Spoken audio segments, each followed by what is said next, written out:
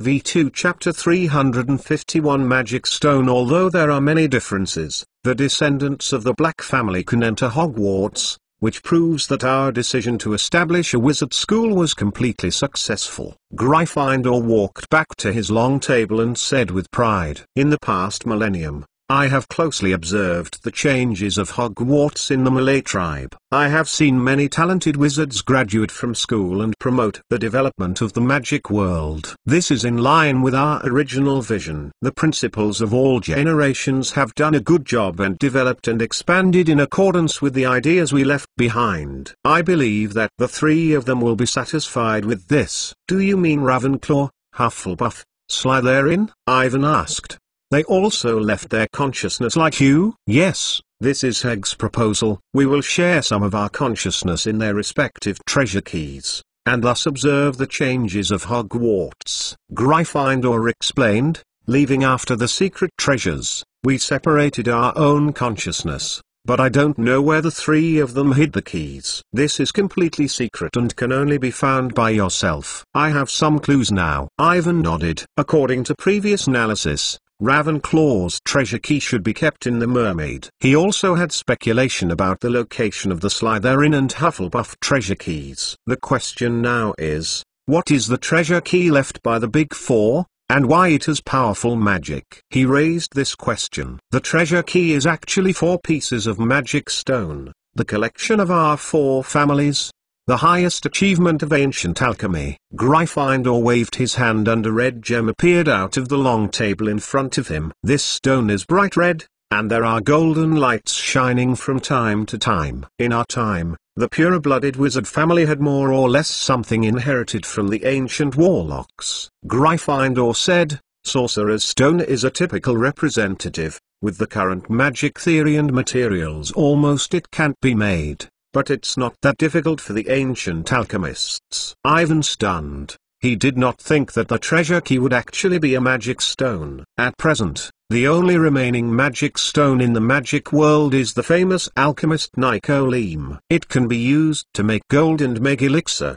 Because of Voldemort's sake, it was finally destroyed by Dumbledore and Nicole. Unexpectedly, the Big Four would have left 4 pieces of Sorcerer's Stone as the treasure key. It's really shocking. Let's not say what is hidden in the secret treasure. It's just that these 4 magic stones are themselves rare treasures beyond the imagination of ordinary people. Ivan held his breath and carefully observed the red gem in front of him.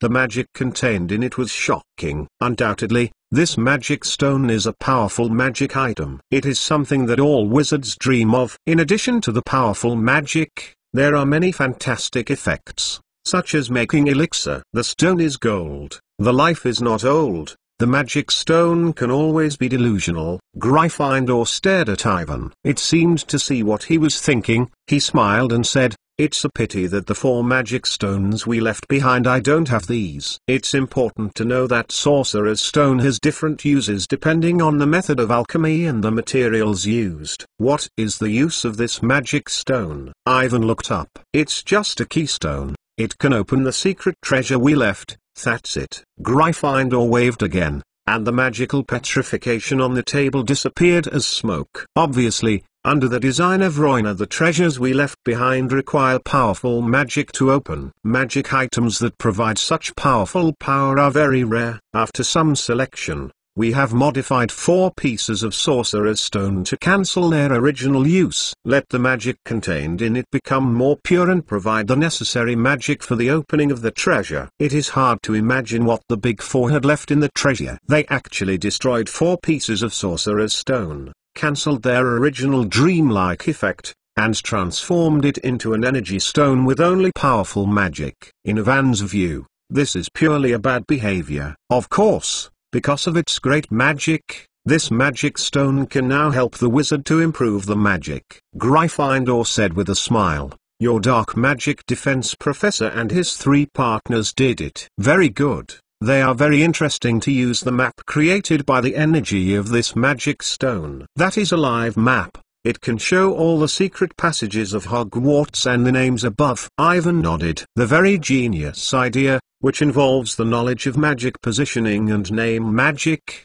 has a strong practical value. Gryffindor admired, "This is the progress of the magic world. In our time, there were very few wizards. We'll study these, influenced by the ancient warlocks. We will only study those powerful spells or try to summon the undead, demons, evil spirits and the like." They also discussed the principle of live map production for a while. It can be seen that Gryffindor is very interested in this knowledge, and he asked a lot. Ivan said everything he knew. In addition, he kept remembering what they had left in the secret treasure. "What are you left in the treasure?" he asked curiously. "Absolutely beyond your imagination. I think we should leave you a little expectation, not to uncover all the mysteries." Gryffindor blinked and made a naughty look to Avon. Then, when Avon had not reacted, the smile on his face gradually disappeared and his expression became serious. "Well, we have wasted too much time. Now I should talk about the test I left. Only through this test you can get that magic stone. What do I need to do?" Ivan touched his wand and he was ready. "I was going to let you face the deepest fear in your heart and test your fighting ability and courage," Gryffindor said, "but after you enter this phantom magic, I change my mind. I don't think that there are no meanings for Letling's descendants or a few fire dragons. So I have prepared extra tests for you." Additional test. Ivan suddenly had a bad feeling. "Yes, I am going to let you see the fear from the Void Nightmare. You have never seen anything before, and these are what you need to face in the future." Gryffindor said. To be continued. V2 Chapter 352 Gryffindor's request. Ivan does not understand what he means in the future. It's hard for him to imagine why he has to face the nightmare from the void. His next enemy is just the Voldemort who is about to return. That's it. Seeing Avon's doubts, Gryffindor waved his hand and the blood-red magic stone reappeared. It is not as complete as it was just now, but it is split from the middle and broken into two halves. The crack is not smooth, as if it was bitten by something. You should already know, because the horse's civil strife, the treasure key I left is split into two parts, and only one of them is left here. Gryffindor picked up one of the magic stones and shook Avon. "If you want to get it, you must be prepared to face the horses who took the other half of the Sorcerer's Stone and the evil presence behind them. I have heard that they once believed in the gods known as the Forest, and it used force to separate the magic stones you left behind." Evan replied. "Is the empty nightmare that Gryffindor said is the indescribable evil spirit? The so-called evil spirit is actually a monster that the ancient warlocks inadvertently summoned from the void. It is sealed in the swamp deep in the Forbidden Forest," Gryffindor said seriously. "In the Dark Age, the pursuit of power, the warlocks of power did a lot of crazy things. They used countless human flesh and soul to summon the undead,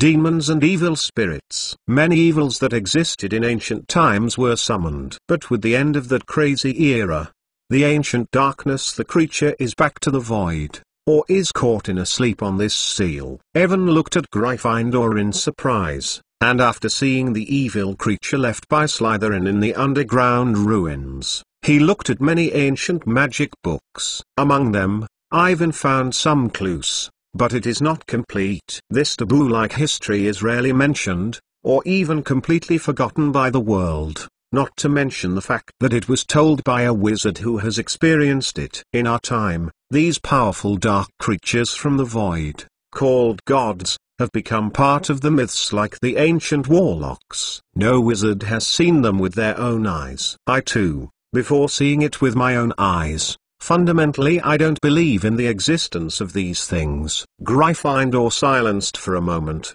sighed. "But the later experience proved my ignorance and stupidity. I thought that when Sarah studied this, I also laughed at him. It's a waste of time. Not that no one knows. Slytherin left an underground ruin on the outside of the Forbidden Forest, and there is a monster you said." Ivan said all the things he saw in the underground relics some time ago, as well as the inferences about the despicable Hybbo. Gryffindor did not speak. He meditated and paced back and forth in the room. "The monster you said is very similar to the evil spirit I met, but it is not the same," he said slowly. "Obviously, that thing was artificially created. Perhaps, as you have inferred, it is the despicable Hyba himself. This evil black wizard uses the unknown evil magic and wants to transform himself into a god. God. Ivan took a sip of cold and didn't know what to say. He stared at Gryffindor, feeling that he was shaking slightly under his body. If these are true, then Hyba's ambition is far beyond everyone's imagination. He is not only to escape the fate of death, but to become the god who rules everything. Splitting the soul to make the Horcrux, this now seems to be beyond the general level of the top black magic, but it is only a negligible part of all his plans. Salazar did not tell us about this. He has been secretly conducting research on his own. In fact, his later state was very unstable. I thought it was because of differences in the enrollment problem. Fendo's face flashed a bit of worry. He hurried to the long table of Slytherin, took the huge scepter surrounded by the double snake and took a closer look at it for a moment, and then the expression on his face gradually calmed down. Ivan, I ask you, be sure to find all the keys and open the treasure we left behind. Gryffindor looked at Evan seriously. If the things I worry about really happen, then the treasures are left behind. Things will be our only chance. Ivan did not understand what the other party meant, and what Gryffindor was worried about. Even Voldemort, he just used the Slytherin family's evil little guy to call it. It didn't seem to be in the heart. But now, Gryffindor's reaction cast a thick shadow on Ivan's heart. Things didn't look as simple as I thought. He wanted to ask them carefully, but Gryffindor didn't explain it. All in all, my poor horse friends found the evil spirit in the deepest part of the swamp. They cracked the seal left by the ancient warlock, brought it back to worship, and awakened it from sleep. Gryffindor waved. I waved to keep Evan quiet and continue to talk about the story of the horse. They call it the of the forest and offer them flesh and blood. With the slow recovery of its power, this evil creature from the void uses dark power, transforming the horses. Ivan thought of the horrible statues he saw in the Maren temple room and imagined that they were created by the evil spirit. As everyone knows, the Ma people are powerful warriors. They don't have powerful magic. They are only involved in stargazing and healing magic. Gryffindor continued, but under the transformation of the evil spirit, they gained the ability to cast spells. The horses were ecstatic, and no one thought about how much they paid for it. They were addicted to the power of darkness and gradually transformed into a monster of terror. Fortunately, not all horses believe in the evil spirit. Gryffindor went to Ivan and said, with my help, the sober horseman started the monster and its followers. The war will finally wake up and reseal it and expel those fallen people out of the tribe. Ivan didn't talk, just thinking about the fierceness of the Ma people's civil war. Before being resealed, the evil spirit tears the magic stone that I left behind. It doesn't seem to feel my existence, just thinks it is a powerful source of magic. Because I am only a conscious mind, can't using magic in reality can stop everything it does. Gryffindor said, looking at Evan seriously. You have to be prepared. If you want to get the complete key, you have to face the evil spirit and support his evil horse people. I know. Ivan clicked, and the heart beat so badly. He was also immersed in the story that Gryffindor said, and was deeply shocked by these secrets that were not known. I just said that I have prepared extra challenges for you. Gryffindor continued. I will use this illusion magic to retransmit you to the horse war 800 years ago, let you see for yourself the enemy you are about to face. To be continued. V2 Chapter 353. You get VRH9? Q question mark 289 O question mark 36 hash question mark 8 question mark T. You will be involved in the fierce Malay civil war. Gryffindor looked at Ivan, and he couldn't see the half-wave in his calm eyes. Help the Ma people to reseal the evil spirit. Through the test, you will get the treasure of my treasure. If it fails, you will be disqualified. Ah, if I get that magic stone, your consciousness, Ivan suddenly thought.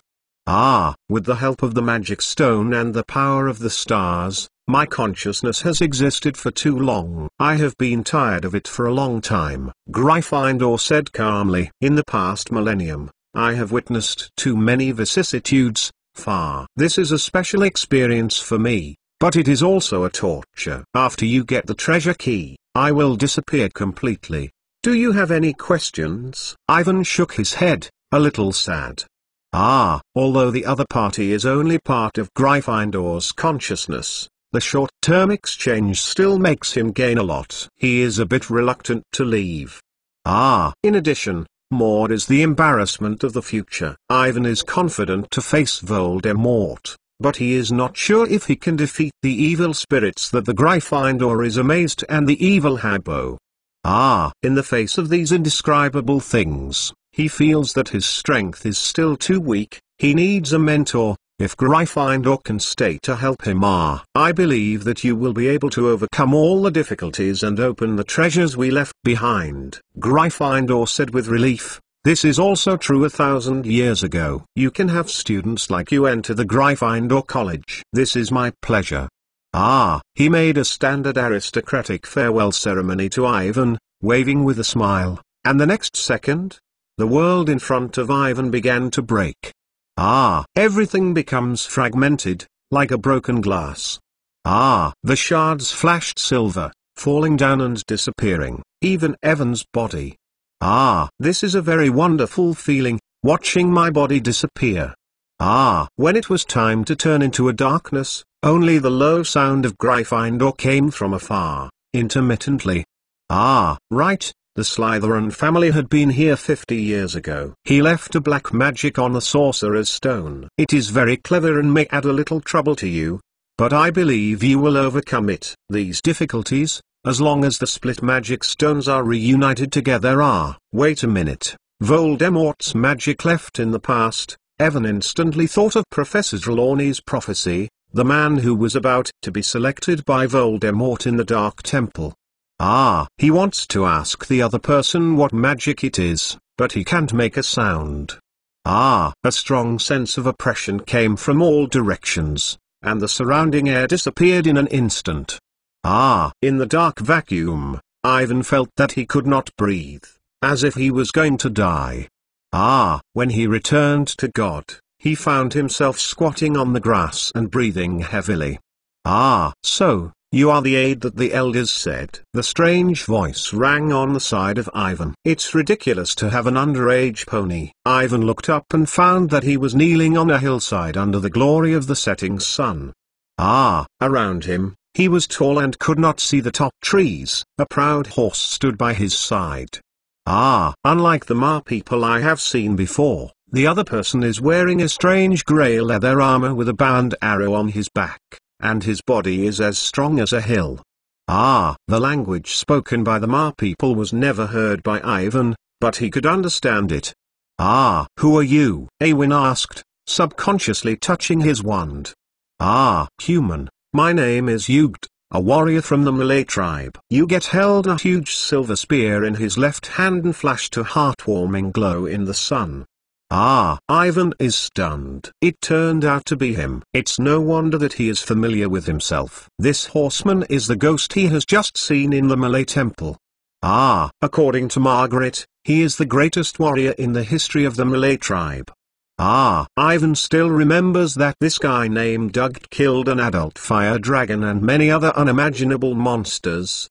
Hello, my name is Ivan, from Hogwarts. Ivan hesitated and continued. Gryffindor asked me to help you. I know that the elders have told me, so I will stay here waiting for you. I hope this is not a waste of time. Ugty said with a rough voice, get up. We don't have time to kneel on the ground, my family. People are attacking the tribes that the traitors occupied, and we must rush over as soon as possible. He came over and grabbed Awen from the grass violently. You get squatted on the ground with 2 forefoots, staring at Irving in disbelief.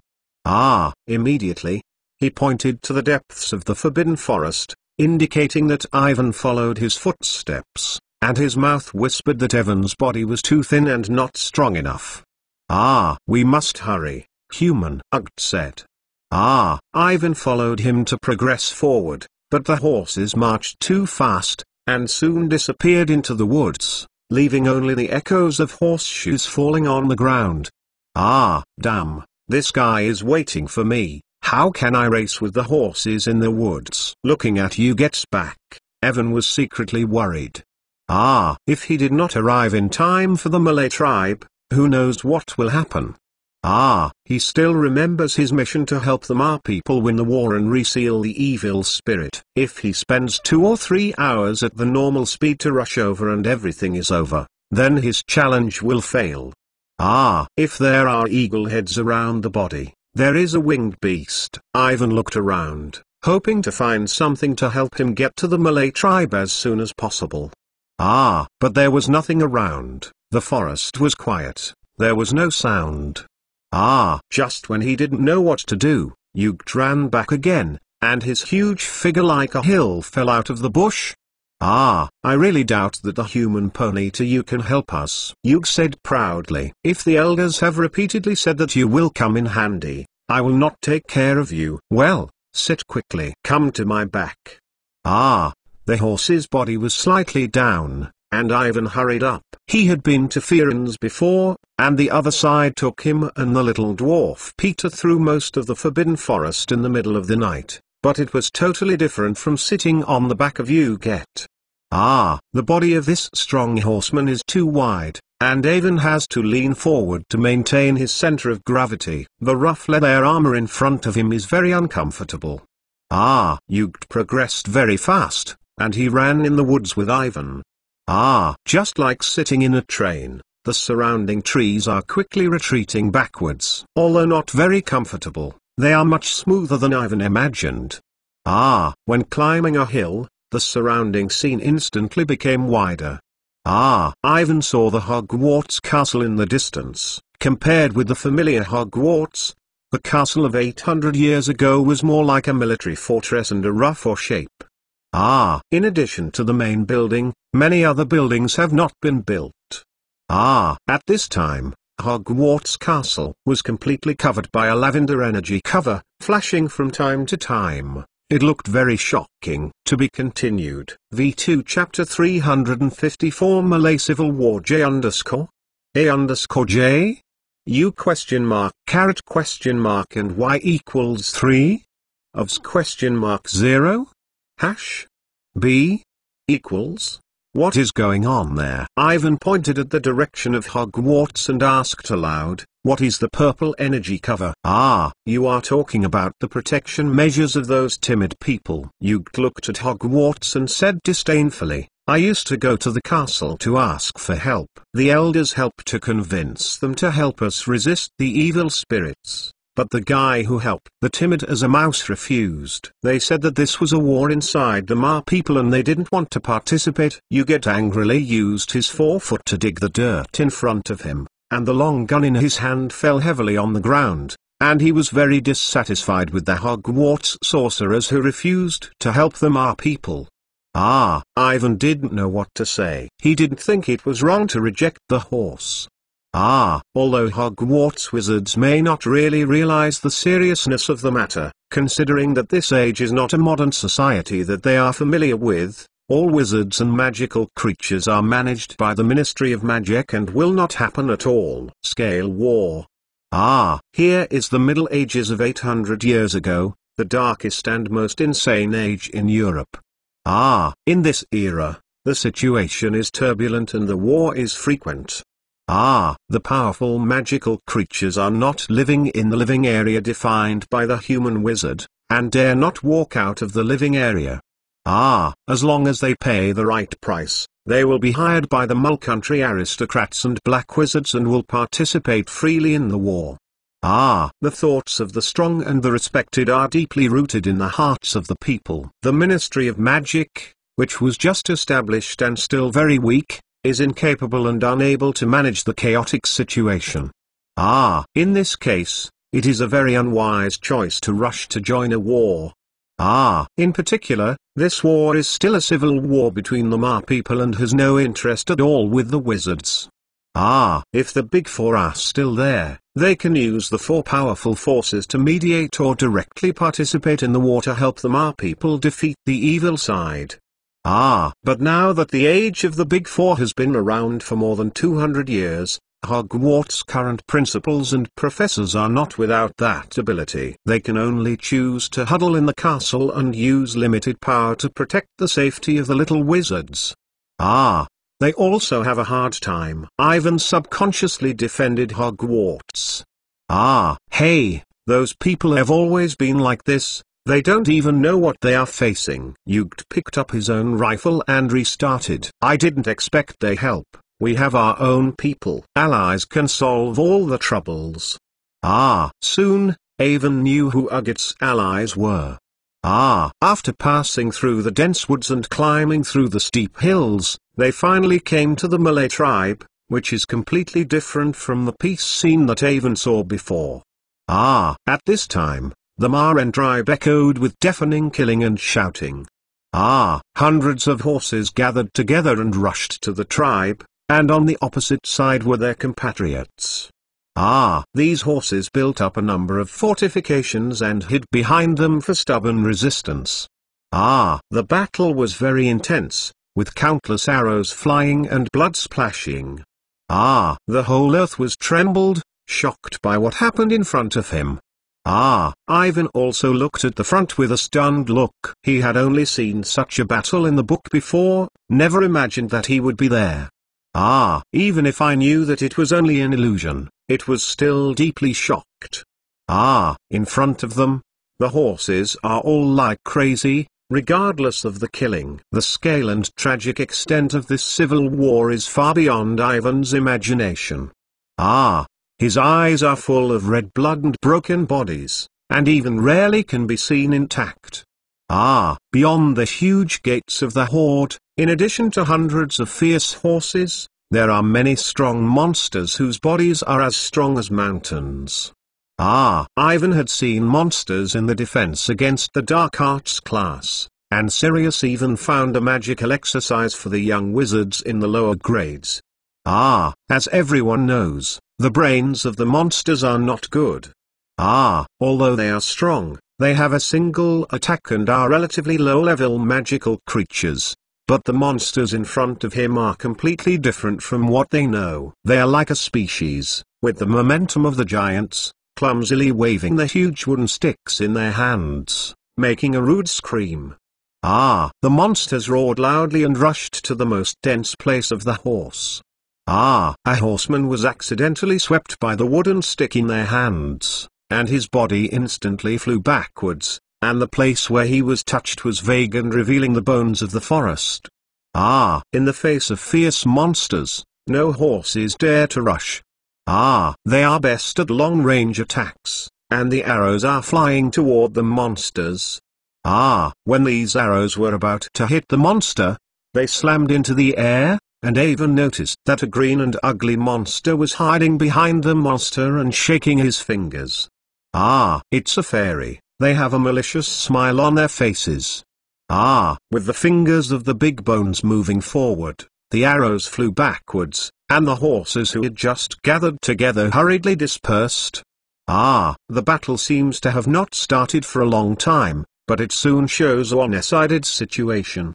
The number of horses on the Ugite side is dominant, but it is unable to cope with this mixed attack.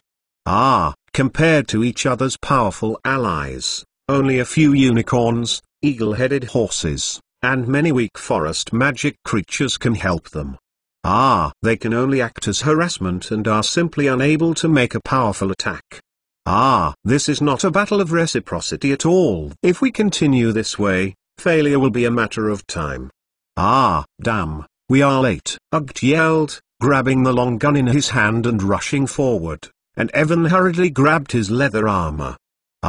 He wants to persuade the other party to calm down and carefully study the tactics in the attack, rather than rushing into the battle.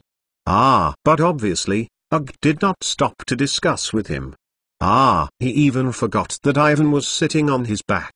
With an unstoppable momentum, Ugt rushed into the front line of war with the fastest speed. Looking at the wooden door getting closer and closer, Ivan secretly complained, and he pulled out his wand. Assault, offense, Ugt shouted. In the name of Ugt. The horse can't beat. He rushed straight toward a monster, and the monster looked at him doubtfully, and the huge wooden stick in his hand was lifted high. Ah! Ivan smelled a stench, and he looked up and found himself completely covered by the shadow of the monster body. Ah! His brain stopped working, and he could only watch the monster show his yellow teeth roaring to himself. Ah! Boom! Exclamation mark! Ah! With a sharp impact, Ivan felt a strong shock, and he hurriedly hugged Yuget. Ah! In the next second, under the hard-hitting attack, the huge body of this monster in front of him was actually knocked back by Ugt, and the long gun in his hand slammed down. Ah! The bright red blood spurted out, soaking all the Ivan and Yuget. Ah! The faces of the goblins hiding behind the monsters are horrified, shocked by the power of this powerful horse, who sway their fingers and want to cast spells. Ah! Ivan forwarded a finger, a red light flashed. The goblins suddenly found that the magic they were casting failed. They picked up their head and saw a silver light hit. Ah! A few goblins have their eyes widened and they have not realized what happened. The head is separated from the body and died. To be continued. V2 Chapter 355 Next. Target AI and Yuget's stunning performance made them both the focus of the war. Look, it's the of war, Yug. He is back. It's the monster. Isn't he destroyed by the of the forest? Run fast, we can't be Uget's opponent at all. On the battlefield, the offensive side was in great momentum, and the original scattered formation reunited. Opposite, Uget's name was whispered by the rebellious horses, who panicked and watched as he crushed the goblin's body under his feet. As the most powerful warrior in the history of the Malay tribe, the long-standing reputation and history of the horses have made all the horses fear the enemy of Ugt. They trembled and retreated, and they raised their bows and arrows at AI and Yug. Almost in an instant, the two became the target of the enemy's priority attack. The powerful penetrating arrow came from all directions, like a black arrow rain. Yug ducked back like a gust of wind, but there were too many arrows flying. Both of them were unable to dodge at the center of the arrow rain. The situation was in the extreme, but Yuget's face flashed a bit of disdain. Oh, the power of weakness, there is no meaningful offense. He shouted, and did not retreat. He slammed the huge body of the monster on the ground with his hands, and threw it out against countless flying arrows. The body of the monster is still licking the blood down, and it is shot into a sieve by the arrow in midair. We rushed over and let this group of cowards see what real power is. AI heard Yuget shouting, and he hurriedly hugged each other and looked nervously ahead. Taking advantage of the short gap brought by the corpse of the monster, Ugt waved, with unstoppable temperament and speed, carrying AI to the nearest fortifications.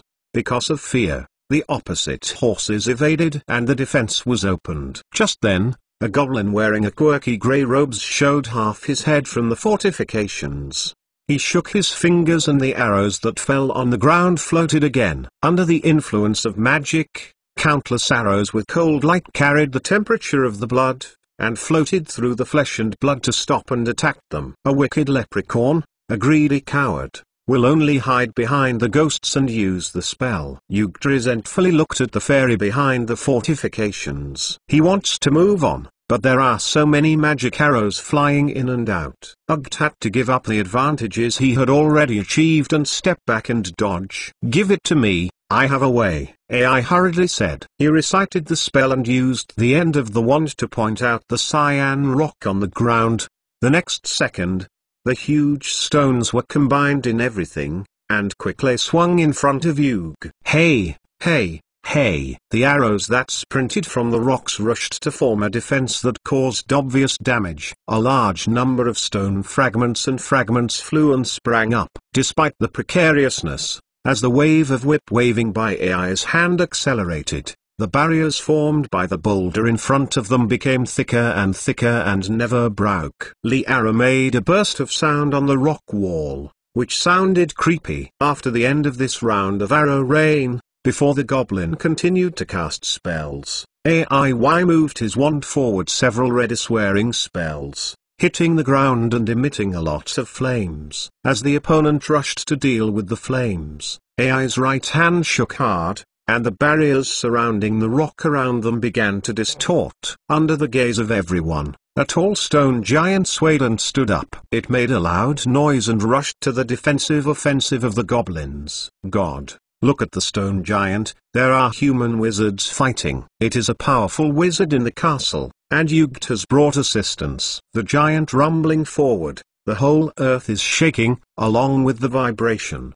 There was a whisper on the battlefield. All the horsemen stopped and looked at the stone giant who was dismantling the violence in front of the tribe. The goblin in the grey robe was caught off guard and was nowhere to escape from the fire center called by AI, and was finally cruelly pressed by the stone giant. The giant trampled him into a baloney, and the red blood soaked the earth.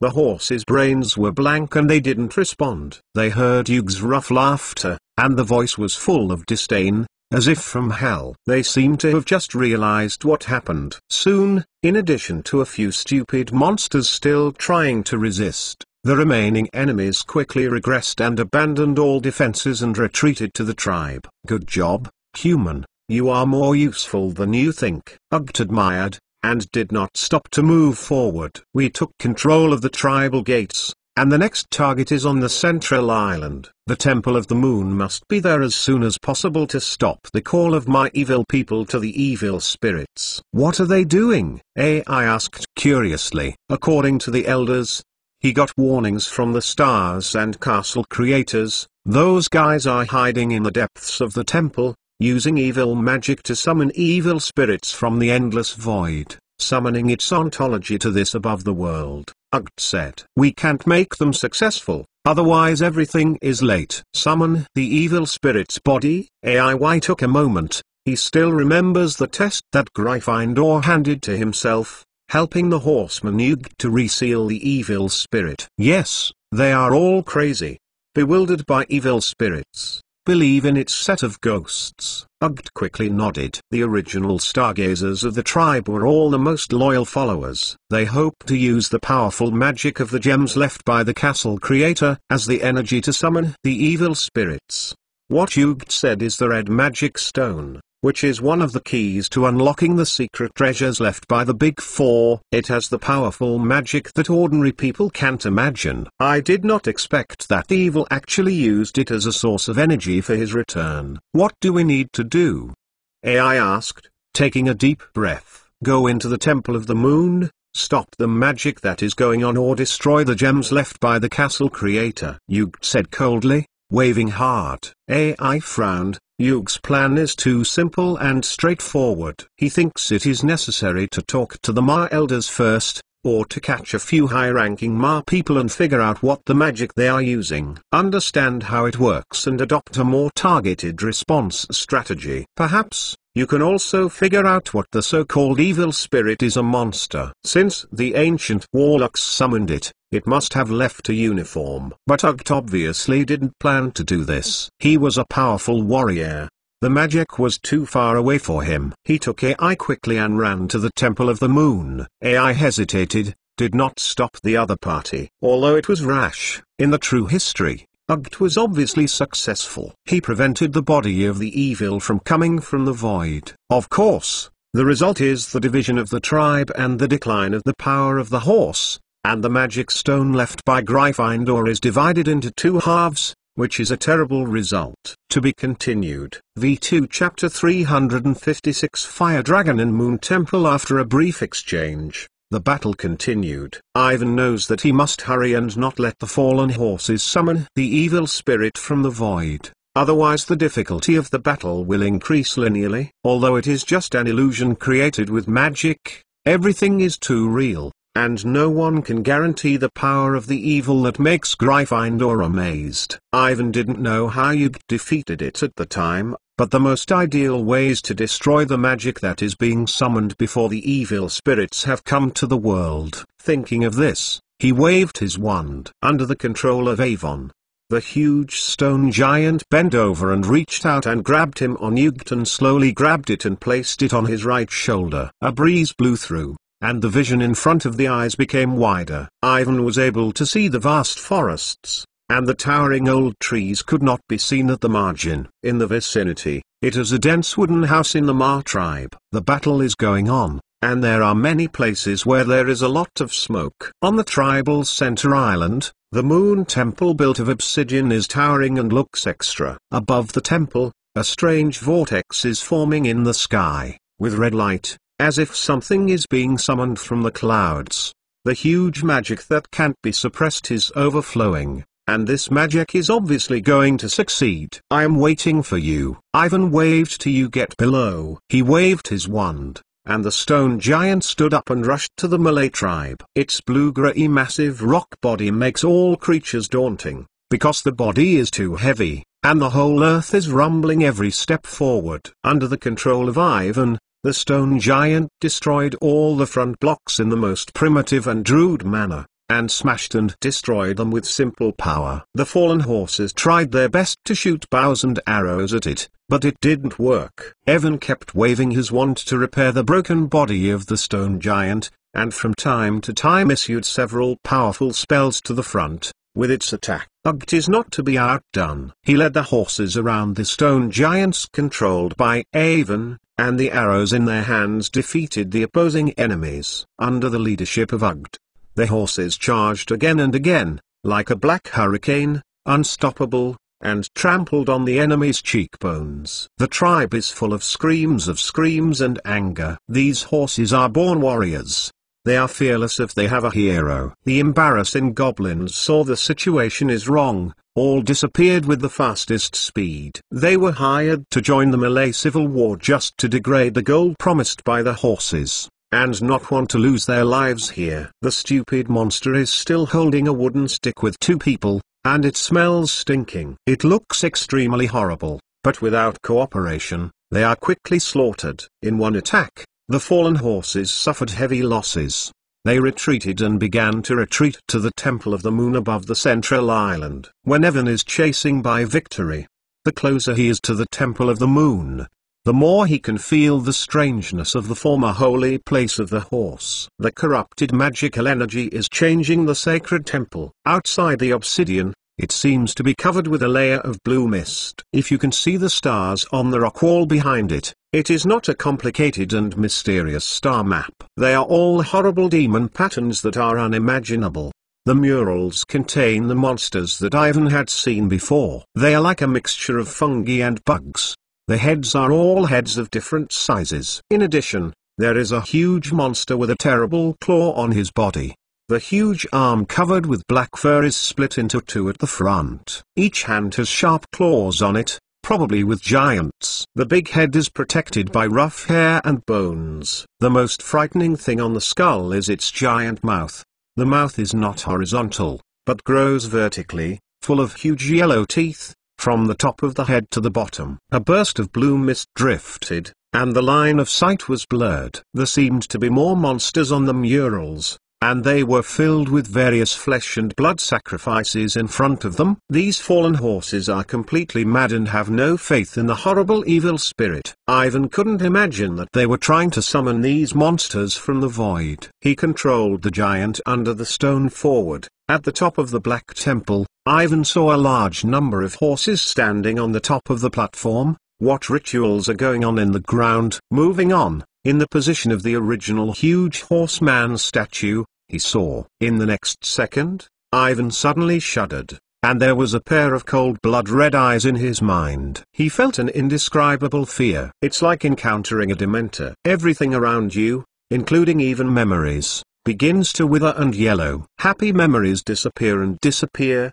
leaving only fear. Under the gaze of blood red eyes, Ivan was in a state of spirit. Boom, bang, rumble. In the meantime, he seems to see a huge black body flying from above the temple. He raised his wand and wanted to resist, but he was immersed in endless horror. After a strong impact, Ivan felt that the stone giant under his body was broken. After the loss of magic, he quickly collapsed. He was falling from the sky and was about to bury himself. He is going to die. Maybe this is a relief. No. He tried his best to think about things that would make him happy. He thought of Hermione and thought of his purpose here. Call the gods guard. Ivan shouted, waving his wand. He subconsciously uses this magic, hoping to play a role. Along with his movements, a silver-white cat emerged from the end of his wand and ran with a little white light on the top platform of the distant temple. Ivan's consciousness quickly returned, and he seemed to be able to wake up from an endless nightmare and return to reality. He found that his body was falling fast in the air, and his own summoned stone was crushed and destroyed. There were stones of different sizes around his body. Ivan raised his wand, but everything was too late. As soon as the millennium was in progress, a strong figure flew past the side and caught Ivan. The huge rifle swept the stones around him. "Human, what are you doing? You don't move there," Yug said with a rough voice. "We have to retreat. I didn't expect them to tame this guy." "What?" Ivan stunned and didn't understand what the horse was saying. "The guy," he said, "is pointing at something. Is that evil god?" Exclamation mark. Soon, over Yuged's proud face, he saw what the monster flew out of the temple and shattered the stone giant he summoned. Above the sky, it is actually a black fire dragon. To be continued. V2 Chapter 357 Guild War Dragon. Listening to Ugt's explanation, this fire dragon has been living in the depths of the Forbidden Forest. Ivan couldn't help but secretly scream. It is the Dark Age of 800 years ago, and even the horror monsters of this level of fire dragons exist in the woods around Hogwarts. He looked at the huge black fire dragon with a stunned look. It's incredible how the fallen horses tamed it. The shadow of the dragon's huge body flashed through the air, and Ivan had to admit that they were too small compared to this fiercely fierce fire dragon. This black fire dragon seems to be a hybrid of the Hessian black dragon and the Hungarian tree bee, which has their common characteristics. The dragon is about 30 feet long. The black scales are rough and hard. They are covered with bronze barbs. There is a row of ridges on the back that are not deep but sharp like a razor. The top of the tail is a hard arrow. It is like a huge lizard. It flapped its wings and swiftly passed over the heads of Ivan and Yugart. The fire dragon screamed at the horsemen's troops in the back,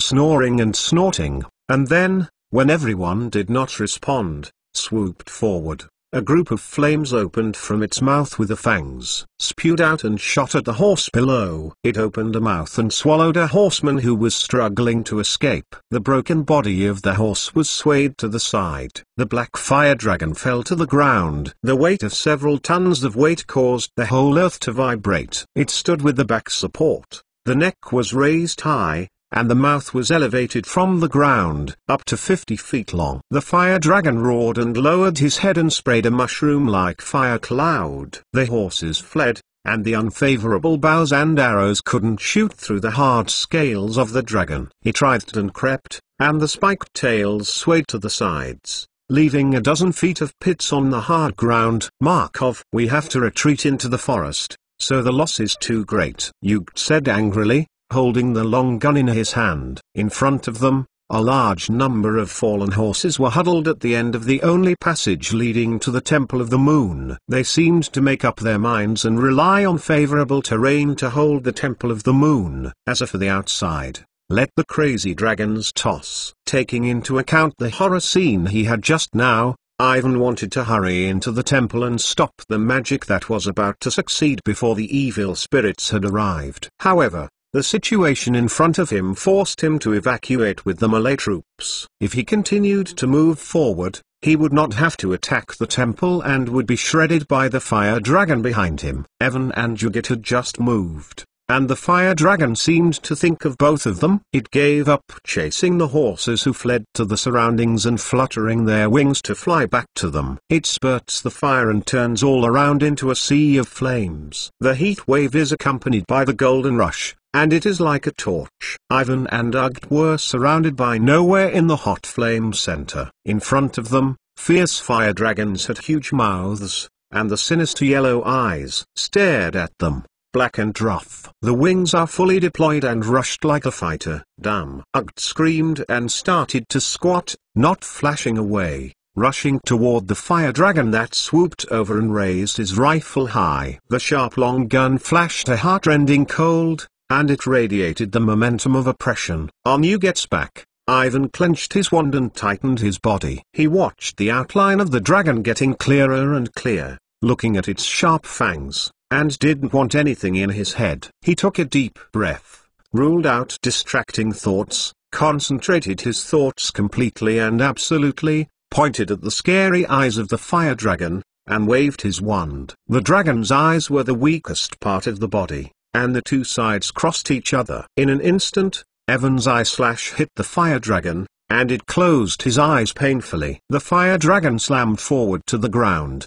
rolling in pain, and the row of sturdy horsemen's hut next to it was easily overwhelmed like a toy, and the whole space was shaking. Ivan stunned, and the power of the ice spell was not that big.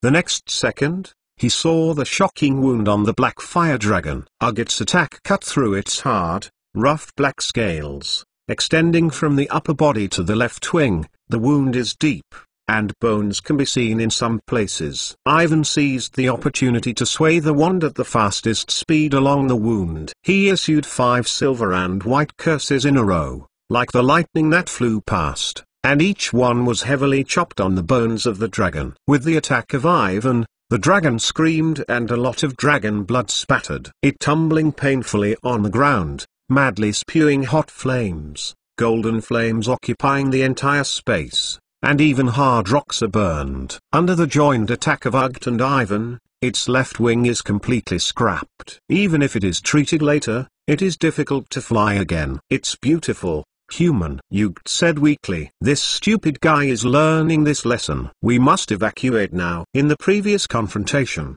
Ugt's right arm was scratched by the fire dragon's fangs, and now it is pulling weakly on both sides of the body. His body was shaking because he was too hard. The power of Ugt is really amazing. It completely exceeds the innate limitations of the race of the Ma people. It is no wonder that even after 800 years, his heroic deeds have been passed down by future generations. As everyone knows, only the most powerful human beings can defeat the fire dragon. Prior to this, Ivan had never heard of a precedent for a horse to kill a dragon. The dragon's scales have a strong magical and defensive power.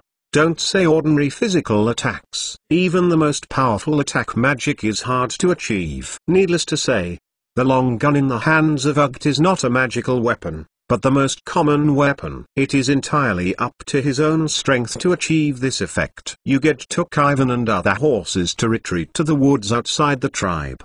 Behind them, the crazy dragon was still rolling there. It will be able to touch everything and destroy it. There is such a guy stuck there, and it is difficult to enter the Temple of the Moon. Ivan was a little worried. He didn't know what to do. Maybe he could fly in the eagle's head and the winged beast. He told Ugt this idea. Fly to the Temple of the Moon, unless you want to be a target in midair. Ugt frowned and said, this idea is not feasible. In addition to being easy to become an attack target, all flying over the temple is prohibited. The creator left a strong defensive magic there. To be continued. V2 Chapter 358. Dive into the Temple of the Moon. Then what should we do? We can't stay here and do nothing? Ivan asked, worried about the evil magic that was about to succeed in the Temple of the Moon. He did not know how Ugt and other horses defeated the evil spirit in real history and won this cruel war. He only knows that if he continues to delay the time and let the fallen horses successfully summon the evil spirit,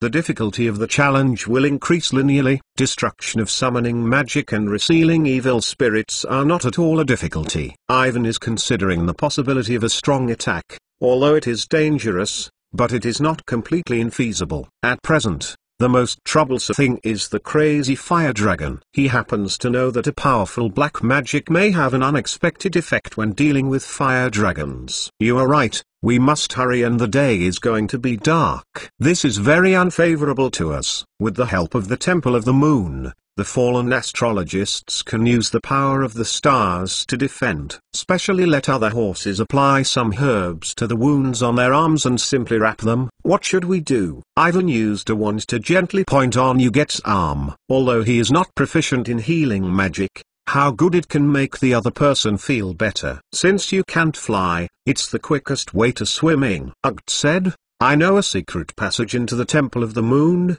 which leads to the depths of the lake. Along the direction of his fingers, Ivan saw the icy, deep bottomless blue water outside the Temple of the Moon, which seemed to be connected to the lakeside outside the school castle. He didn't know if there was any mermaid there, but swimming in the dark lake water was a crazy idea. He turned his head to look at the proud horseman and confirmed that he had not misunderstood that the horses were not aquatic animals. "What did you get to?" The elders thought about this before they prepared some herbs for me to help us breathe under the water.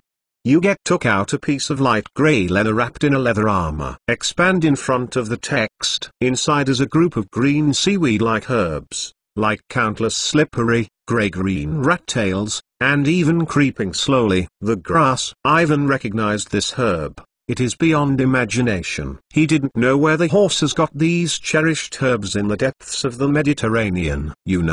After a few centuries, the human wizard Eldorado Kutrich will discover this magical herb for the first time in the history of magic. The role, therefore, allows his portrait to appear on the famous sorcerer card of the chocolate frog. It is said that she used a lot of sax for cooking as a side dish, and almost died of suffocation. She buried her head in a bucket of water and recovered a week later. Since then, the magic world has known the usefulness of the grass. Later wizards and potions masters began to analyze the specific components, developed a magic spell to help the wizard underwater breathing and a large number of precious potions. But at the end of the Dark Middle Ages, it was incredible that the horses, who had been considered by humans to be in a state of ignorance and primitiveness, had discovered and used the sack. "I tried it before, swallowing it before launching. It will work immediately." Uggt assigned a part of the sack to Ivan. "Because of the limited number, the sneak action is only carried out by us, without any assistance." Ivan nodded and looked at the herbs that were still squirming in his palm. "Listen, human." Uget bent down and looked at Ivan. The dark brown eyes flashed. "The action in a while is very dangerous. We are likely to die in the Temple of the Moon. I don't know you. I came to help us for what purpose? I am very grateful for this. You have got the friendship of the Ma people. But I hope that you can carefully consider that this civil war is a matter of the Ma people themselves." "I don't want it." "Don't say it. I won't back down." Ivan interrupted the other party. "In the face of the evil spirit, this is not just the Ma people's own business. What's more, here is just the illusion of Gryffindor." Ivan's challenge mission is to help the Ma people reseal the evil known as the of the Forest. He has no reason to retreat in any case. Even if you die in the Temple of the Moon, it is just a challenge failure to be transmitted. Ugg did not speak. He patted Ivan's shoulder hard and then took a new pike and bow from his own family and put it on his back. "After a while, my people will re-attack the guys in the tribe and attract their attention." Ugt yelled. "We will take this opportunity to sneak into the water and you will follow me." They came to the rushing river, which stretched to the central lake of the tribe. "Very good. Contain the herbs. I swallow it 3 times. Wait until the battle in the distant tribes begins again." Ugt made a gesture. 3, 2, 1. Time seemed to be still, and Ivan put a sack in the mouth. He hurriedly took off his shoes and socks and followed Ugt into the cold river. No accident. The water is very cold. Ivan felt that the skin of his legs was burning and burning like a fire. The more he walked, the deeper the river, and the wet ropes fell heavily. Now the water has not passed his knees, and the 2 quickly numb feet are on the sand and the slippery, slimy stones, which keep slipping. He used his whole body strength to quickly chew on the sacks, which was not very good, tough and slippery, like the octopus tentacles. Soon, his body began to change, and the lower body, soaked by the cold, bitter river, began to swell outward. Suddenly, Ivan felt that there was an invisible pillow that pressed his mouth and nose. As soon as he breathed, he only felt that his mind was spinning. His lungs were empty, and there was a sharp pain in the sides of his neck. Ivan quickly grabbed his throat with both hands and touched 2 narrow cracks under his ear, opening and closing in the cold air. The sacred grass works. He is awkward. He turned his head and looked at the horseman beside him. This strong horseman has now become a monster that is not like 4. His face was also squatting. His fingers were thin, and even the four hooves began to distort. He waved his hand to signal that Awen followed him. Without hesitation, Ivan followed Ugt with the only reasonable move and plunged into the water. To be continued. V2 Chapter 359. Entering the temple. Although some sacks were collected for emergency use, Ivan had never eaten before, and he sucked in the first cold water like the oxygen he needed for life. He swims like a real mermaid, and his head is no longer spinning in the water. Ivan took another breath of cold water. It was a wonderful feeling that water flowed smoothly through his beak and sent oxygen into his brain. He put his hands in front of him and looked at it carefully. They look a little green under the water, they look strange and terrible, and the fingers are connected. He turned his head to look at his bare feet. His feet became longer, and his toes were connected, as if his feet suddenly turned into ducks. The river in the evening is no longer cold and biting. On the contrary, he feels very cool, very comfortable, and his body is very light. Following the equally weird Ugt, Awen continued to paddle forward. With the help of two shackled feet, he can now move fast in the water. Moreover, his vision became very good, and it seemed that he could clearly see the front without blinking his eyes. Along the narrow riverside, he quickly swam forward, and he could hear the killing of the horses not far from the top of his head and smoothly enter the huge lake in the center of the tribe. Without precautions and no resistance, the fallen horses did not expect anyone to sneak into the water. Ugt's strong figure loomed in front and eventually disappeared. After entering the central lake, Ivan swam in a dark, awkward and strange scenery, and his ears were silent. He could see the scene within 10 feet of the circle. Every time he made a row in the water, a new scene suddenly emerged from the darkness in front. The jungle of undulating, tangled black plants, scattered with shiny pebbles, the broad and flat sediment. Ivan and Ugt traveled deeper and deeper, heading towards the deepest part of the lake center. Along the central island, the main building of the Temple of the Moon has been extending deepest into the water, and the ancient, huge architectural outline emerges in front of Ivan. Once again, he was shocked by the miracles created by the horses and immersed in the greatness of his eyes. Ivan's eyes widened, his eyes piercing the gray, sinuous lake. Looking at the huge shadows in the distance, where the lake was dark and dark, countless little fish swam past him lightly, like a silver dart. The next second, Ivan saw a big guy moving in front of him, not Ugt, waiting for him to speed up the tour, only to find that it was actually a huge squid. The squid danced with claws and stared at Ivan tightly, as if he wanted to attack him. When Ivan was nervously holding his wand, it suddenly lost interest in him, chasing the fish far away, and swam quickly. Ivan breathed a sigh of relief, but he soon encountered new troubles. He met a Gledillo in the thick grass under the island. The longer-legged monster suddenly poked out of the grass, and the long nails clenched Ivan's legs, showing a pointed tip.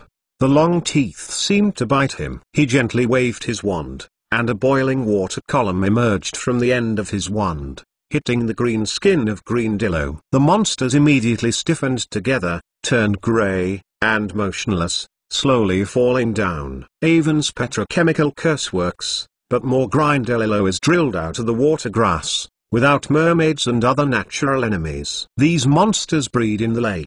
This is not the way to go. Ivan is ready to let them know. He quickly moved his wand, and Gledillo, who was rushing to himself, was instantly split into two halves. The blood stained a large lake, and the monsters began to quit. Ivan seized the opportunity to swim in the past. After a few minutes, he slowed down and stared blankly around him, looking for Ugt to enter the hidden entrance of the Temple of the Moon. But he saw nothing, and he was alone in the dark lake. He turned 160 degrees in the water, only feeling the silence that oppressed his eardrum. He knew that he must be at the bottom of the lake, but there was nothing but the endless darkness. The huge water pressure made him feel lonely. He and Ugt have dispersed, and the other party may have entered the temple. The role of the sacred grass is gradually fading. Just in case, Ivan has added a bubble curse to himself. Then, the end of his wand began to glow outward. The darkness was dispelled, and Ivan saw the lonely grass. In front of him, The huge black rock wall was engraved with pictures of the ancient horses watching the stars. There are several horse stone carvings scattered in the depths of the lake. I don't know how to stay here for centuries. They hold bows and arrows in their hands, or they hold high-profile scepters. Ivan followed the rock body of the moon temple and drew a distance down. As he secretly groaned, a powerful arm suddenly protruded from the middle of the rock wall. He hurriedly raised his wand and found that the other was Yug. They climbed up the narrow, slippery ramp, and the surrounding rock walls were covered with thick green moss and water plants. Through the role of light and shadow, Ivan found that the entrance of this secret passage was subtly concealed in the mural. If you do not know the specific location, it is difficult to be discovered. I just turned around and found that you are gone, Yugt said with a rough voice. The effect of the herbs is disappearing. I can't swim too far to find you. I just met a group of Glandillo and took a nap. Ivan explained that he used his wand to gently tap his robes and spurt a large piece of water vapor. This is a very effective little curse, and his body instantly becomes dry. Those water monsters have been lurking in the lake, causing great trouble to us. They will suddenly attack people who take water, drown you out of the lake and drown. Ugt shook hard, like a beast. Dry the water on your body. You are lucky. Come to the entrance, or I don't know what to do. Is there any tricks? Awin asked. I saw the murals on the rock in the lake. How did you find this entrance? It's very simple for us. Just follow the trail of the stars. Yugt walked to the top of the narrow ramp and continued. Here is the Temple of the Moon. You have to follow the stars to find the moon. Where it is? Where is the entrance or the location of the agency? He said, patted gently on a pattern that looked like a crescent shape, and the thick stone door in front of it slowly rose open. To be continued. V2 Chapter 360 Evil full of taboos. Be prepared for the battle. Ugt muttered, taking his rifle out. Looking at the slowly opening stone door, Ivan concentrated his attention and prepared for a big fight. The next second, he gasped and put down his wand. There was nothing outside the stone gate. At this time, the fallen horses all fought outside, and did not expect someone to sneak into the depths of the lake, and the whole moon temple was guarded against emptiness. Very well. Our combat plan was successful. No one noticed that we have entered the temple. Ugt did not hesitate and turned to the channel on the left. Go here, human. We don't have much time to waste. To reach the top of the temple before they find it, where is our destination? And evil rituals are going on there. Under the dim light of the torch, the ancient temple is full of mystery. The mottled walls are only left with traces of years of erosion. Many of the horse-specific pictographic ornaments and huge stone carvings stand quietly in the corners and are covered with dust. In the empty passage, only two people's rushing footsteps echoed. As soon as not long ago, Ivan entered the scene that he saw in this temple for the first time. Even after 1,000 years, the calm temple has not changed. However, he soon discovered the difference. As he passed through a huge round arched stone room, Ivan noticed that the walls above and around the walls were covered with dark red paint. There is a question in his mind. What are these fallen horses doing? Exclamation mark. Why do they use their red paint to smear their sacred temples? This is too unusual. Immediately, he found himself wrong. These dark red liquids are not pigments at all. They are all bloodstains that have solidified. There has been a massacre here. There was no corpse, no wreckage. Only the dry blood clot was left behind, quietly telling the crimes that had occurred in this room. Ivan followed Yugt and walked in, his feet on the ground sticky, giving a dear and dear like a subtle sound. The sound sounded uncomfortable, and the pungent smell came. Ivan felt a nausea, and he resisted himself not to spit it out. The fallen horses are completely insane. I believe that the evil spirits can lead them to glory. Yugt is also very uncomfortable. According to its requirements, they captured a large number of creatures here to kill. The evil spirit and its believers need a lot of flesh and blood as a tribute. It's a crazy move. Let's go. Ivan waved. He tried to hold his breath, tightened the collarbone, and suppressed this physiological reaction. He never thought of seeing this scene in the Mormon temple. As Professor Trelawney said, this dark temple is full of taboos.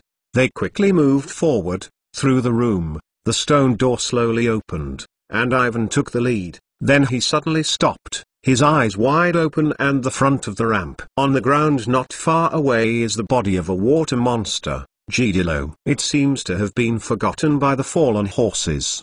The highly rotten face is facing Ivan. The face is like a human being, the expression is painfully twisted, and the missing muscles seem to be smothered by unknown creatures. With hate, the darkness is watching the front. Ivan did not kill Gidilo, but it is definitely a killer. Just to satisfy the killer's momentary pleasure, or perhaps even more evil, in order to torture the soul of this monster, let it live forever and restless. This is the key to making the Horcrux. Through the torture before death, the soul becomes extremely unstable, more easily split, or absorbed. The feeling of nausea grew stronger, and Ivan's wand subconsciously picked up. A golden flame emerged from the contradiction of his wand, burning the body of Gidilo, hoping to give it a rest. This is only part of it. The crimes that will be witnessed will go far beyond your imagination. Yugt said coldly, with a repressed anger in his voice. The evil spirit makes the noble horse fall into an evil heresy, forever. Also can't be forgiven. Ivan nodded, and the mouth was full of bitter taste. He tried to make himself look calmer, as if these were not a big deal, and he was determined to stop the evil who was being summoned. The circular room, which is all coagulated with blood, seems to be a signal. As Yugt said, on the way back, Awin saw many unimaginable pictures. The walls at the ends of the passage are covered with horrible monsters, and they lick their teeth to swallow their flesh and blood. According to Ivan, these devilish creatures will never appear in any magic book. They are like the imaginary things of the horses. They never existed in the world. He also hopes that everything is as he thinks. These monsters are all non-existent, otherwise he can hardly imagine how to fight them, which is far beyond his common sense. All the way to see and hear, let him have a new understanding of the species of the horse. In the words of the homegrown elf Dobby, if a domestic elf falls, then he will be bad and incorrigible, and this sentence applies equally to the hobby stargazing, divination, archery. These are not all of them are people. This kind of rough creature with a rough appearance is filled with unimaginable fanaticism. Ivan and Yugt all the way forward, although there is no communication, but both of them are subconsciously accelerating their pace. Wait a minute, this is really weird, Yugt said, frowning. The temples are too quiet. They can't leave a guard. Although it is a latent raid, if you let them go to the top of the temple and destroy the ongoing summoning ceremony, it is a big joke. The fallen horses will not be so stupid, and the challenge of Gryffindor's extra placement for Avon will not be so simple. There must be something waiting for them. Those fallen horses are all fighting outside. If they are not allowed to enter here, or they have other defenses. Ivan analyzed. He thought of the horror statues he had seen in that room before, and those worm-like monsters that were all filled with holes. Maybe we can. Yugt suddenly stopped. He clenched his long gun and looked nervously ahead of the ramp, as if something was coming. Ivan stunned. How can there be a bee here? But he soon saw what it was. There is nothing like a bee than these monsters. To be continued. The 36th chapter is full of taboo evils. V2 Chapter 361 Unnamed Delusion. Evan clenched his wand and tried to stare at the dim sigh in front. He wants to see what it is, but the words in his mind are no longer able to accurately and specifically describe the three monsters that are approaching. Ivan can only be described in a more intuitive way. In front of him, there are 3 5-foot-tall red giant crustaceans. In species classification, it may be closer to fungi. To be precise, they appear to be a mixture of crustaceans and fungi. They screamed, the slender body was divided into many knots like insects, and the exposed scales were all thin, uneven folds. In front of the body are 6 pairs of claws that are covered with barbs, curled together, seemingly protecting something, intermittently creeping. In the future, it is a pair of huge crimson fleshy wings. The huge biplane surface has rotted and the meat on it is slowly falling off. Soon, a large number of small beige worms climbed out from the inside of the wound, connected with mucus, and the pieces that were falling were reslid and returned to their original positions.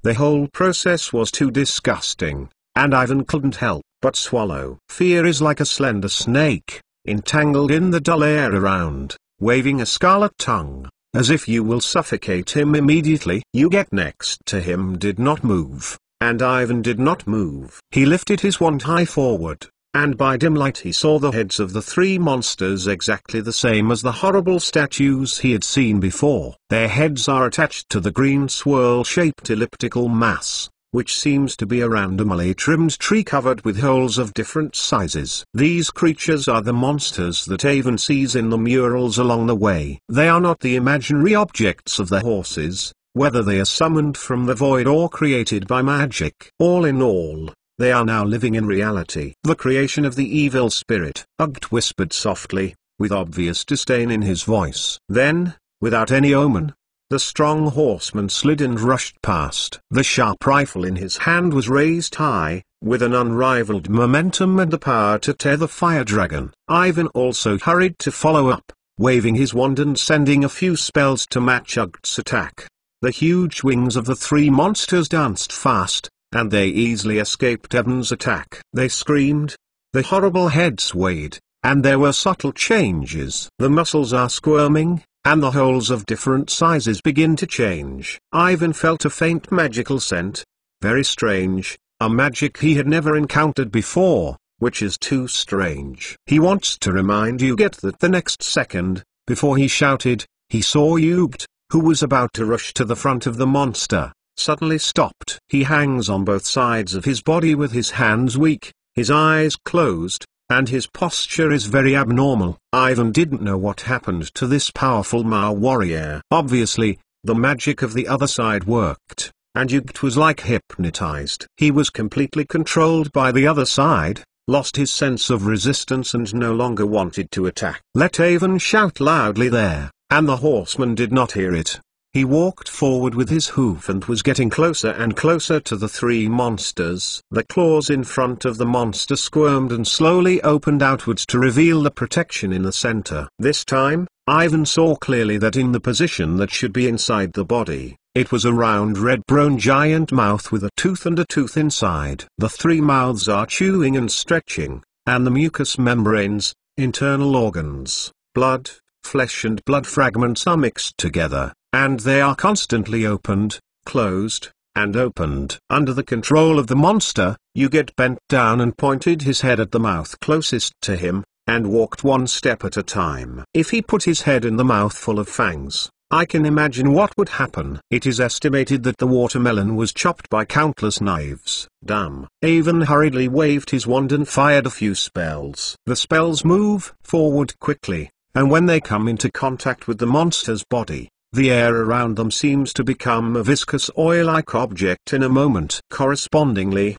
the magical ray of Ivan's ray is obviously slower. The monsters easily escaped the attack of Ivan. Not knowing which part of the body, the squeaking voice became louder, seeming to express anger and dissatisfaction with Ivan, or ridiculed his ignorance. Ugt stopped in the same place and stared at the front. After a brief, unintelligible exchange, two monsters flew over like Ivan's position, and the holes in their heads kept squirming. The strange magical fluctuations flashed past, and Ivan's eyes were blurred, and the surrounding area became more and more foggy. He didn't know where the yellow fog came from him. He is still in the Temple of the Ma, but it seems that he is not here. In the sly yellow mist, Ivan couldn't see the direction, completely lost in it, slowly thinking about nothing, only heard a voice talking to himself in front. Ivan couldn't hear what the other person was saying. He walked slowly. Maybe he could listen to this voice carefully and know why he came here. Although Ivan felt bad in the depths of his heart, he could not stop his body. He moved uncontrollably and slowly bent down. The closer you move forward, the more blurred the sound becomes clearer. They seem to be shouting the name of Ivan, and some emotions in the body seem to be sucked away. Only the endless fear and the lonely soul remain in the body. The past memories flashed like a slide in Ivan's mind. From far and near. He knows a black magic similar to the soul, but in a flash, he can't think of anything. Ivan remembered that he had come to Hogwarts, created a newspaper, and defeated the basilisk with Harry, returned to the Castle of the Millennium, and helped Sirius Black seize the little love Peter, and Hermione first dated. Studying magic alone in the middle of the night, the more clear the memory becomes. Then he remembered his conversation with Gryffindor himself. And the huge eyes that I saw before outside the temple are also in the fog, but the feeling is much stronger than it is now. He still remembers how he did it. Without hesitation, Ivan subconsciously raised his wand and shouted, "Call the gods to guard." The sudden emergence of the patron saint dispels all negative emotions, and Ivan finds himself still in the temple of the Mar people. There is no fog at all. His shoulders have been caught by the claws of a monster, and his head is being stuffed into the huge mouthful of fangs in the middle of his body. Under the influence of the Guardian of Avon, the white barrier spreads out. The action stars of the three monsters became sluggish. They seemed to instinctively want to escape, but they did not wait for some action, and they were violently hit by the horses. You get long shots stabbed on the bodies of the three monsters, disrupting their flesh, and a lot of flesh and blood scattered everywhere, all the green blood in the passage. "Thank you, human." Ugged finally stopped beside Ivan and said loudly, "You saved me, I owe you a life." To be continued. V2 Chapter 362 Ugged's story. I heard that you gets thanks. Ivan has not responded. What is the promise of an ancient Marman who lived 8 years ago? This is just an illusion created by Gryffindor. In the real world, Ivan and Ugged don't even know each other. They have never met before. Not to mention that the horseman himself has become a ghost without entities. Ivan's consciousness is still immersed in the yellow fog, the feeling that he can determine which old magic book he used to see in a similar introduction. He seems to know what these monsters are,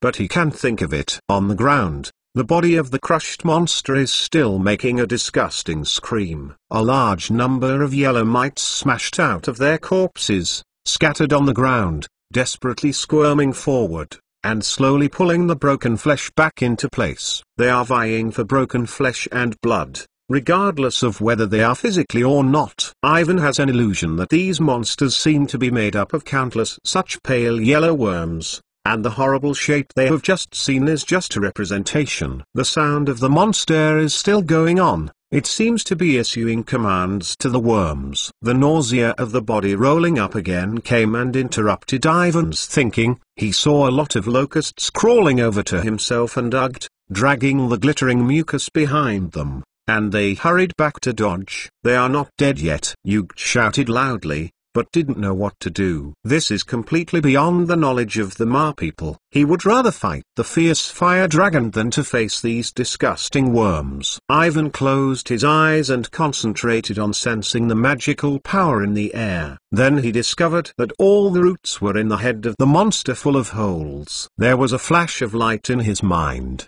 and he said quickly, "Attacking their heads. There should be a bright pink core inside. That is their key." Ivan remembered that he had seen the statues of these monsters in the temple before, and the statues that had turned into stones could more intuitively express the body structure of these monsters. Inside the green hole, it is a pink, irregular elliptical core. He read the spell and waved his wand. The silvery white light flashed past, like a sharp arrow, hitting a monster full of holes in the head position. It dies like a stiff body, no longer screaming. On the ground, many yellow worms that are dragging their flesh and blood are also dying. Seeing this, Ugged hurriedly walked over and inserted the long gun in his head on the heads of the remaining two monsters, ending their evil life. In the dim way, neither of them spoke. It was a strange, thrilling and extreme battle. They looked at the ground and they were all desperately holding their breath. Yugt signaled that Avon climbed onto his back. He accelerated forward and waited until he recovered to normal and could not smell the blood. He slowly slowed down. A disgusting evil creation, Yugt said resentfully. Before they were researching and creating these things, they did not expect to succeed. How did those fallen horses do it? Asked Ivan. Flesh. A lot of flesh and blood, Yugt said disgustedly. The evil told them how to make them. They captured a lot of creatures in the woods and killed them cruelly, mixing flesh and blood together, and summoning those monsters through a ceremony. The top of the moon temple can absorb the power of the stars and transform them into pure magic, which can help the fallen horses complete this evil magic. Ivan didn't know what the ritual principle was, but it was definitely evil. In the development of modern magic, even the most evil black magic does not involve the flesh and blood of a large number of creatures, which sounds a bit like a mysterious witchcraft in the African region or a spell used by ancient warlocks to summon demons. In the book The Secret of Dark Magic, such a magic is recorded. By special ritual sacrifice of a corpse, a low-level demon can be summoned. However, the record of this magic is not very detailed. I have been studying for a long time and have no clues. I have not figured out exactly where the demon came from. Theoretical research has not progressed, and he can't really get a corpse to summon demons. The study of this magic will not be finished. 2 years ago,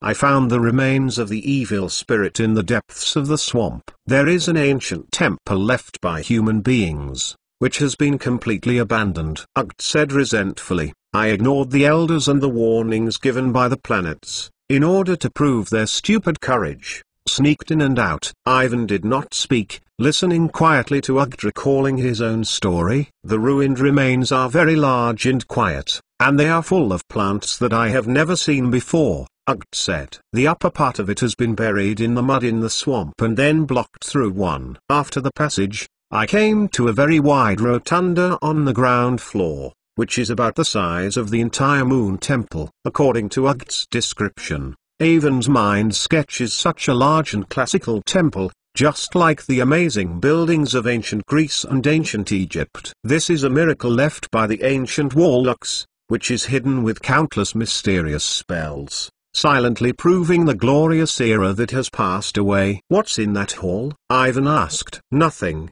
The white marble walls are engraved with quirky magic symbols and human words that I can't understand. The floors are full of complicated patterns and spell lines, just like the top of the moon temple. Maybe they can be used to absorb the power of the stars. Yugt continued. There was a slight pain in the voice. I thought so at the time. I galloped forward in the empty ruins and ran for about 20 minutes. Reached the central location. Then I see. Evan concentrated his spirit and he was not surprised by Yugt's reaction. The horses are not a race that is good at magic. Unless it is specifically shown, he will certainly not find the magic hidden in the ruins. After considering returning to the real world, should he take a look at the remains in the depths of the swamp and see what the ancient warlocks left behind? Perhaps, you can also know the identity of the evil spirit. If luck is good enough, find a few magics that are specifically designed to deal with the evil spirits. You may be able to solve all difficulties once and for all, and get rid of the increasingly complicated predicament. To be continued. V2 Chapter 363 Temple Top and Dragon in the Dim Temple. Yugt continued to move forward with Ivan. The horseshoe fell on the ground and the strong pedaling sounds mixed with his vicissitudes of voice, and it sounded like a different kind of feeling. In the middle of the empty rotunda, I found a small wooden statue that was entwined with a large number of withered plants on a square stone bench. Yugt continued. I cleared those plants. Bring the statue back to the tribe as proof of my stupid adventure. But I did not think that this is the beginning of disaster. Everything is my fault. The statue? Ivan asked softly. Yes. The image of the evil is engraved on it. Yugt waved the torch in his hand. That is a cursed magic item. From that day on, as long as it enters the night, it can be in the tribe. Hearing a strange voice quietly talking to you, from the temptation of the guy who claimed to be the of the forest, it promised us powerful power, the secret of immortality, and the ambition of conquering the woods in the middle of the night. Even silently, this sounds exactly the same as the guy I met in the Eight-Eyed Spider. The rhetoric is almost the same. Maybe this is what the evil spirits have in common. However, the strength and ability of the two are not the same. Each has its own characteristics. In addition, there is one more point. Maybe it may be because the body was split by Slytherin. Before he saw that guy, there was absolutely no horse who met this evil spirit. Of course, it may also be because the former desperate Hybo was created with black magic. The evil spirit now facing is a powerful creature discovered by the ancient warlocks in the Endless Void. In the beginning, the horses did not believe in the voice. We have only believed in the power of the stars and the signs of the planet since ancient times, Ugta said with resentment. After discussion, the elders decided to destroy the statue of wood that I brought back. They think that it is an evil black magic item created by a human wizard, but we have not succeeded in using all kinds of methods. The wood statue is the seal of the ancient warlocks against the evil spirits. If it can be so easily destroyed, they will not leave it there. After countless failures, we decided to seek the help of the Temple of the Moon, and the Stargazers came out to take the statue away. Ugt said, we all thought that they successfully destroyed the wooden statues carved with evil spirits. That voice has also disappeared for a long time. Ugt explained before that the Stargazers in the Matrinal tribe were very sacred and of high status. By the power of the stars, there were very few horses who could use magic. They are proficient in healing and magic of the stars, somewhat similar to the existence of witch doctors. Only the most talented pony is qualified to become a Stargazer, just like the first magic riot of the human wizard. After discovering the talented pony, they will be individually taught in the Temple of the Moon. This is the ancient tradition of the Ma tribes, but I do not know when it is dying. In the real world familiar with Ivan, there are no Stargazers in the Mouse clan of the Forbidden Forest. All the horses can read the warnings given to them by the planetary operation. But again, they don't feel the magic and can't use magic. Ordinary horses are not allowed to enter the Temple of the Moon without permission. We don't know what happened here, just think that the astrologers have succeeded. But in fact, they are not. They are all stunned by the evil spirit. Especially continued to move forward, and the voice gradually calmed down. They secretly modified the interior of the sacred moon temple into what you see now. When this incident was discovered, it caused a lot of commotion. The tribe as a result, the supporters of the evil spirits and stargazers prevailed, and several elders and opponents like me were exiled. He stopped and patted the door on the moon phase diagram, touched the organ, and the black door slowly rose upwards, revealing the escalator behind. Since then, the fallen horses began to spread out, hunting all the creatures they could see, and ruining the balance of the woods. You get walked in with Avon, and the sound of huge water sounded from below. They began to rise, and he turned his head and continued. The horoscope of the planet is getting worse and worse, and the great evil is approaching us. We can't wait for it, we must take action. As I said before, everything is because of mine. Stupid, I have to end this farce myself. His right hand slammed back and threw away the torch in his hand. Yuget took out the long gun behind him. His hands clenched with all his strength, his muscles tightened, his eyes wide open, waiting for the upcoming battle. Ivan also took a deep breath and pulled out his wand and looked at the stone wall that was swiftly swept down, mobilizing the magic of the whole body. This special challenge has entered the most critical moment, and success or failure is here. At the top of the temple, waiting for them will be the evil being summoned. The horseman stargazer who believes in it, a large number of unspeakable monsters, and roar! Exclamation mark. At the same time as Ivan and Doug arrived at the top of the temple, the roar of the fire dragon ran in front of them, stinging their eardrums with hot heat, all in front of the golden flame of the sky. Ivan did not hesitate and hurriedly waved his wand. The next second, a magic shield appeared in front of them, blocking the flames of the main fire dragon, purely composed of magic without color. The energy shield was immediately baked and turned into bright red. The charge. The horse cannot be defeated. Ugg shouted. The horseshoes stepped, and he rushed out against the rushing flames, and the long guns in his hands lifted up like the gods of war. In front of them is the black fire dragon that was encountered in front of the temple. It squats down on the ground, and the terrible yellow eyes are bloodshot, staring at Ivan and Ugd. The position of the left wing is obviously treated, but the skull left on it is shocking and can no longer be used for flight. The fire dragon's eyes were full of hate. After spewing out a group of fires, Jang was full of fangs, and the bangs rushed straight. The unbearable blaze is getting stronger and stronger, and the whole space is shaking. After you get slid forward and rushed for a while, he made a sharp turn and greeted the fire dragon that came from the attack. The four legs were forced at the same time and flew to the half-air path and jumped straight. Bang! Boom! Boom! Ivan didn't care to pay attention to the other. They are now directly above the fire dragon. He tried his best to wave his wand and mobilize the magic of the whole body. A red curse with the thickness of an adult thigh emerged from the end of his wand.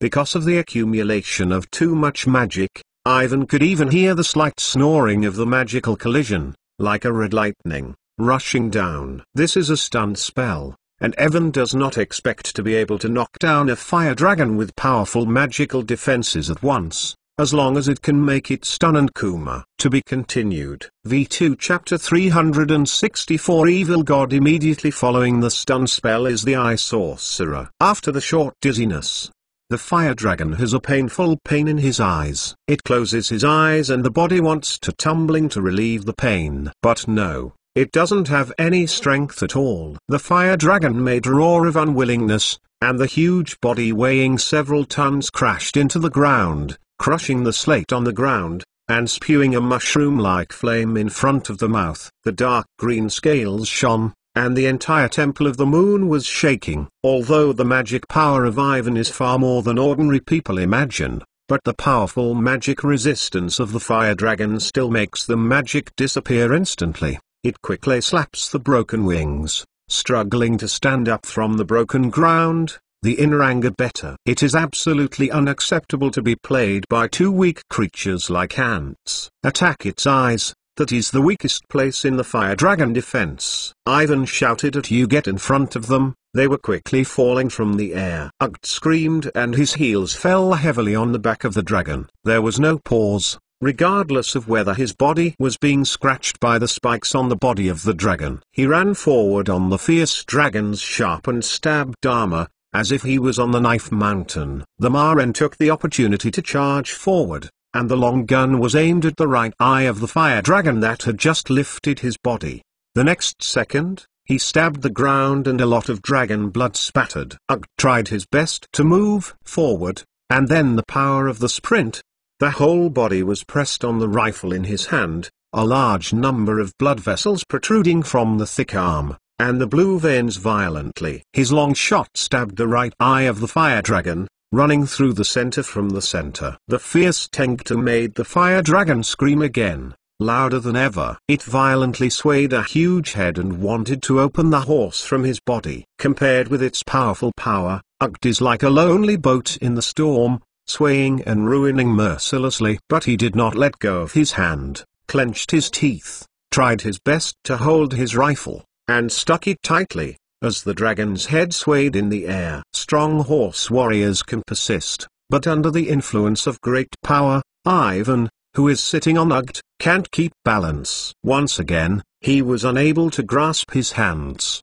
His body was abandoned a high one, and the bottom is the giant mouth of the dragon. So falling down, not being swallowed by the fire dragon, is being trampled into a meatloaf. Ivan didn't have time to think about it, and the battle had reached a critical moment. He held his breath, and his wand danced in the air, drawing a complicated pattern in the air, and the white light of the same thickness as the stun spell used just emerged from the end of the wand. Just like throwing a javelin, Ivan throws the curse in his hand to the other eye of the dragon. Boom! Exclamation mark. Under the impact of the Ivan curse, the fire dragon fell down. It also made a heartbreaking scream, with a whine in the voice, and the wings and eyes were hit hard, which has made it tough. It is almost impossible to hold on, and the frequency of body shaking has dropped significantly. Ugd seized the opportunity, and the rifle pushed hard to pick it up. He slammed the yellow eye of the dragon. He held the rifle in both hands, pointed down, and eyeballs on the black scales of the dragon. Swipe down. The fire dragon screamed, leaving only the eyes of the two holes flowing out of the blood, and the open mouth of the giant mouth could not even spurt the flames. The huge body was crumbling and could fall down at any time. This is definitely the bloodiest and most tragic dragon slaughter in history. A powerful fire dragon at the top of the food chain is so dead in two hands that are not as good as its creatures. For a long time, in the wizard's impression, only the most powerful wizard can conquer the fire dragon, but this practice is destined to be broken today. A 12-year-old wizard and the horse teamed up to complete this, enough to marvel at the magic world. Miracle. Ivan fell from the sky, and Ugt, who completed the dragon slaughter, jumped to catch him. The horse's body is scarred and bloody, and in some places it is even burned by the flames. You can't see a good skin. Ivan had not had time to breathe a sigh of relief, and saw that in the depths of the front platform, a large number of horses were praying for the statue of the evil spirits, and they were indifferent to the battles that were close at hand. As they move, the blue-green clouds in the sky are getting thicker and lower, and a huge vortex is formed, as if something is going to crawl out of it. Above the huge statue, the magic stone left by Gryffindor glows red. The magical fluctuations visible to the naked eye are scattered from the magic stone. These magical forces form a red light path that slowly floats down to the bottom and gathers into the statue of the evil spirit. The pressure at the top of the temple is further reduced. It is like a precursor to a storm that is about to erupt.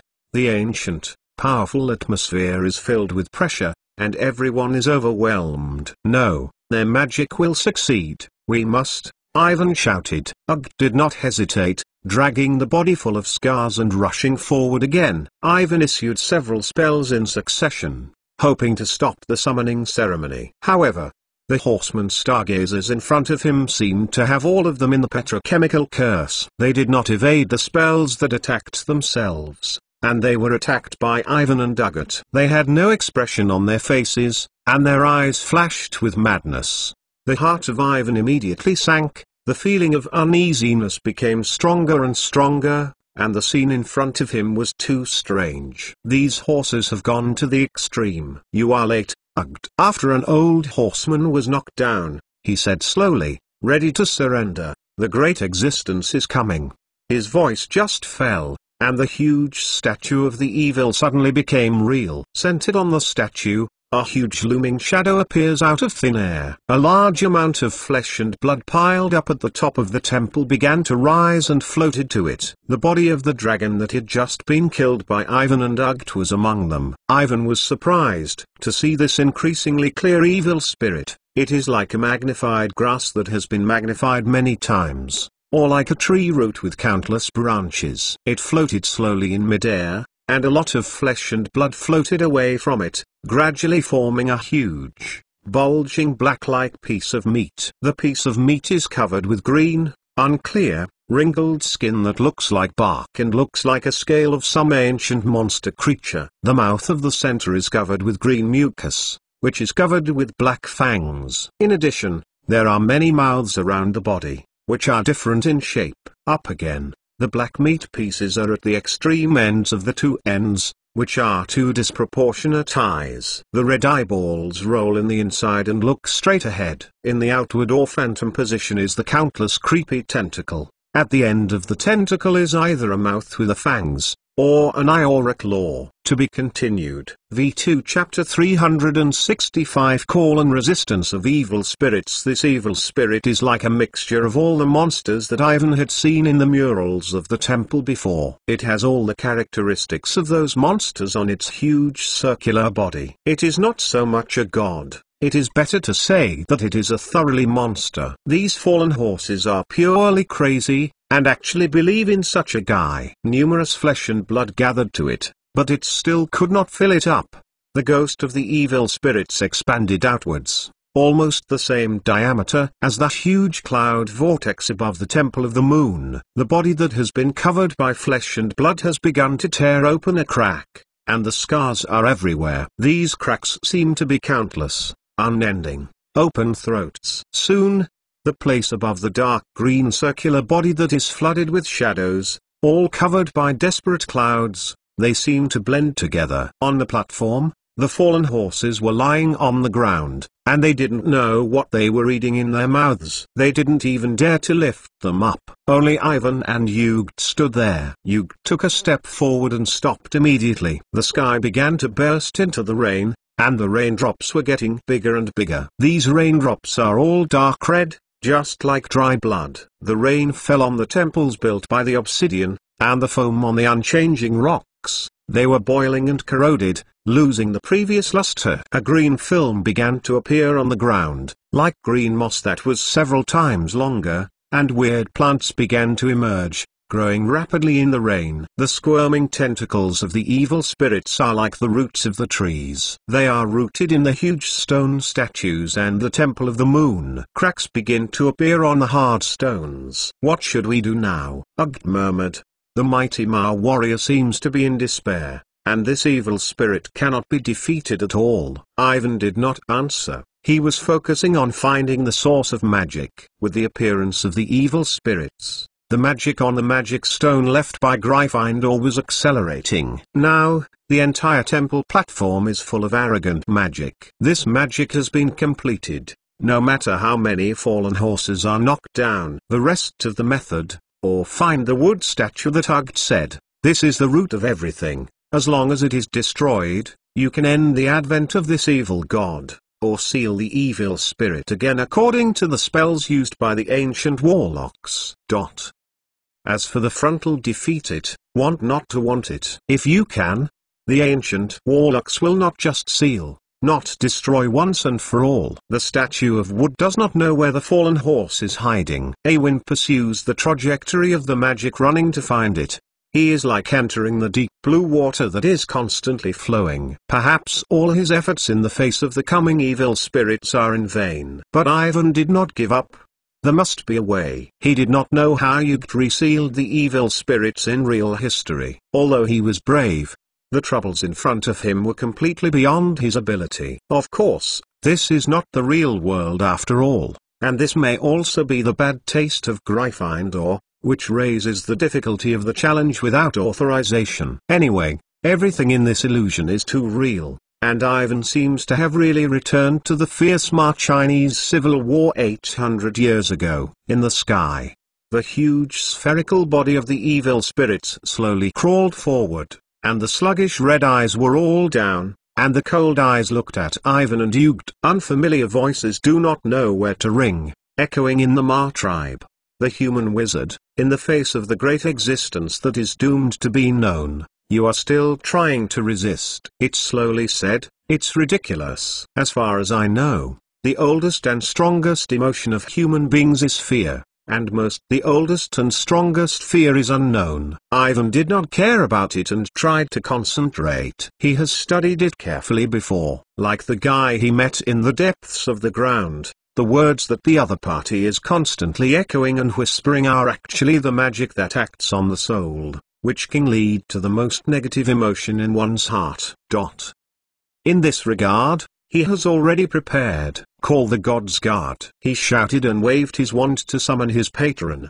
The previous two experiences gave him a reminder that the patron saint that exudes positive energy and can resist all negative emotions is not only effective for the Dementors, but also for these evil spirits and evil spirits from the void. It seems that I have to re-examine this magic after I go back. He focused his attention on the things that made him the most happy and the emotions of Hermione and Hogwarts. The silver-colored kitten swiftly swung around him and hugged, and finally squatted on his shoulder. The milky white energy shield appears out of thin air, blocking the penetration of the power of the evil spirits. Weak human wizards, like your ancestors, are doing useless resistance. I didn't destroy you immediately. It is already the most benevolent thing in the world. The huge body of the evil spirit continued to move forward, watching Ivan indifferently. My companions and I came from the darkest corners of the world. The human wizard's tentacles just touched it, and it was shocked by the real sight that I saw with my own eyes. It continued. That is the present of our world. and you are the future of this world. Under the vast ocean, there are endless secrets. Ivan increased the magic output, and the sound became intermittent. With the infiltration of the evil spirits, the energy shield in front of him was covered with cracks, which could break at any time, and the patron sent on his shoulders seemed to be asleep. Ivan clenched his fists, and all the sweat was on his body. After gaining the powerful magic of the Slytherin locket, he has not felt that the magic in his body is not enough.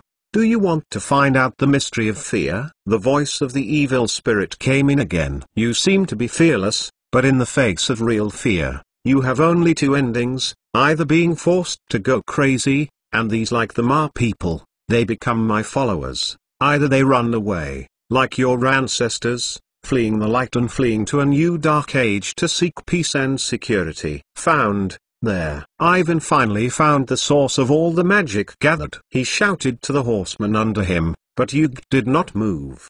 The horse stood there quietly, like a petrified curse, or his own existence is false, like this never-ending illusion. Damn. Ivan waved his wand and jumped from the horse. He didn't know what Gryffindor was playing. Did he forget to control these horses while he was playing this evil spirit? Exclamation mark. This battle has reached the last minute, and everything else can be solved by itself. To be continued. V2 Chapter 366 Ivan's challenge is successful. Ivan gasped and quickly passed through the crowd of horses lying on the ground. Like hugged, the Ma people are all motionless. They quietly squatted there, and the expression on their faces stopped for a second, or they were surprised, or panicked, or happy, or retreating, and so on. Except for Ivan and the evil spirits, the whole world seems to be resting in an instant.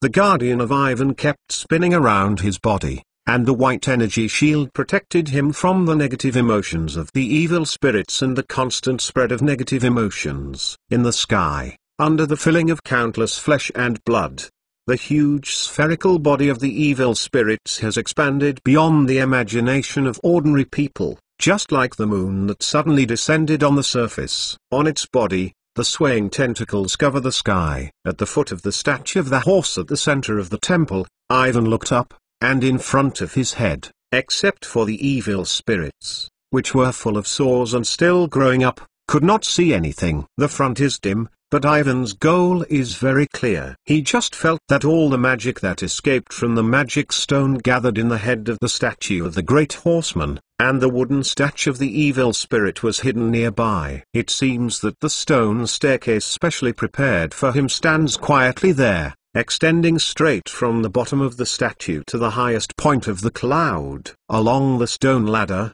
Ivan looked up and looked dizzy. Death is dead. He made up his mind to overcome the fear in his heart and ran to the stone ladder. In the next second, the change is sudden. The body of the stagnant horses around him suddenly changed. Their skin kept rolling, or bulging upwards, or sagged downwards, and the flesh and blood were torn apart. Under the control of the evil spirits, the horses all became horrible monsters. Some parts of the body still have the characteristics of the horse, but other places have begun to become horrible, strange, and the eyes are bulging outward, and the bones begin to deform. The original face position now turns into a huge mouth, like an open giant clam, with all the teeth on the edge and the small teeth on the inside. In the center of the giant mouth, it is a huge red tongue. They were swaying disgustingly, licking the skin inside the mouth.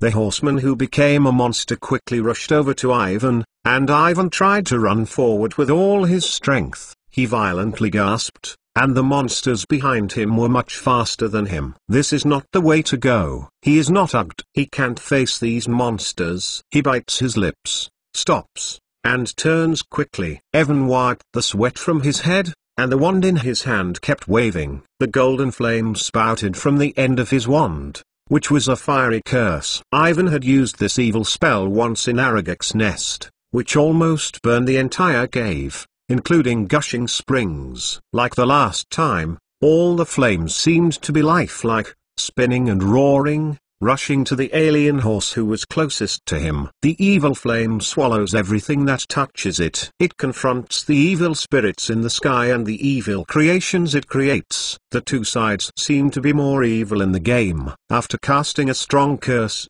Ivan didn't look at it and ran straight to the stone ladder next to the statue. He used all his strength to sprint upwards and swept through the steps. At the bottom, the flame began to deform and became a large group of beasts composed of fire, the fire snake, the Gestmeller, and the fire dragon. They vacated, fell, and swelled. The entire platform at the top of the temple has become the ocean of flames. Numerous horses are shaped by flames. They dodge everywhere, seemingly able to escape, but soon swallowed by the fire from hell, turned into ashes and drifted in the wind. The fire raged, the fire beasts tumbling in the flames, their claws, tentacles and tails twitching, and even the obsidian ground was baked red. With an unpleasant smell, the smoke is steaming upwards. Surprisingly, the ground and building walls covered by the evil spirits did not cause any harm. The flame stopped there and did not harm the evil spirits. Stupid human wizard,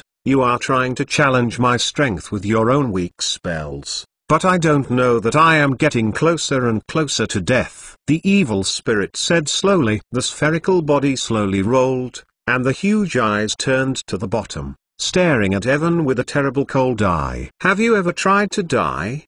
It quietly asked. But this is not the most horrible. In the long and bizarre time, death has its end. Ivan ignored it. He gasped hard, and the stairs flashed in front of him. He didn't know where he was going, and the stone ladder seemed to never end. He tried not to look at it, not to think about the scene below the statue, so that he could not be so dizzy. And there was a huge rough statue of the horse on the inside of his body. On the outside, it is the huge body of the evil spirit that is getting clearer and clearer. Numerous flesh and blood are swallowed up by it, but it is still unsatisfied. The shaking tentacles are still only illusory, and the body of the meatball is sore. Every scab is deeply bottomless, and green mucus flows out of it. It kept talking to Ivan about crazy words and disturbing his mind. But because he did not form a tentacle, he did not possess any substantial attack ability. Ivan climbed faster and sweated, and the liquid even began to emerge from his eyes. He felt that he should have been tired,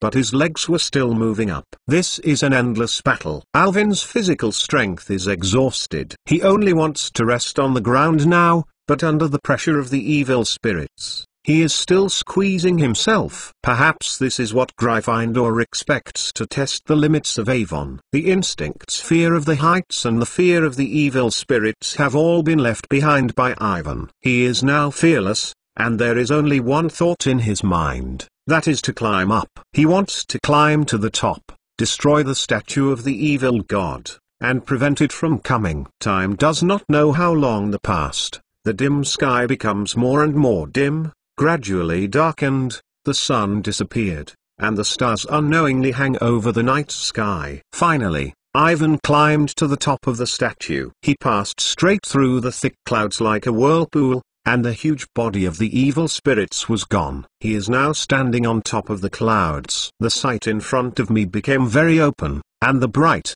moonlight was on him. Ivan has never seen such a blue night sky. It is a fairyland here. There is nothing but him except for him. Countless clouds are rushing under his feet. On the circular platform in front of the clouds, Godric Gryffindor looked at him with a smile. He smiled and said, "Congratulations, pass the challenge." To be continued. V2 Chapter 367 Fear never ends. Ivaniu gasped on the ground, and Gryffindor looked at him with a smile. What about the evil god? He glanced down and saw nothing. Around the platform, countless clouds are rolling over, covering everything on the Temple of the Moon. A cloud of clouds drifted through the body of Avon and Gryffindor, and their figures were looming, dreamlike, and the mist made everything unreal. It disappeared. You defeated it, Gryffindor said softly. But I didn't do anything. My magic didn't work for it. I haven't destroyed the statue of wood that summoned it, Ivan said inexplicably. You don't need to do anything. As long as you come here,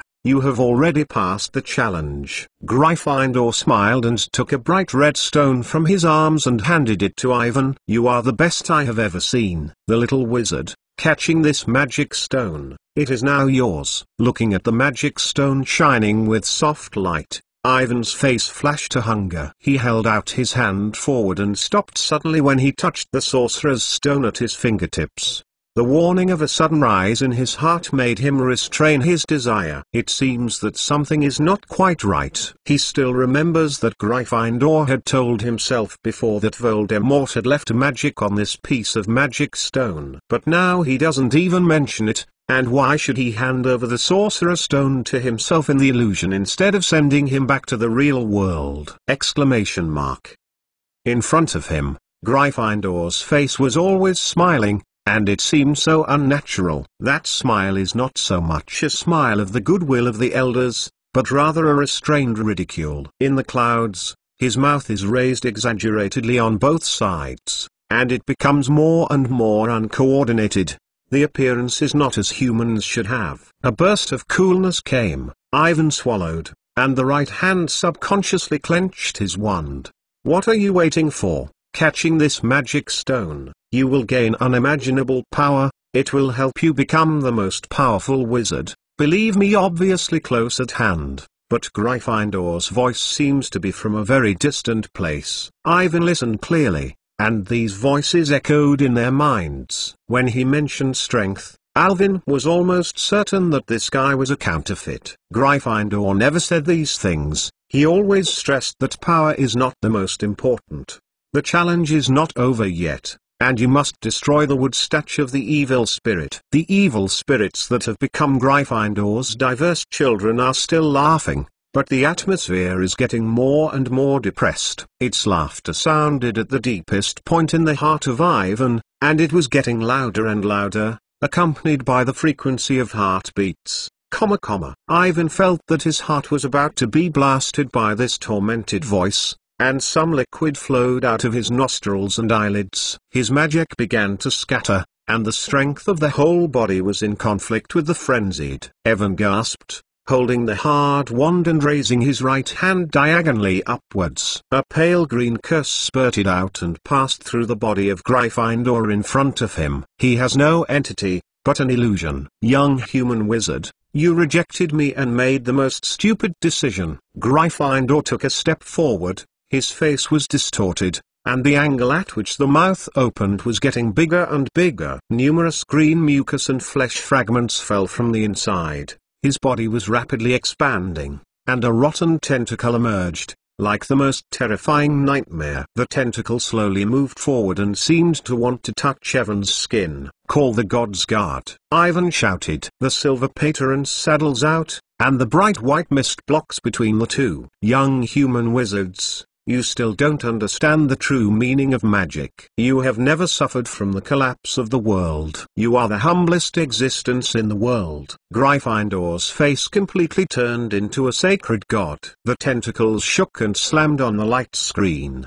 The mouth said crazy, meaningless words. Sadly, ants, you are just puppets in the hands of puppets, unknown. In front of the powerful, doing the useless struggle. Ivan increased the magic transmission. The time of suppression was a few seconds, or centuries, and then he suddenly realized that he should run. Regardless of the evil spirits in front of him, he no longer cares about the surrounding environment, and continues along the narrow hollow stairs next to the platform, rushing toward the front. Across the thick mist, the sturdy tentacles of the evil spirits continued to pat, and with the power of madness, they became more ruthless and cold, as if they were to slap the body of the text in half. Evan gasped. On the top of the small table, he saw a dull wood statue, which was a multifold reduction of the evil spirit, like the roots of a certain plant. He thought that he didn't think, waving his wand, and the red spell flashed. Unexpectedly, the wood statue shattered and turned into a little starlight to dissipate in the air. The crazy voice of the evil spirits gradually drifted away, but it was still very clear and past. The sad lamb, you have defeated me in the illusion. but you don't know that you are entering another more terrible illusion. The fear is like a shadow, never disappearing, never ending. The surroundings gradually calmed down, and when Avon looked up, he once again saw Gryffindor standing in front of himself with a smile. He took a step back in surprise and raised his wand with vigilance. Gryffindor waved his hand intently, and his face was more intense. "Don't be like this, Avon," he said with a smile. "The guy has disappeared. Now there are only two of us here. How do you guarantee that you are really Gryffindor, not the evil spirit?" Awin hesitated and asked, and it was cold to the extreme. His heart beat so badly that he couldn't distinguish between illusion and reality. He felt like he was about to be driven crazy. "I can't prove anything, because I didn't really exist. It's just a part of this phantom magic, the consciousness that the body stays here," Gryffindor said with a smile. "You just performed very well and got me recognition. Whether you want to believe it or not, I still want to tell you that you have passed the challenge." The first time this sentence was a surprise. It sounds completely frightening now. Gryffindor didn't seem to be surprised by Avon's performance. He waved his hand. "I know that you have a lot of questions. In fact, the evil you saw does not exist in real history. You get luck is better than you." When he rushed to the top of the temple, the evil ceremony was not finished, and he managed to stop everything. "What was it that happened?" asked Evan, gasping. "As you can see, it is what I imagined and reasoned,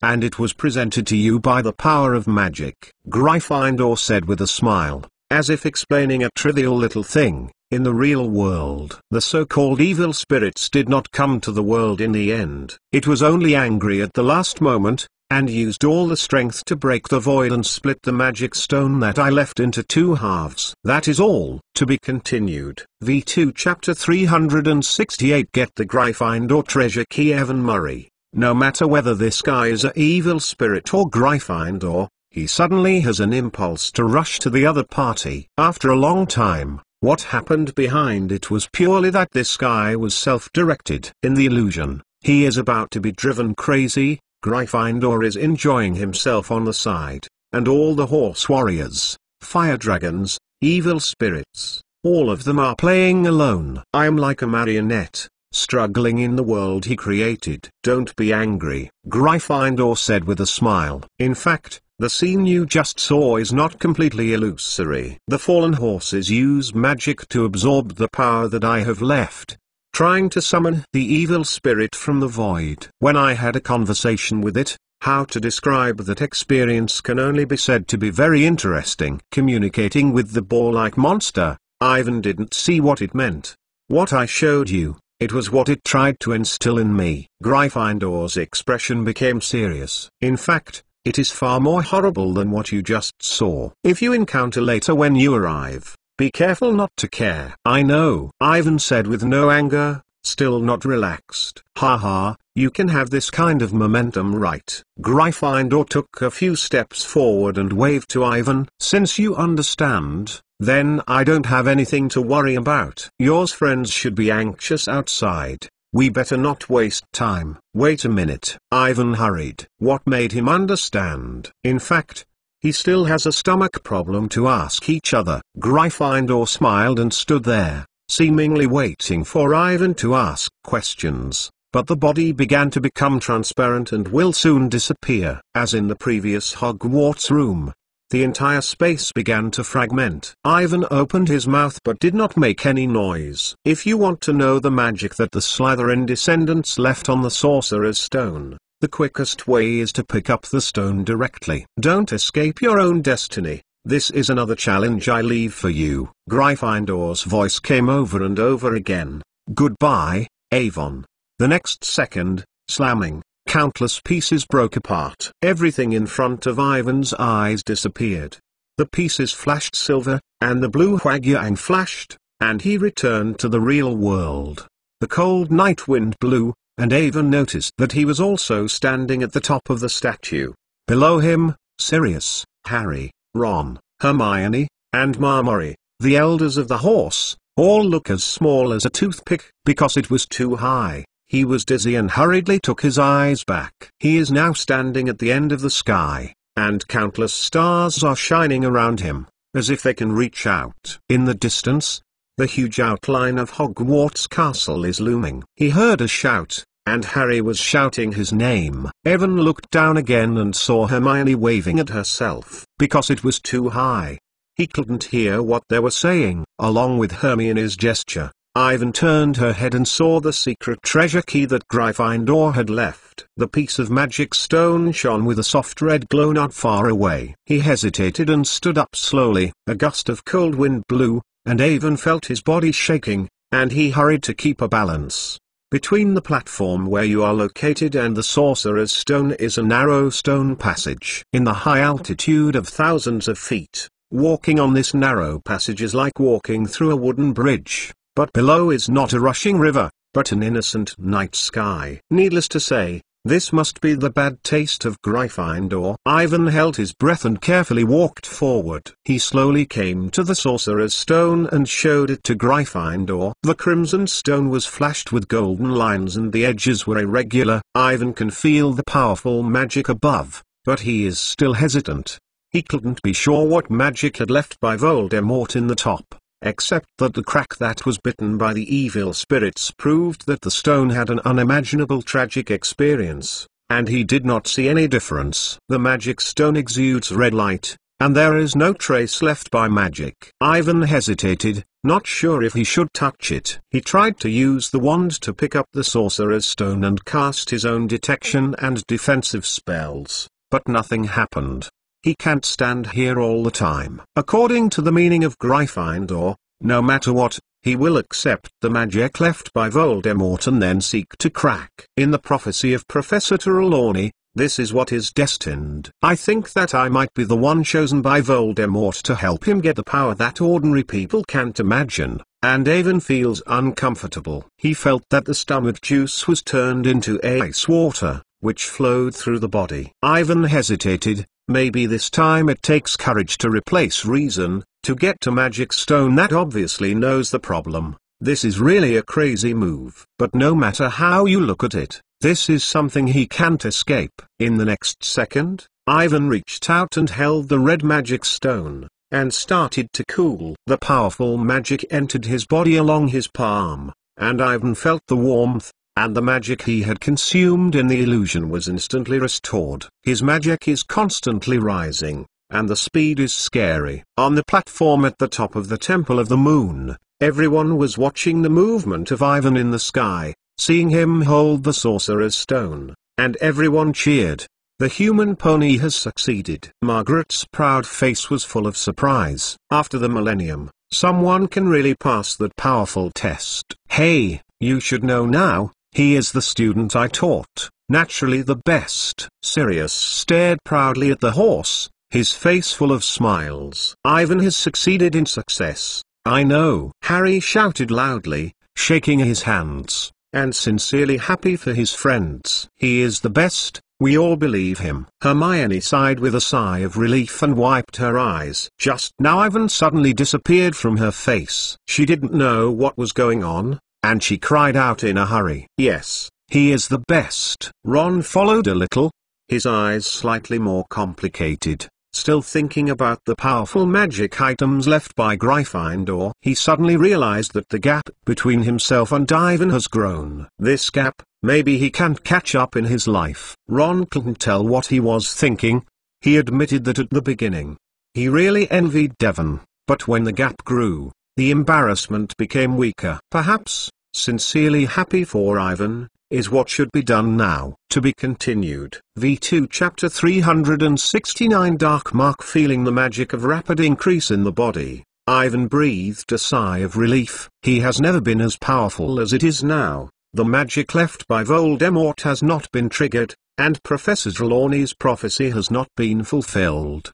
He was not selected by Voldemort's magic, and his fears were all. Suddenly, a trace of black appeared in the golden lines that flashed from time to time on the Sorcerer's Stone. When Ivan had not reacted, the black magic wave fluctuated more and more, and with the magic illusion becoming a looming fog, climbed up along his arm. These blacks are like a python, and they are fascinated by the magic of engulfing Evan. Evan feels painful pains like never before. Under the pressure of the black force, in the blink of an eye, the magic of his body began to become violent, and the black magic left by Voldemort far exceeded his imagination. He tried to control the magic against these blacks, but it didn't help. Under the impact of the violent magic, Ivan fainted and fell straight from the sky. After he fainted, the magic stone suddenly glowed, the red flash became brighter and brighter, and the remaining black gas was all scattered, chasing after Ivan's arm. 3 different magical forces fought in Ivan's body,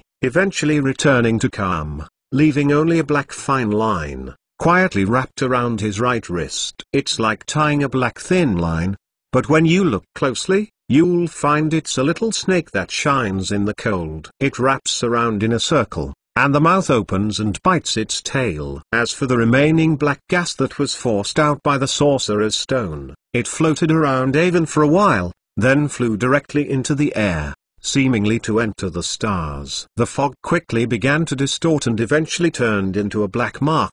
On the platform below, everyone still didn't know what was going on. They only saw Ivan suddenly fell from the top, and Hermione was scared to scream. Sirius ran forward, and Harry hurriedly chased them up. "Look, what is that?" Ron said nervously. He looked up at Avon and found the black pattern he had just appeared next to him. Followed by, everyone also noticed this eye-catching mark. It was a huge cockroach, composed of countless green stars, and a big python came out of his mouth, like a tongue. Just as they watched, the cockroach rose higher and higher, and a dazzling light in a cloud of green smog, like a new constellation against the dark night sky. "Damn, it's the Dark Mark!" Sirius shouted and yelled back to Harry, Ron, and Hermione. "Leave here and don't move." He continued to move forward and kept waving his wand in his hand. A red ray of light spurted upwards and spread out to the fireworks. Even if it was late at night,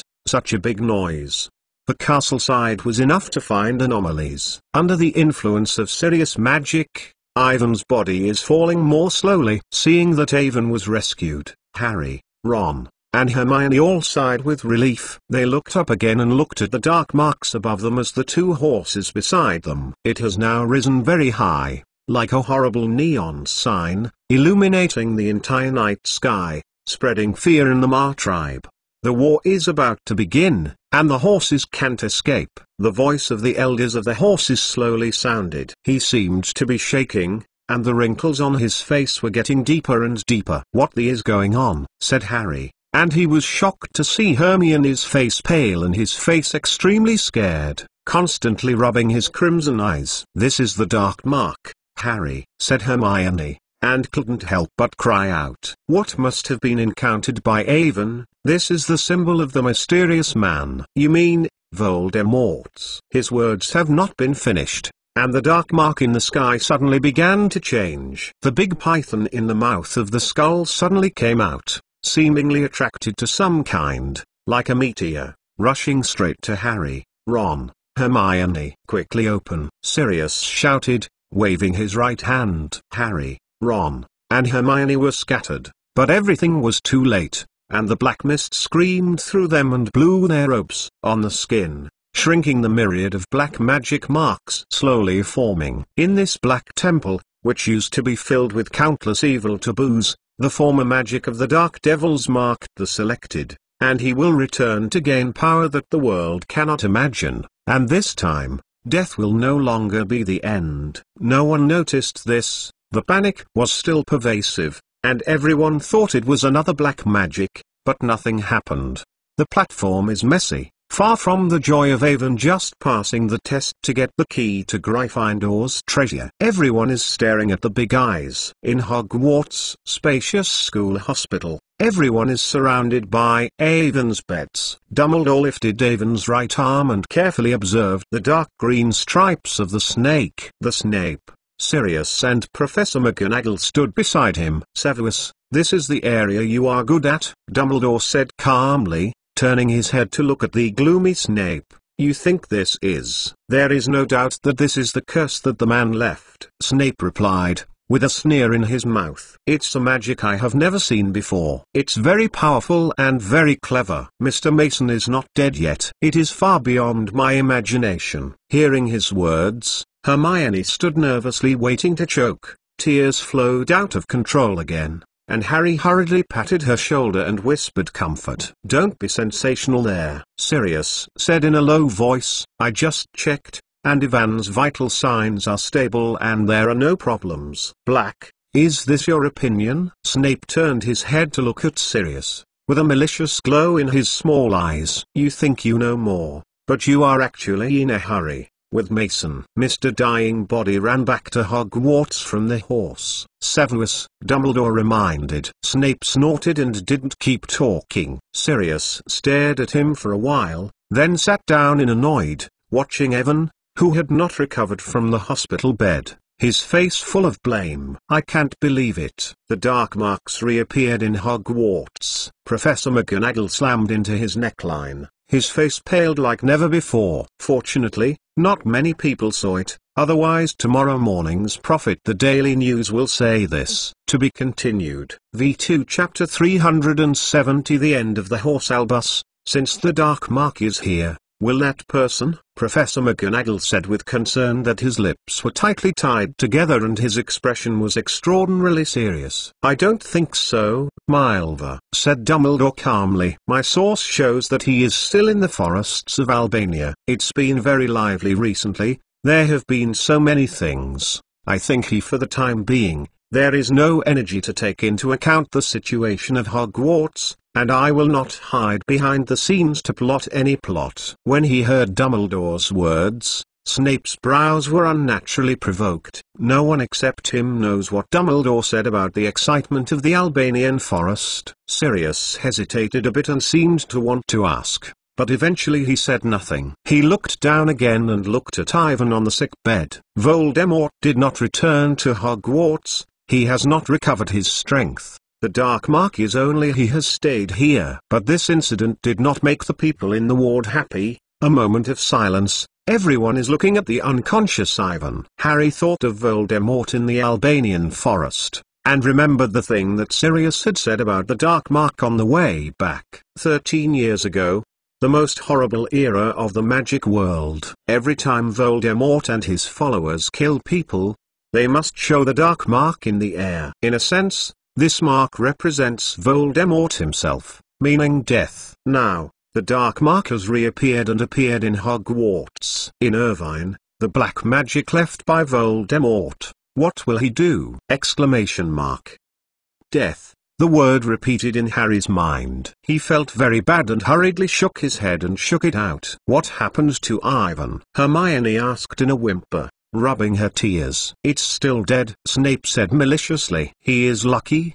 The magic stone held in his hand, and the magic contained in it relieves the power of the curse." "What about the black snake that wraps around his wrist?" Harry asked. "I don't think your empty head can understand my detailed explanation of this curse magic." Snape sneered. "You just need to know that as long as Mason has been carrying this magic stone, it will contain it. The power of the curse continues to spread in him, not to lose his life." When I heard this, everyone's nervous expression eased slightly. "As long as Avon has been carrying the Sorcerer's Stone, he will not have anything." "When will he wake up?" Hermione hurriedly asked. Snape snorted and seemed to disdain to answer such stupid questions. He re-observed the black snake on Ivan's wrist, his eyes falling on the head of the snake. There was an embarrassing silence in the ward, and Hermione was not sure if she should pursue it, but she was afraid to disturb Snape, who was observing the situation of Avon. At any time,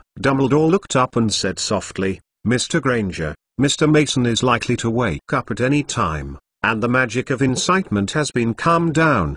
His calm, pale blue eyes slowly crossed over the faces of the people, giving everyone great confidence, and finally fell on the red slate that Awin held in his right hand. Dumbledore seemed to have suddenly had an interest, pulling out his wand and knocking on it. "Very wonderful, very wonderful." He couldn't help but admire, the light blue eyes shimmering. "I have to say, this magic stone, from the perspective of alchemy, I'm sorry, principle. Snape suddenly interrupted him, and his mouth reappeared with a cold smile. He looked at Sirius with a malicious look, and said with a long voice, "I don't think it's time to admire a stone. The dark mark appears in the school. A student is subjected to a fatal curse. Someone must be held responsible." Severus Dumbledore frowned. "I don't think anyone is suitable to stay in school as a professor." Snape stared at Sirius, provocatively saying, "Without permission." He sneaked into the Forbidden Forest with a group of idiots who were not afraid of death, and even cast a curse. The black magic items are not distinguishable. I can't think of any reason for him to stay here. "Shut up." Sirius clenched his fist and immediately released it. "This thing started because of me. As long as Ivan can wake up, I am willing to be punished." "It's great, but I don't think you have it." Snape suddenly stopped. In the bed next to him, Ivan's head moved slightly and was waking up. A few seconds later, Ivan opened his eyes and first saw Dumbledore's calm blue eyes. His tight nerves finally relaxed completely. Behind Dumbledore, he was a concerned Sirius, Professor McGonagall, Harry, Ron, and Hermione. Hermione's face was full of joy, but her nose and eyes were red. When she was in Akuma, this stupid girl must have cried so badly. Evan looked up and he saw a sullen Snape trying to shrink himself into the shadow of the corner, as if he hoped it would not be noticed. Outside the ward, Madame Pomfrey and the horseman Firenze are standing there. "Professor, there is a curse on this magic stone left by Gryffindor," Avon said. "It is Voldemort's stay." "We already know, Mr. Mason," Dumbledore said quietly. He explained the current physical condition of Ivan simply. "As long as I have been carrying this magic stone with me, there will be nothing." Ivan looked at the red stones in his hands, and he could feel the powerful magic coming out of it. Immediately, his sight fell on the slender snake on his wrist. "I didn't feel any anomalies, but this curse?" he asked indefinitely, remembering Professor Trelawney's prophecy. "This is the mark left by Voldemort. Maybe he is the chosen person." Sorcerer's Stone, curse and the power of your body have reached a delicate balance. Dumbledore whispered, "Mr. Mason, before we find a way to crack, I hope that you don't consume your magic as much as before. It is very dangerous to rashly break this balance." "What should I do with Avon?" Sirius said loudly. "He can't live with the curse of Voldemort and use magic carefully." "Do you think this is the responsibility of everyone?" Snape's voice is like a viper, which continues to sting Sirius. "Think about it. How do we explain to Mr. Mason's male parents, who believe Hogwarts? I sent my children here and sent them to a school they didn't understand at all. But what happened now? Because of your rash and stupidity, we ruined a very promising little wizard." Sirius was silent for a while, and the Rare One did not refute Snape. To be continued. V2 Chapter 371 Cracking Methods and New Journeys. "Hey! The future star of the magic world is falling." Snape looked at Evan in a malicious way. "As long as there is such a curse, even if Mr. Master has mastered more magic in the future, he will use it. It is a sad thing to be able to show the level that is appropriate for his young wizard." Ivan did not hear any sorrow from Snape's words, but was full of irony, and he was attacking himself and Sirius. From the magic of having the top adult wizards, they fall back to the normal 12-year-old wizard level. The gap is not 1.5 points, which is difficult for ordinary people to accept. However, Ivan did not feel anything. His powerful magical power was somewhat inexplicable. It was the Slytherin pendant that absorbed the accumulation of thousands of years in the underground remains. He had not been able to infuse him in his body. Adapt. The sudden increase in power leads to a weak foundation and is prone to problems. He is happy to temporarily suppress his magic and give him more opportunities to hone his spellcasting skills instead of relying on powerful forces to solve all problems. Perhaps this is the main reason why Gryffindor knows that there is a curse on Voldemort on the Sorcerer's Stone and that he is determined to let him touch. Of course, the normal performance is not a mistake, Snape continued. But I have to remind you that you should pray best, never appear in front of that person. Otherwise, as long as he is willing, he can trigger this at any time. The curse takes your life, although he can do it with other magic. Ivan frowned, cannot appear in front of Voldemort. This is not too good. In the next semester, Voldemort and his servants will use the Goblet of Fire to involve a terrible conspiracy and eventually return to the flesh to return. Although Peter Dwarf has been detained in Azkaban, Avon does not think that Voldemort will do anything. He will definitely try to seize Harry. The only strange thing is that Voldemort had this opportunity when he was in the first year of Harry. Why didn't he do this at the time? Would it be better to use the magic stone to restore strength than that magic? Ivan shook his head and stopped thinking about it. He only knew that after Voldemort returned, a frontal collision was essential. He could not keep hiding from each other. Is there any way to resolve this curse? Sirius clenched his fist. Whenever possible, I am willing to pay any price to help Evan. This is what you should be responsible for, Snape said viciously. You don't seem to believe me. Don't think him the solution. Severus, Dumbledore reminded him again, adding to the tone. The hate that Snape's face just showed, and the sneer that turned into a sneak hang in his mouth. To solve this curse, we must know what magic it is. If you are willing to ask the Dark Lord himself, maybe he will tell you with great compassion. What else? Dumbledore asked calmly. And, I noticed that this magic stone is split, and that Mason is lucky. The magic inside this stone has a strong solution to the curse. Snape reluctantly said, find the rest. Half of the Sorcerer's Stone, maybe it will work. In this way, we have two solutions. Dumbledore nodded and said with satisfaction, I have clues about these two methods. Hearing his words, everyone looked at Dumbledore incredibly. Even Snape looked surprised and his eyes tightened together. The two solutions he just said are very difficult. It is almost impossible for ordinary people to do. But Dumbledore actually said that he has clues. Ask Voldemort what the curse he left is. Don't think about it. As for finding the other half of the Sorcerer's Stone, it is also difficult to get to the sky. After the Marpeople's civil war 800 years ago, no one knows where the fallen horses ran with the pieces of magic stone. Time has passed for so long, and the fallen horse clan may have been extinct for a long time. Maybe after all, there is no such thing as an evil spirit. If it is not extinct, the current situation may be worse. They may be hiding in the dark corners, secretly accumulating power, and planning to summon the evil spirits again. After Dumbledore said that he had clues, the ward was full of surprises. No one doubted Dumbledore for his omnipotence. Everyone had long been used to it. Professor, what should we do? Ivan hurriedly asked. Sirius, Harry, Ron, and Hermione are also asking Dumbledore about it, wondering what the clues he just said are. Don't worry, we have to come one by one. Dumbledore waved his hand and motioned everyone to be quiet. First, I have to go to the Ministry of Magic. I have to have the command of the Minister of Magic in that place, and I have to explain to Fudge about tonight, Black. The appearance of the magic mark is not a joke, even if not many people notice it. Ivan stunned and went to the Ministry of Magic to find Fudge to order!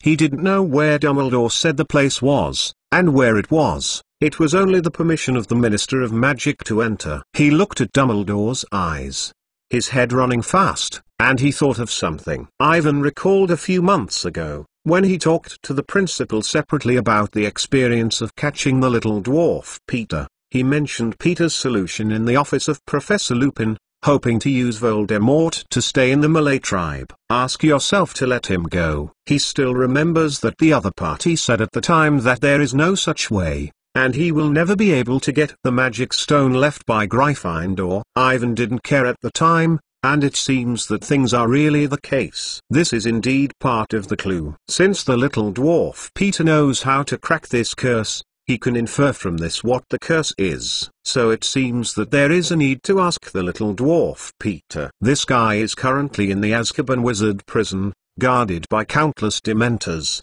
and wants to get there must be allowed by Fudge. Although there was no communication, Dumbledore seemed to know what Evan was thinking. He nodded and confirmed that Erwin's idea was correct. Although this curse does not have much impact on Mr. Mason, I think the speed must be as fast as possible. Dumbledore said, I am going to take him to find these two clues. number. In case of an accident, we may have to leave for a long time. To be continued. V2 Chapter 372. The person selected by the Black Devil. It is already at the end of the semester, and the young wizard's college year exams have just been completed. After the results are released, Hogwarts will have a long summer vacation. Listening to the meaning of Dumbledore, I hope that Ivan can follow him to pursue these two clues. They are going to leave for a long time, which means they will be making new and exciting adventures during the holidays. Azerbaijan's prison, Azkaban. The hiding place where the fallen horses are not known, and the horrible evil spirit from the void. Ivan felt excited when he thought about it. This time there is Dumbledore next to it. There should be no more accidents. I have to go. This is my responsibility. Sirius stood up and said with excitement, I must help Ivan to crack this spell. I can promise you. But you have to make sure that you are fully obeying my orders when you are in danger. Can you do that?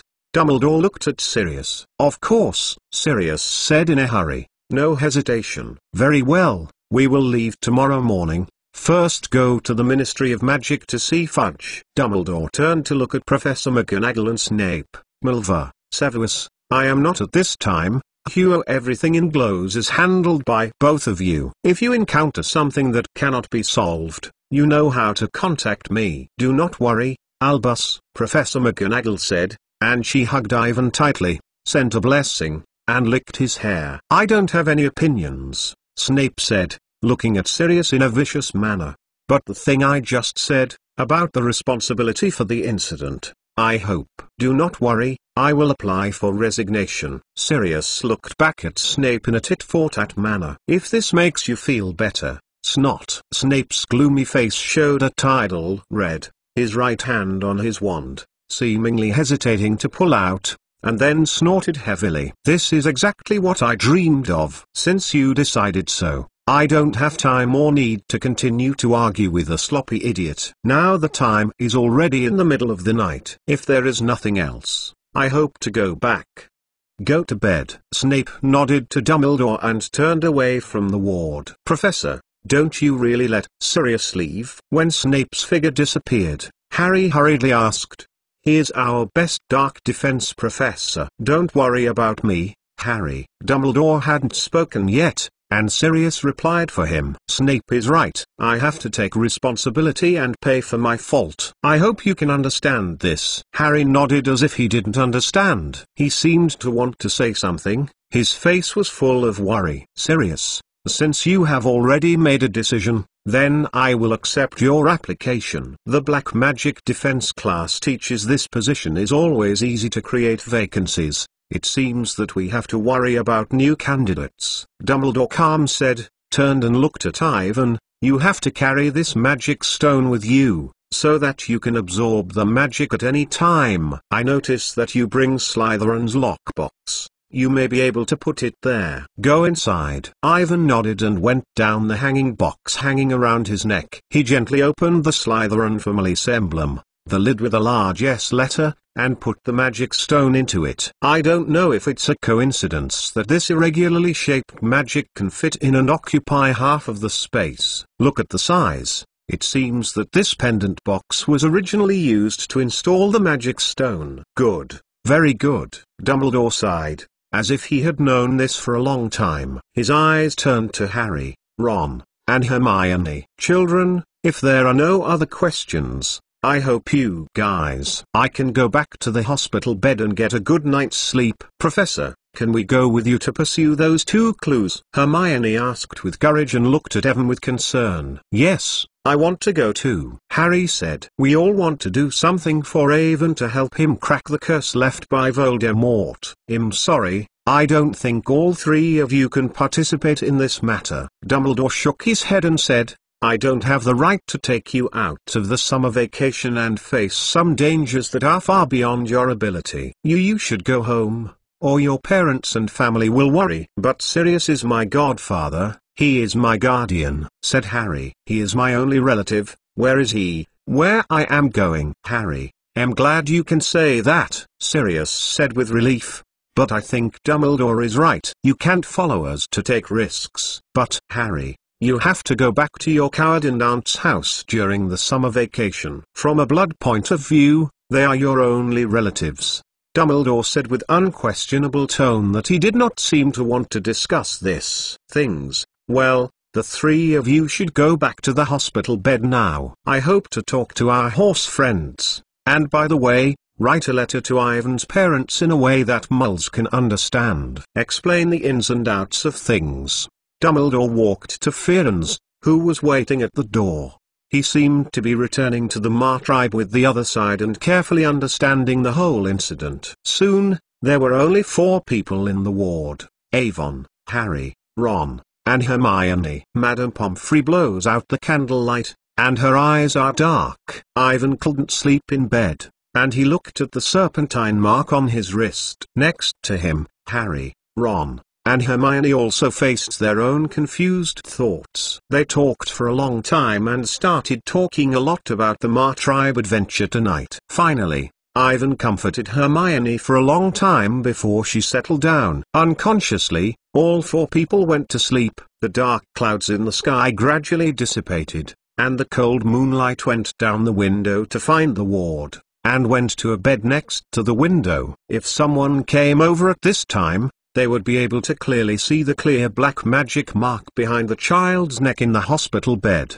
The python that was drilled from the mouth seemed to have life, and its eyes flashed with a malicious light, and disappeared instantly. The entire mark disappears slowly into the skin as if it had never existed before. Professor Trelawney's prophecy was fulfilled, and Voldemort marked the selected person with his magic, and he will gain power that is unimaginable by ordinary people. Will these forces come from the horrible evil god? To be continued. V2 Chapter 373 Ministry of Magic. At 5:30 in the morning, Ivan suddenly awake completely, as if someone yelled in his ear. He lay there motionless, slowly, remembering what he was going to do. He will go to the Ministry of Magic with Dumbledore and Sirius to see the Minister of Magic, Connolly Fudge, and get permission to enter the wizarding prison Azkaban. Ivan got up from the bed. The sun had not risen, and the ward was dim. Other than him, others are still asleep. Harry curled up tightly in the bed, and Ron leaned back on his bed with his legs stretched out, his mouth wide open and his sleep so scented. Ivan turned and looked at Hermione, only to find that the girl had already woken up. She was looking at herself with a sly look, and there were tears in her eyes that were difficult to hide. "A safe journey, Avon," Hermione whispered, and leaned over and hugged Ivan tightly. She didn't cry. Her face was extraordinarily strong. "I know," Ivan replied softly. "You take care of yourself during the holidays." Hermione nodded slowly, and the beautiful maroon eyes were shining. With Hermione's temperature and sweet scent, Ivan passed through the room and finally waved her hand. He came to the foyer outside the ward and gently closed the door with his backhand. Immediately, Ivan sighed with relief and tried not to think that he might not be able to crack the curse, and he would never see Hermione again. He walked out of the school hospital and prepared to go to the Dumbledore office as agreed. The narrow and dark corridors are also quiet. The murals on the walls are all sleeping, with loud snoring, and Red Fire Dragon with an apparently unproportionate proportion of the body squats on the ground, and some Mars emerges from time to time. Ivan thought that not long ago, he had actually killed a fire dragon in the Malay tribe, but that is what happened in the illusion. It sounds a bit unreal, not to mention that it was 800 years ago. Passing through a spiral of non-stop stairs, he saw Filch's cat, Lady Loris, staring at herself in the corner with the big yellow eyes of a brass bell. Ivan waved his hand, and Mrs. Loris snorted and screamed. He suddenly remembered that he did not know the password of the 2 statues passing through the door of the Dumbledore office. He was not sure what to use to name the candy. When he walked to the corridor, he heard a voice coming from the statue. Dumbledore and Sirius had already been awaiting for themselves, and they were both servant, as if they had just returned from outside the castle. Seeing him go, both of them had a smile on their faces. "Good morning, Avon, said Dumbledore with a smile. We just came back from the Malay tribe. You should have no breakfast like us. I told the family to raise some things, and time is still there. I think we can finish eating and then set off. They entered Dumbledore's office, which was as wonderful as Ivan had seen before.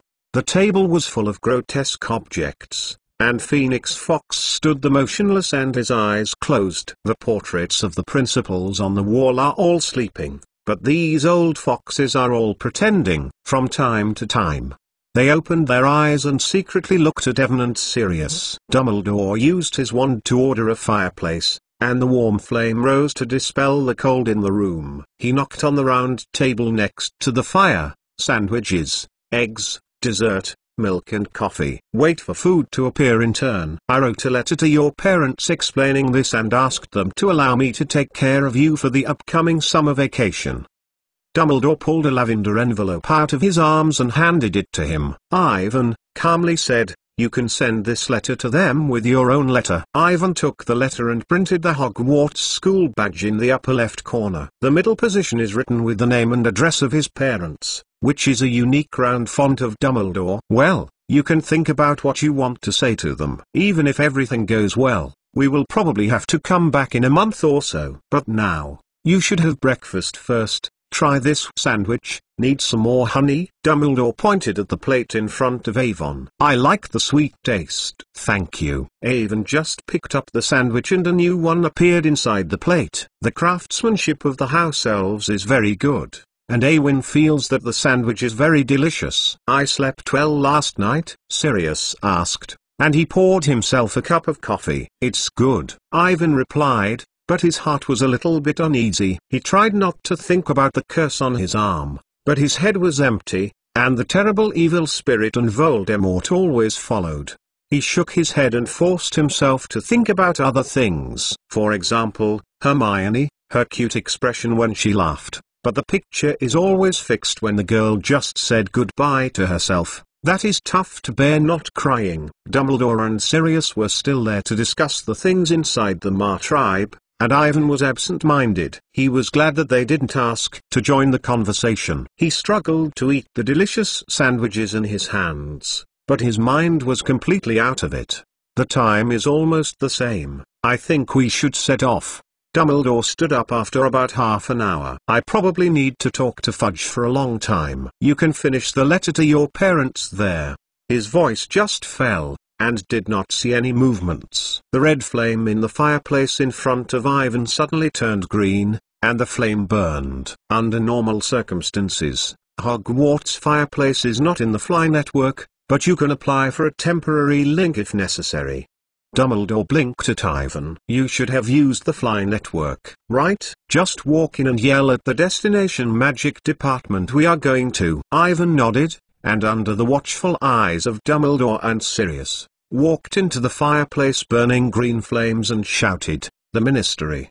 His body was quickly sucked into the flames. Everything in front of him was spinning, and after a spin, he drilled out from the other end of the fireplace. At this point, he was standing in a long, magnificent hall. On the ground is a dark wooden floor polished with brilliance. The peacock blue ceiling is inlaid with sparkling golden symbols, constantly moving and changing, like a huge high-altitude bulletin board. The walls are surrounded by dark wood panels, and around him, many gold-plated fireplaces are embedded in the planks, neatly lined up in a row. Go ahead. Don't block at the door. A man's voice rang behind Ivan, and he hurried forward.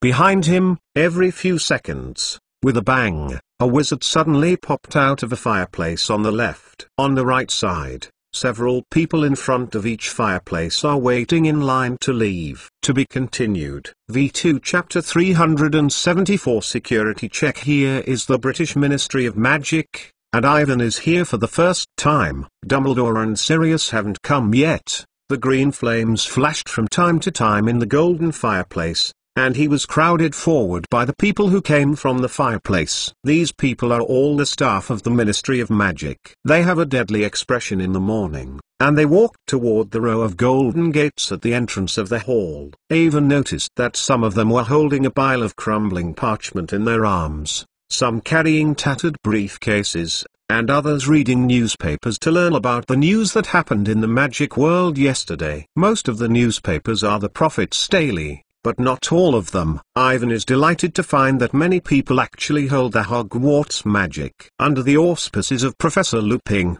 the newspaper created by Ivan has recently developed very rapidly, and the circulation is faintly competing with the Daily Prophet. With the help of Nick, who has almost no head, they have their own unique sources. If Ivan can publish the Dark Marks in the Forbidden Forest last night, it is estimated that all the wizards now have their Hogwarts magic. This is definitely an amazing achievement that will exceed everyone's imagination. As the newspaper with the largest circulation in the magic world, no one has challenged the dominance of the Prophet Daily for centuries. In front, in the middle of the wide foyer is a fountain. A circular pool of water stands erected with a set of pure gold statues, larger than the real people. The highest of them is a graceful wizard who holds his wand and points to the sky. Surrounded by him is a beautiful witch, a horseman, a goblin and a house elf. The witch is nestled next to the witch. The horseman, the goblin and the house elf are looking up at the two wizards with infinite worship.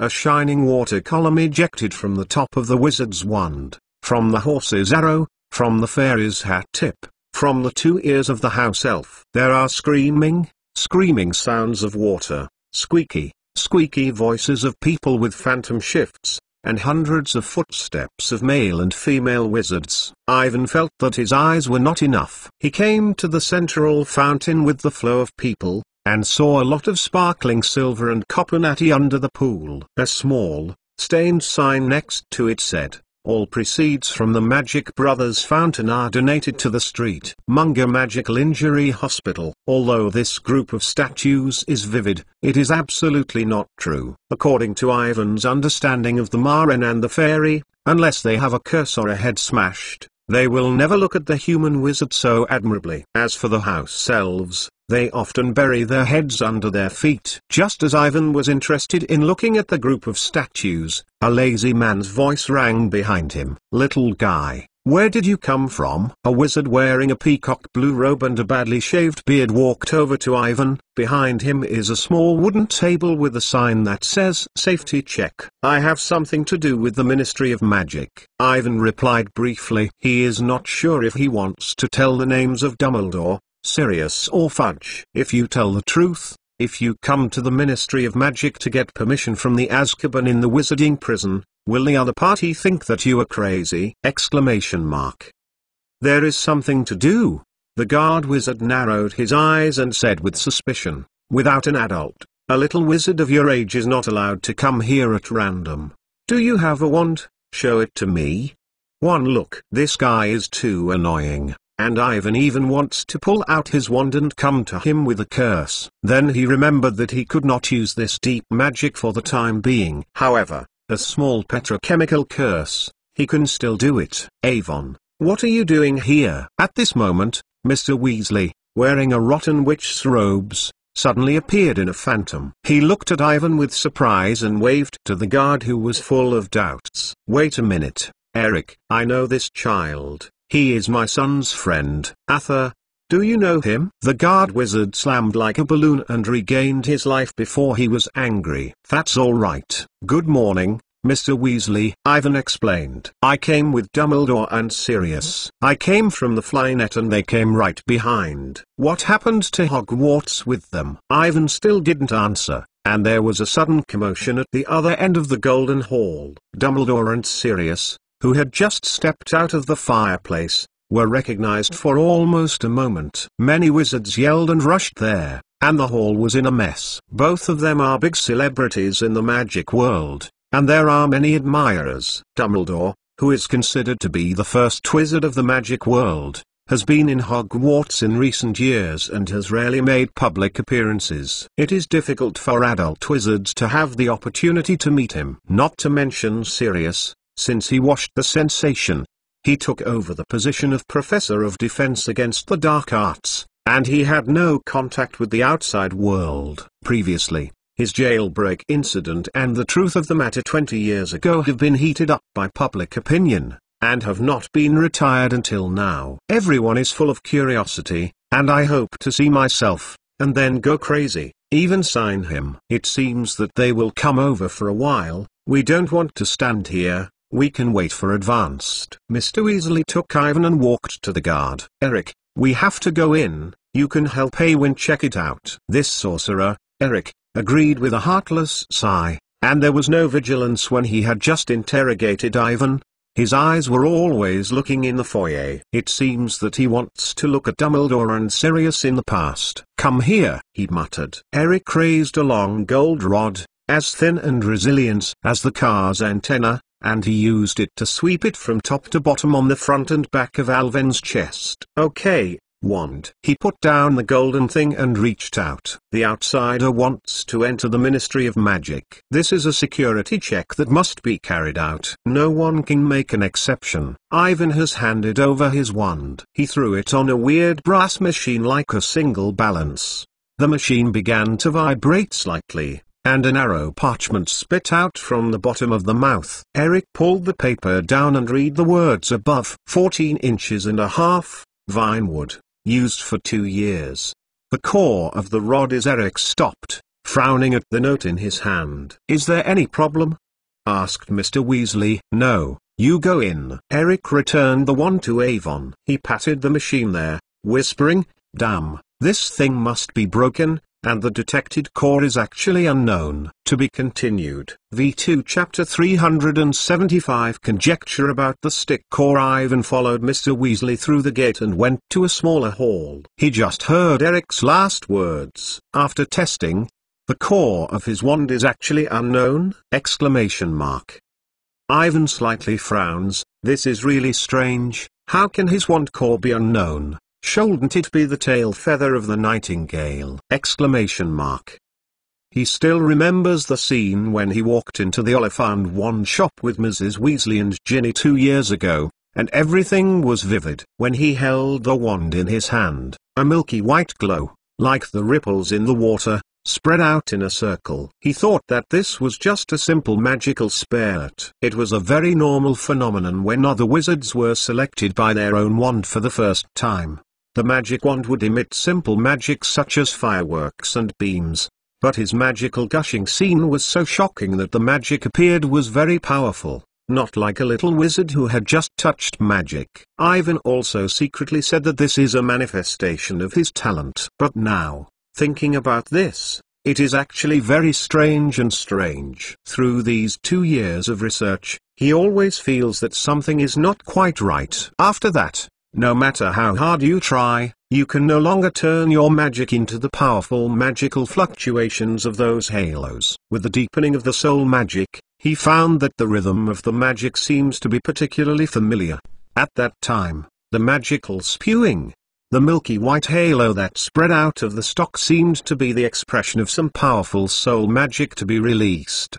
Drawing this conclusion, Ivan was really scared. He immediately vetoed it and always thought he was mistaken. The mysterious soul magic has always been considered a branch extension of the evil black magic, very esoteric, complex, and unpredictable, difficult to master. He was just a little wizard who didn't understand anything. Even if he had the talent, he couldn't use his magic wand for the first time. He did not tell anyone about this matter, and he was already about to be forgotten by him. But today, when I heard the words Eric said, I once again evoked the thoughts of Ivan. Maybe it was not for my own reasons, but because of the wand of this wand. Olivier once told him that the wand of the wand was the tail feather of the Nightingale, the same as the rod of the Elder Wand in Dumbledore's hand. As we all know, as the incarnation of the indecent, the tail feathers of the Nightingale is a very strange material. Legend has it that only wizards who can truly control death can control it. The power of this magical substance is very strong, but it is not uncommon. These strange anomalies should not occur, and it is impossible for it to be detected by the machine. Ivan's heart raised a little doubt, perhaps because he didn't know enough about the material of the wand and the tail feathers of the Nightingale. Or, the wand of his wand is not the tail feather of the Nightingale. After all, this wand was not made by Oliphant himself, and it was passed down by his ancestors. If he accidentally remembers it wrong or because he does not know why, he does not want to tell himself the truth, nor is it impossible. Although there is not much contact, Ivan can clearly feel that the old guy of Oliphant has too many secrets. The hot stamp on his store door reads, Oliphant, since 380 BC a good wand is made for 12 years. At first glance, there is nothing wrong with this sentence, but if you think about it carefully, you will find how terrible it is. In 382 BC, in other words, more than 2,000 years ago, at that time, Hogwarts had not yet been established, and it was hard to say whether there were any British magicians and wizards. It is completely the era when the magic world has just risen and the ancient warlocks are arrogant. A series of recent encounters have made Ivan very impressed by the crazy Dark Age.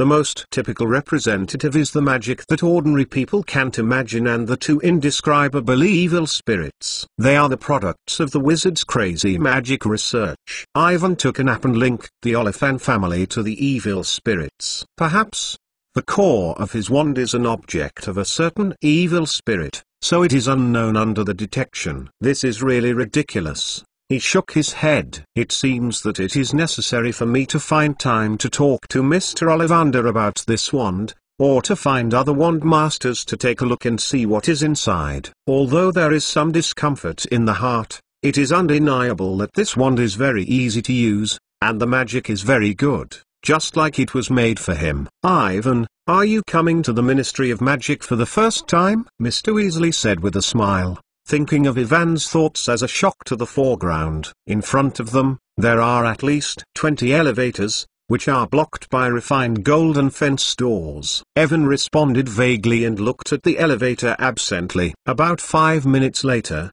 Sirius was only panting. Arthur, thank you for taking care of Avon. Sirius gasped and said, some impatient, the guys are so enthusiastic. They all come up at once. After Dumbledore reconfirmed that Avon was found by Mr. Weasley, he immediately moved to the office of Fudge. Sirius was left alone to face the fanatical crowd, and he spent a lot of effort to squeeze from the crowd. Everyone rarely sees a wizard who is famous like you. If you want to write an autobiography, it must be very popular. Mr. Weasley said with a smile. Don't make fun of me.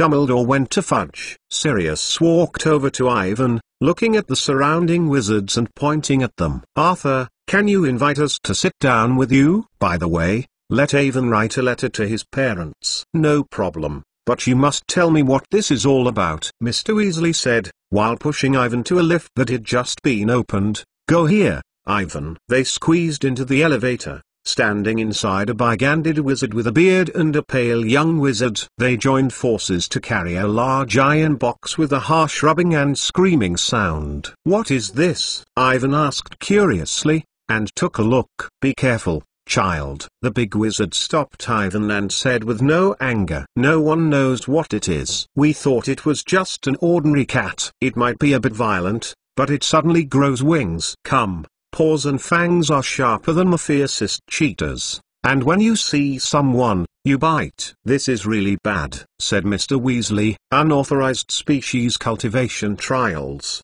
Sirius added, and he glanced inside the gap in the tin box. Look at its tail and fork it at the back. This guy seems to be a normal cat and swallowtail. Mixed breed of dogs to be continued. V2 Chapter 376 Batty Crouch. There are still pairs of wings. A bit like a bird, Ivan said uncertainly. You two have helped me a lot, the big wizard said with gratitude. The guys have brought this trouble over. I am worrying about its specific species. He took a small book from the robe and remembered all the words that Sirius and Avon had just said. Ivan saw that the book was filled with a variety of bizarre animal sketches, with annotations below, like the study notes of the most evil wizards. Above the strange creature of the cat and the swallowtail dog is a pattern that seems to be screaming, but the mouth is spurting out of the blazing flame. What do you do with this animal? Ivan asked curiously. The first is to identify the specific species,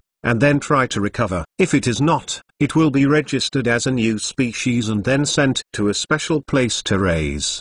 The pale young wizard replied, bending down and looking seriously. Look at Ivan. Listen, little guy, if you graduate in the future, please remember, don't work in the Magic Animal Management Division. It's a nightmare, all day with all kinds of strange, difficult animals. The pests deal with each other. It's like a trash can. All the monsters that can't be dealt with in the department are all thrown in, and the office is full of stench and animal calls. Thank you for reminding me. I will pay attention. Ivan nodded.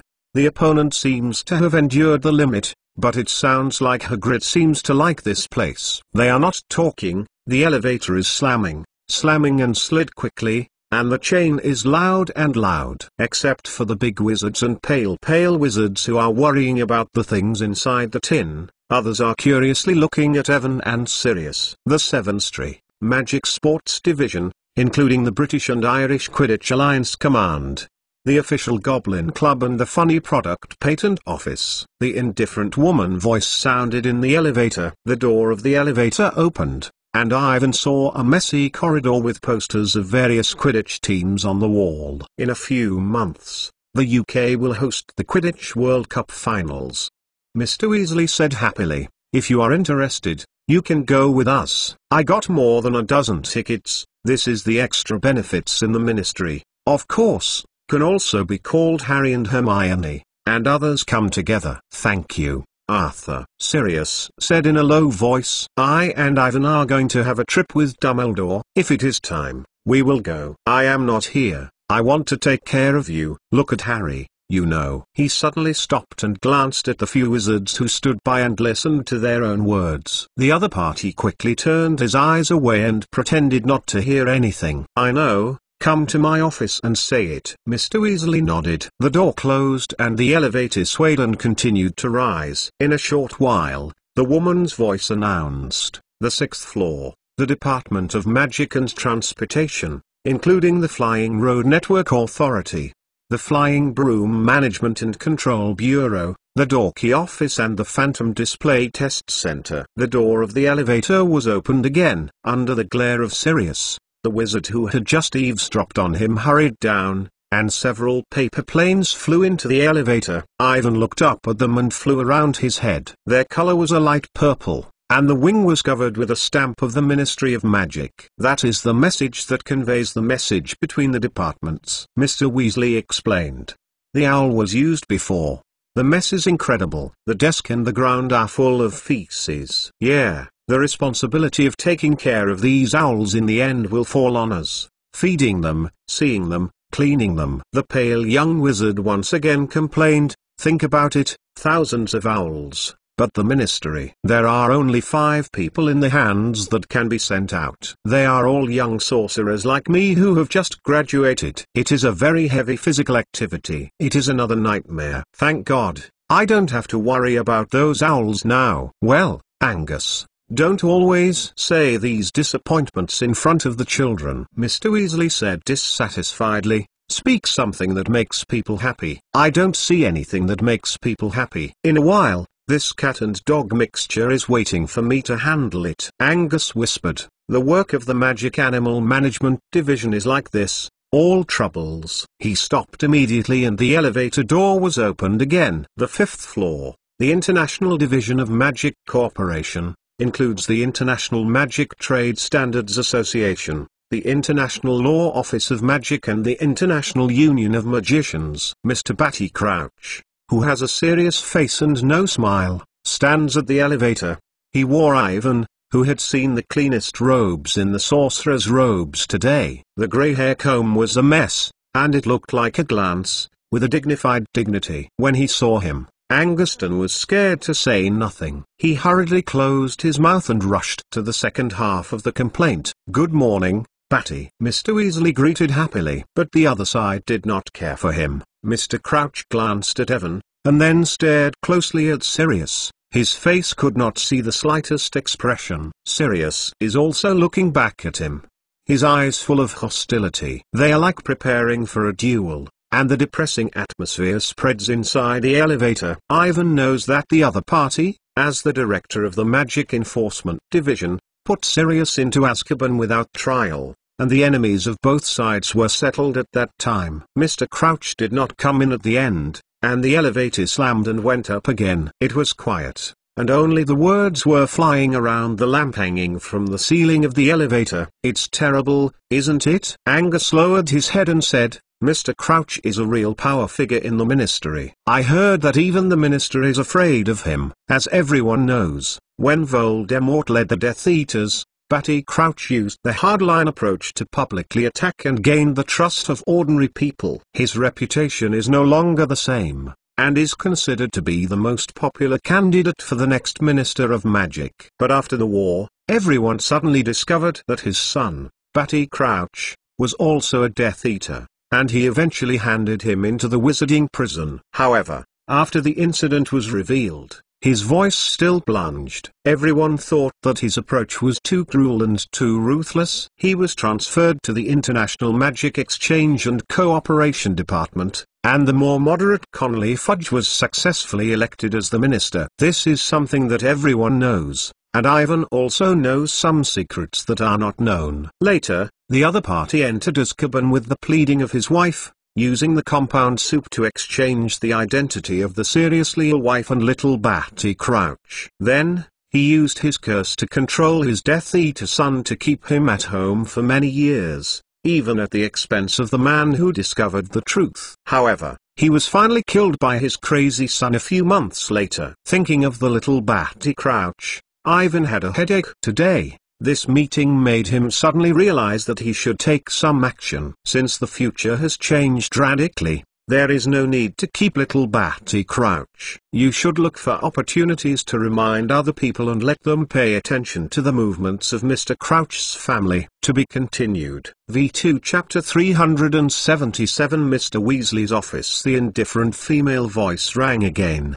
The fourth floor, the Department of Magical Animal Management and Control, contains the Beast, Heterogeneous and Ghost Office, the Leprechaun Liaison Office and the Pest Consultation Office. The elevator was once again opened, and 3 notes flew out. But a few more words flew in and flew around the lights above them, making the lights flicker. "Goodbye, little guy." Angus waved his hand to Ivan and pointed to the big iron box in front of him that kept making louder sounds. "If you are interested, you can come over and see us at this time. We will probably dissect it. Take your wings and tail down, and the process will definitely make you want to eat at noon." They went out and looked at the melancholy look of Sirius. Mr. Weasley seemed to want to comfort him a few words, and Ivan also wanted to talk about Barty Crouch. But there are 4 wizards in the elevator, and everyone can only restrain it. No one spoke, only the sound of the elevator jingle.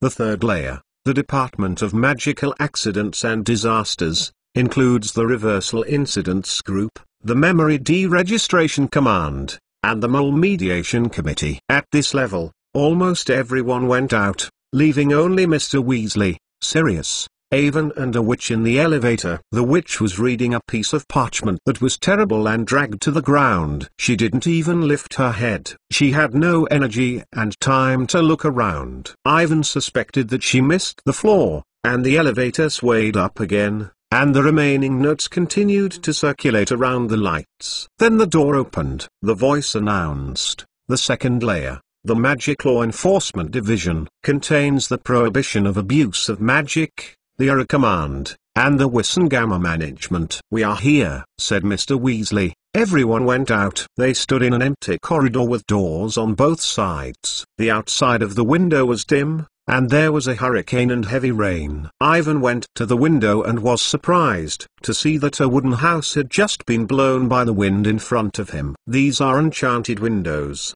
The Magic Maintenance Department decides what the weather is every day.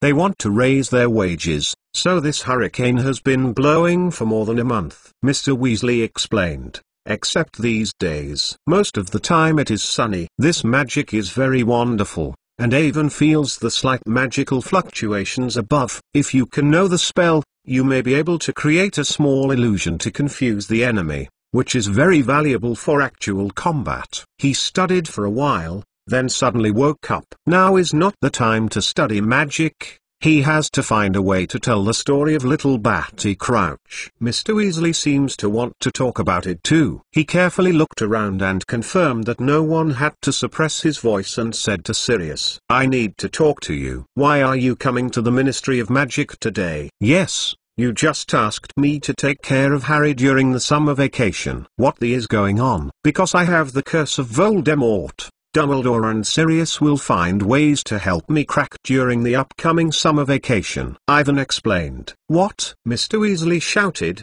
and was really shocked. Then he noticed that his voice was too big, but fortunately no one else was around. This is the Auror office nearby, and the Aurors were all sent out at this time. Evan and Sirius simply said what happened last night, and Mr. Weasley's face showed an inconceivable look, full of worry. "The curse of Voldemort." He looked at the blue-black round snake ring in the hands of Ivan. "With Dumbledore, there should be no problem." There is not much confidence in his voice, and there is not much expectation that Ivan can crack the curse. Dumbledore is powerful, but Voldemort's notorious and powerful power is too deeply rooted in the hearts of the people. "Don't worry, I will take care of Harry," he sighed. "You can safely crack the curse. At the beginning of the World Cup, if you haven't come back, I will go to the Mole family and pick him up." "Come home." Sirius thanked the other person. To be honest, he was most worried about Harry. He had planned to spend more time with Harry during this summer vacation. By the way,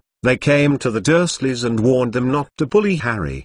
But now they all fell through. But helping Ivan to crack the curse is obviously more urgent and more important. "Let's go in, don't stand here. Ivan will write to his parents." Sirius said, "Dumbledore is likely to come back at any time." "Wait a minute, we have just seen the wizard at the level of the International Magic Cooperation Division." Ivan hurriedly said, "I think you mean Batty Crouch." A small sneer appeared at the corner of Sirius. "Of course he will not go to the elevator. He is disdainful to anyone like me, even if he is alone in a space. I thinking that I was acquitted must have had a great impact on him in public opinion.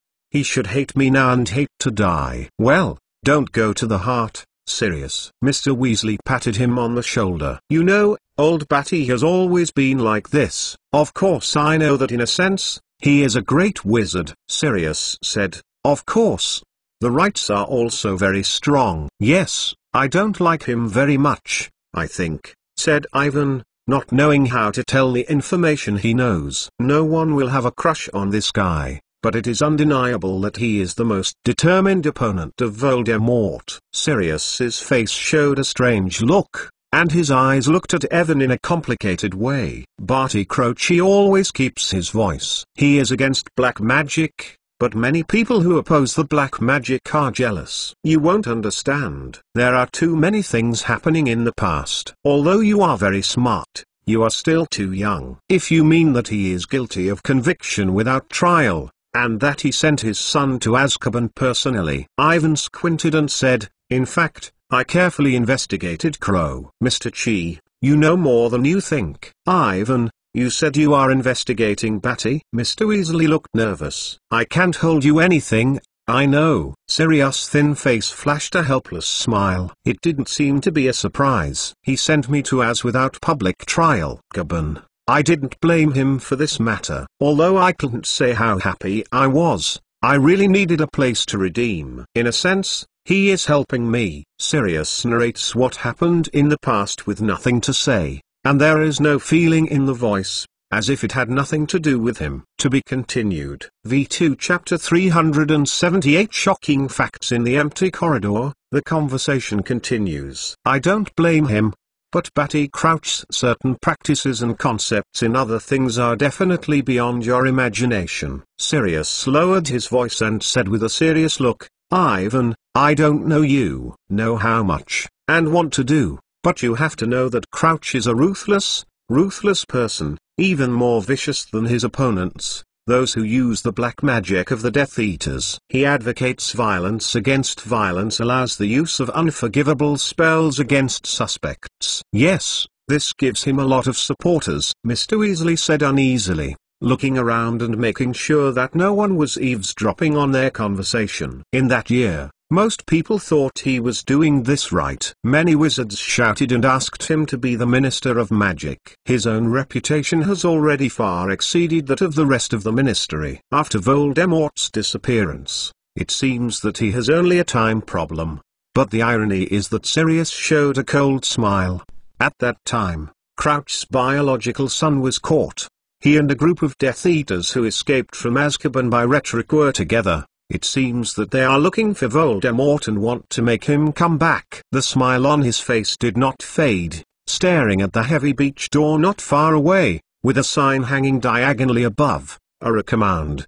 The next thing, you should know it. Sirius continued. Imagine that this is a big blow to the old guy. He should spend more time with his family, isn't it? I should get off work from time to time and learn more about my son. Yes, Ivan nodded. Not only Crouch, everyone should know more about little Barty Crouch. If Mr. Weasley and Sirius know his true face and his position among the Death Eaters, he will be shocked. I have seen the boy. A cowardly guy who only knows how to cry. It looks weak and windy. Sirius recalled, when he was taken into Azkaban, I was there. He was next to my cell. I was impressed that he was crying every day. When the boy was arrested, the people with him were Death Eaters. I can bet that the poor guy might not have been in that place at that time. Maybe he is not as simple as you think, Awen said cautiously. My findings showed some very interesting information. They were locked into Azkaban because they used the heart attack to torture Longbottom. In the class, I asked Professor Lupin to help me contact the witnesses of the incident that year. For Evan to understand so much, Mr. Weasley and Sirius are obviously very surprised. All in all, little Barty Crouch is not simple, Ivan concluded, repeating the information he had received. Maybe, but what does this mean? Sirius said impatiently, I saw the Dementors brought him in. I looked at them through the iron railings of the prison. He was at most 19 years old and they put him next to me, in a cell. In the evening, he screamed at his mother. But after a few days, he was silent, and they were silent all the time. In that ghost place, everyone will become like this, only occasionally screaming in my sleep. Everyone knows that after being locked in that place for a year, he died and paid a price for his crime. Mr. Weasley said quickly. Well, can we stand here and talk about these things? Yes. What you need to do now is to write a letter to your parents. Sirius crossed Avon's shoulder. Maybe, you should write a letter to Remus. Come on, what do you want to drink? I have there. Wait a minute, this is not over yet. Ivan hurriedly raised his voice and said loudly, little Barty Crouch may not die. Both Mr. Weasley and Sirius stopped, and his eyes fixed on the serious expression of Ivan, with a funny expression on his face that he wanted to laugh and forcibly resist. He must have died, just in front of me. I witnessed his death, Sirius said painfully. Since you want to know, then I will tell you. More than one is dead, there, big. Most people are crazy, and many people end up on a hunger strike. Sirius looked at Evan's eyes, and the hoarse voice slowly described the past. They have lost their desire to live. It is understandable when a person dies, because the Dementors can feel that they are excited when they arrive. Sirius said, the boy is sick when he comes. Oh, Crouch is an important official of the Ministry of Magic. He and his wife are allowed to visit the son before the death. He walks halfway through his cell and walks past my cell. It seems that his wife will soon die. Excessive sorrow. Like the boy, he died. Crouch did not come to collect his son's body. The Dementor buried him outside the fortress. I watched them do this. Ivan wanted to talk, but Sirius stopped him. Think carefully. Is it very sad? His face showed a cruel smile. When poor Crouch thought he was done, he lost everything. Just a hero, confidently to become the minister of the Ministry of Magic. His son died. His wife died. The family's reputation was defiled, and the prestige in the public's mind fell sharply. I remember the newspapers at the time, all of which were reports about this matter. Mr. Weasley added, after the boy's death, people began to sympathize with his son more and questioned why one came from a good family. The child will embark on such a path of evil. The conclusion is that his father never cared about him. In this way, Connolly Fudge sat on the first spot, and old Batty was transferred to the Ministry of Magic International Cooperation Secretary. How, after knowing this, what are you still questioning now? Sirius asked Ivan. I don't know how much information you have in the end, but little Batty Crouch will definitely die. No, this is not the whole thing. Batty Crouch may bring his son out of Azkaban. Evan gasped and decided to say it directly. According to Batty Crouch's character and acting style, we can reason out inference. It's ridiculous. When I saw him dead, I died in front of me, but you said what reasoning to me here? Sirius sighed and said in a heavy tone, Ivan, you recently maybe the pressure is too big, I think. It's not him who is dead, it's his mother. Ivan said loudly. But when you saw that visit, Batty Crouch changed his son.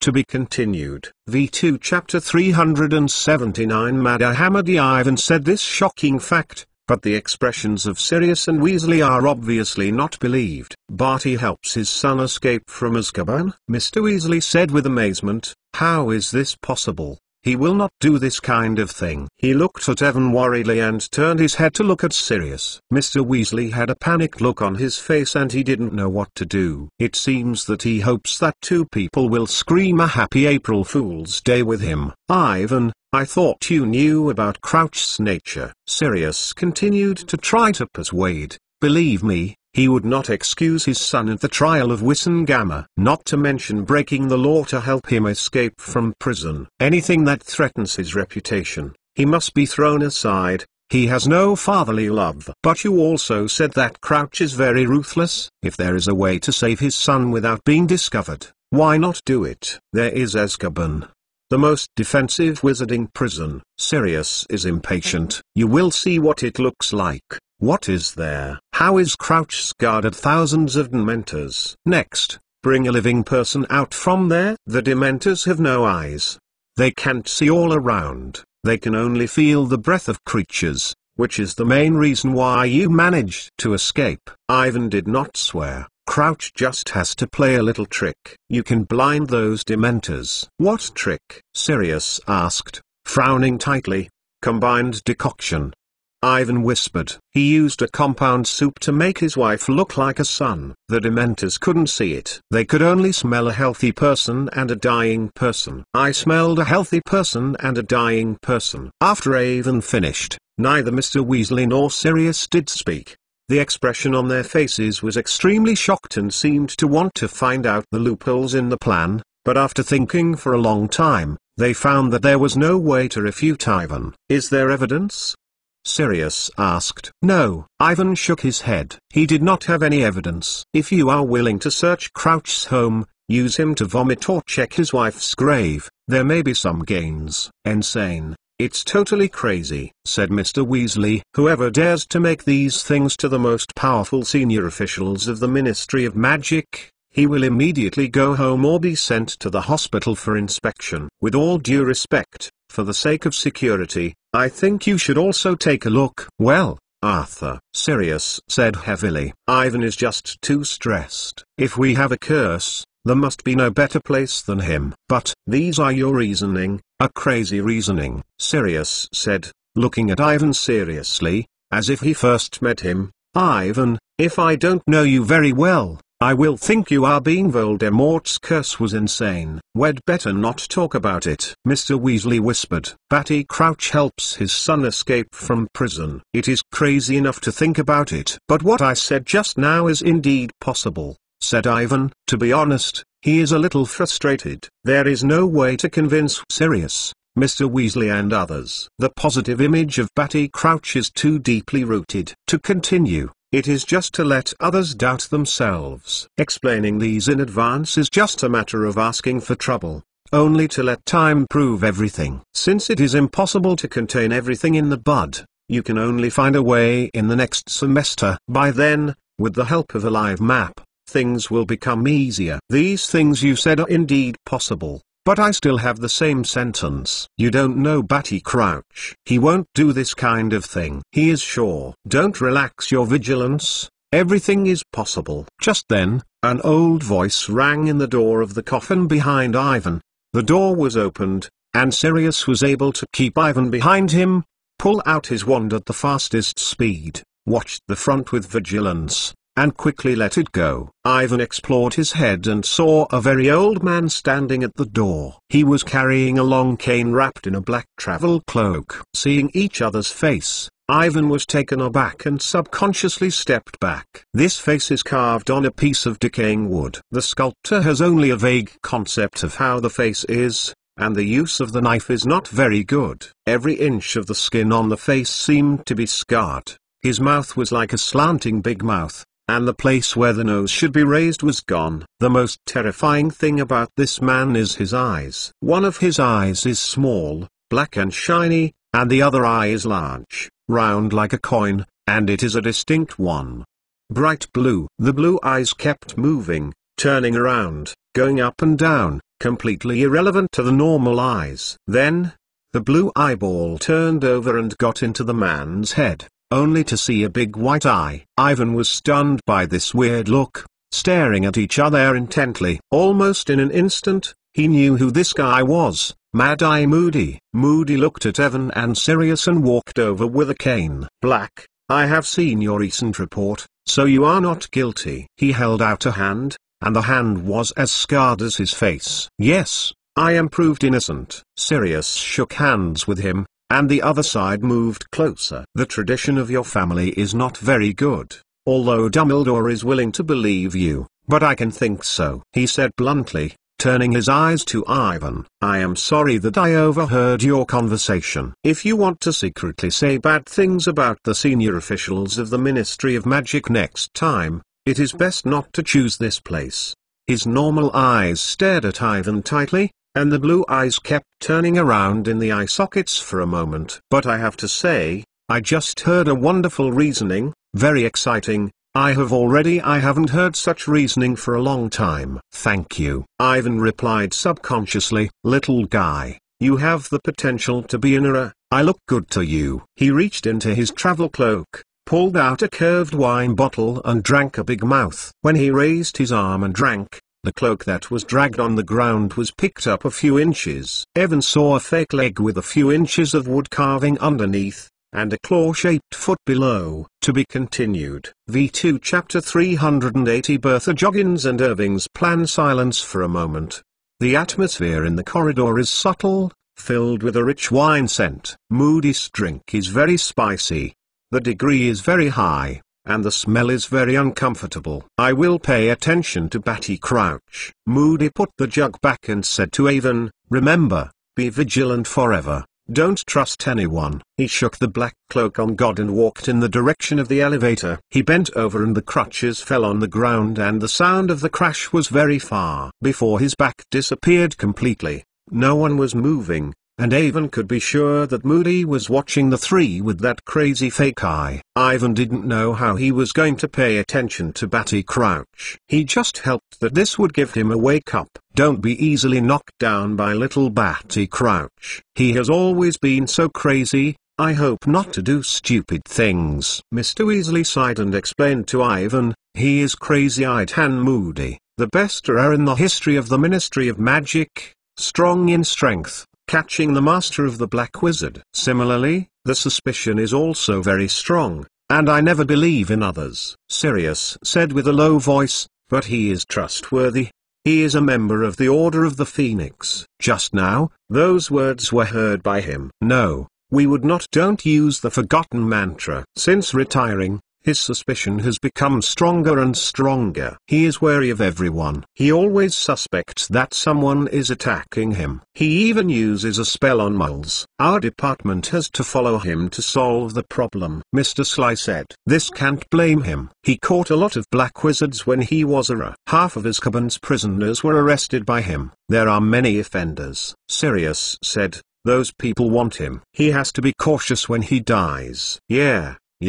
Be careful not to make mistakes, but we really shouldn't have unfounded suspicions. Mr. Weasley looked at Ivan with a sneak peek and said uneasily, okay, we stand. It's been a long time, or go in for a cup of tea. No one has the story of Barty Crouch, as if nothing has happened. They passed through the narrow corridor, turned a corner, and passed through two heavy beech doors. Entered an open area that was messy and noisy and divided into many small compartments. It's funny and lively. The message delivering note flies out of the cubicle, like a miniature rocket. This is the office of the management office of Wisengamo. Mr. Weasley said that he stopped to greet other people from time to time to introduce Sirius and Ivan. In a small compartment, they crossed the second elm door. 3 people walked into the other aisle, then turned left and went to another corridor, then turned to the right and walked into a dimly lit, dilapidated corridor. Finally, at the end of the corridor, I can no longer go forward. There is a door on the left that has a slight slit. It can be seen that there is a broom inside. There is a faded brass sign on the right door. The abuse of the Mole Division is prohibited. Mr. Weasley's office was dark and shabby and seemed to be slightly smaller than the broom. 2 tables were squashed inside, and there was a file cabinet that was spilling over the wall. There was a bag of crumbling documents on the top of the cabinet, and there was no place for people to let go of their hands and feet. From the point where there is only a little space available on the wall, one can see that Mr. Weasley has a special liking. A few car advertisements, one of which shows the engine that was disassembled. The illustrations of the 2 mailboxes, it seems that he cut it from the Mole Children's book. There is also a schematic diagram of how to install the socket. Mr. Weasley's collection basket is full of enthusiasm. At the top is an elderly toast who is sulking. There are also 2 empty leather gloves that are playing with 2 thumbs. Next to the collection basket are a few photos of the family of the Weasley family, one of which was taken in Egypt last year. Ron once showed it to everyone. However, the mouse that the little dwarf Peter became has disappeared from above and should have been erased with magic. There is no window here. Mr. Weasley said apologetically. We made a request, but they seem to think that we don't need it. Sit down. I will give you some water. Evan and Sirius barely squeezed into the 2 chairs next to the desk, and they could see it from the office environment. Mr. Weasley's department was not taken seriously. You can write a letter to your parents here. I will find an owl to help you mail it. Mr. Weasley took 2 cups of tea and came over. He handed out a few blank parchments from the blue of the text and handed it to Ivan. Several newspapers of report style fell down. Ivan read, "It is reported that the incident of toilet sewage backflow in Wimbledon, after investigation, is. The toilet sewage is back?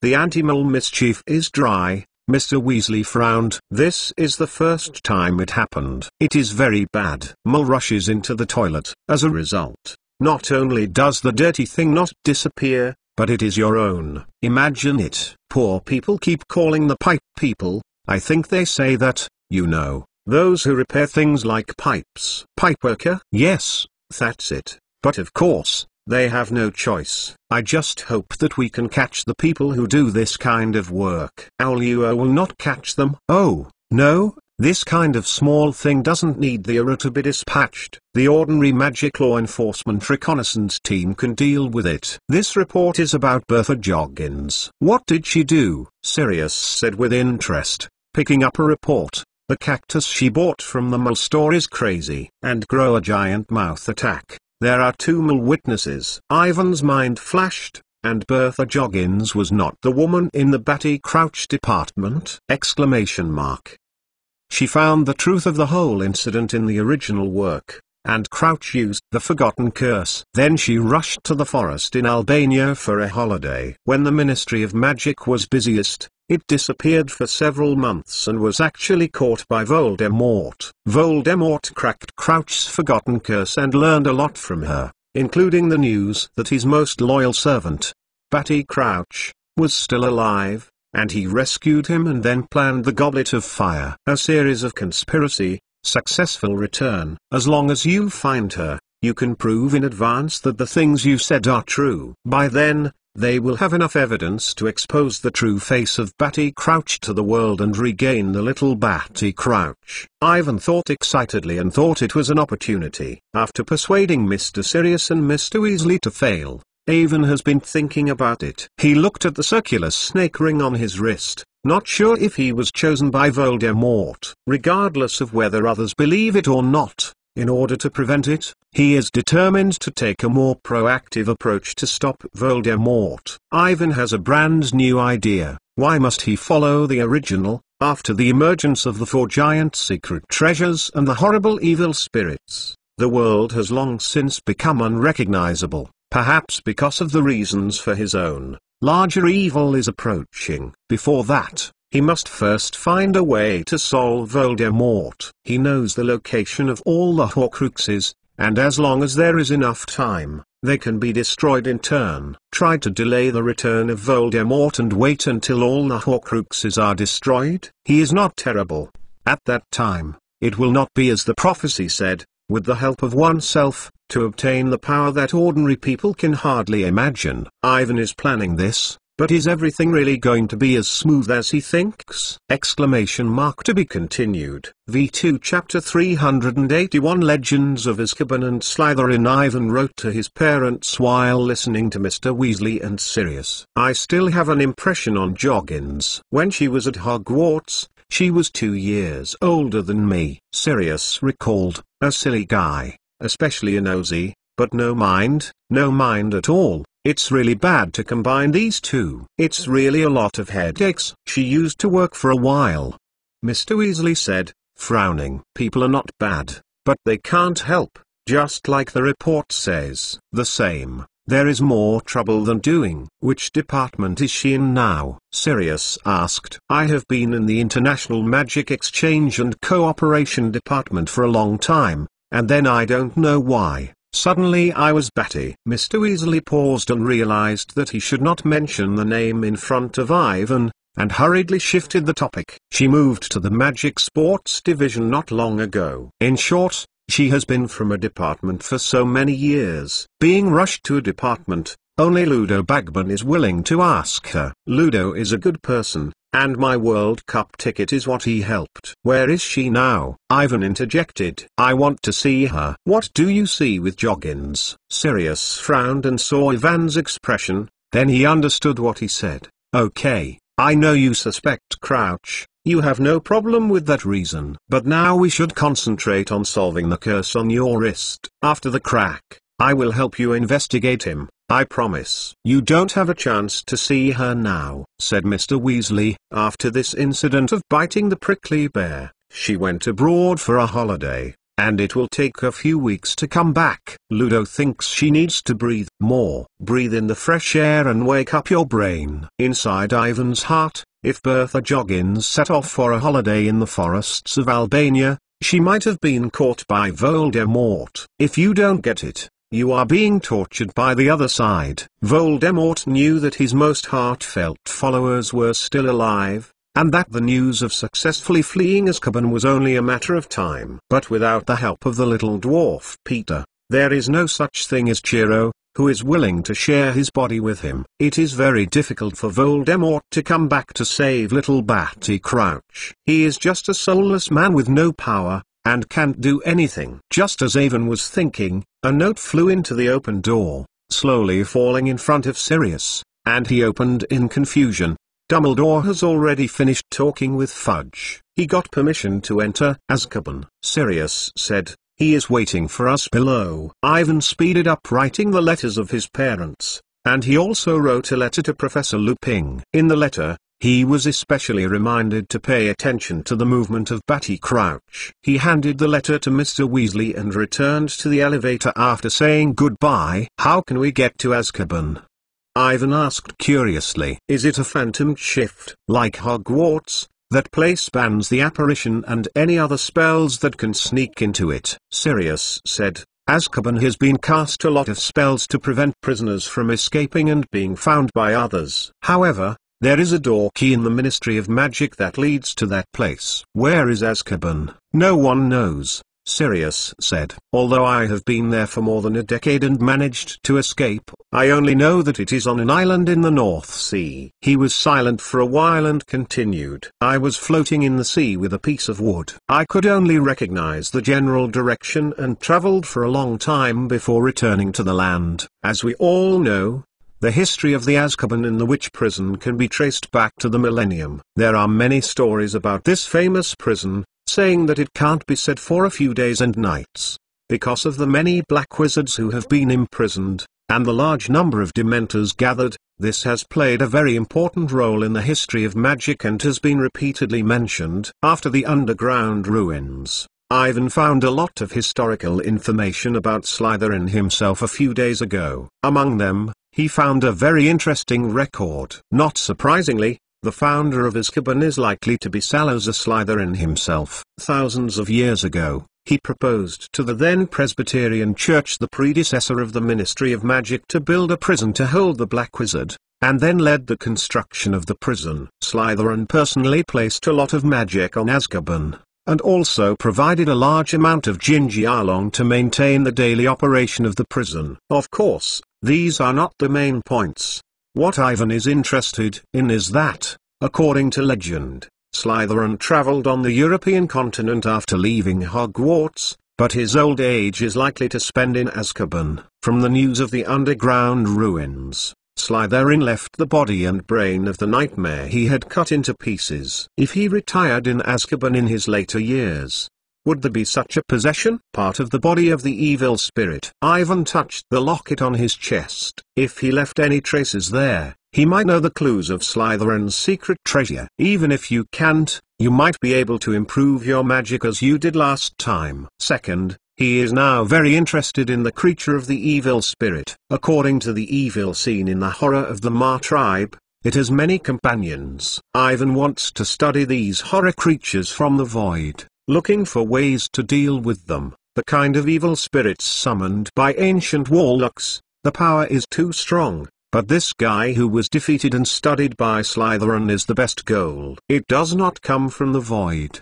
It is likely that the despicable Hyber himself created. The power is not so strong, will not let Ivan produce a sense of powerlessness. Evan and Sirius took the elevator down and quickly returned to the main hall. Now, because there has been rush hour, there are not many people here. The golden fence door slipped open, and Ivan saw the golden statues in the fountain far away. No one came in and they continued to go down. Mystery Affairs Division. The indifferent woman voice said that she immediately felt silent. Go here, Ivan. Sirius pushed him out of the elevator. This is the most mysterious department of the Ministry of Magic. We have to continue down. I only came here once, just 13 years ago. Trial, then sent me to Azkaban once. To be continued. V2 Chapter 382 Mystery Division and Departure. In front of them, it is a simple, deep corridor. This corridor is completely different from the corridors above. The walls are empty, there are no doors and no windows, but there is a simple black door at the end of the corridor. Ivan knows that this is the Department of Mystery Affairs. To be honest, he would like to go in and visit. He has heard too many rumors related to this, but in reality it is very rare. In the market, there is hardly any reliable record of this mysterious department. Luna's singing and reversing that she had seen before said that Fudge was using the Mysterious Affairs Department to develop terrible poisons and secretly smuggling people who had disagreements with him. But this is obviously absurd. Ivan knows that there is actually a collection of all the prophetic balls, handed down magic items, and all kinds of unknown magic items that need to be researched and preserved, such as magic related to time, soul, and death.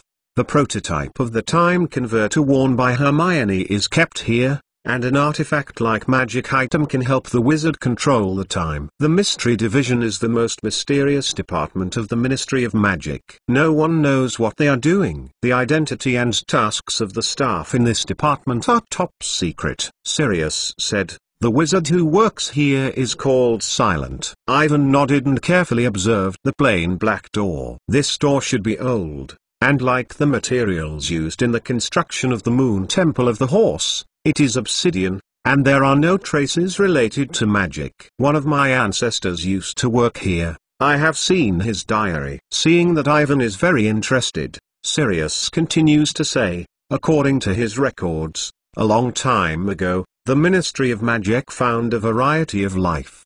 The magic of the present is different from the current magic. The form of their existence is difficult to explain, even more difficult, and it can be said that it is impossible to control. Not surprisingly, These magics should be inherited from the study of ancient warlocks. They are farther on the path of magic than the current wizards, and they know more. However, as time passed, the once brilliant magical civilization finally vanished. There are many sayings about the extinction of ancient warlocks, and they have been arguing for thousands of years.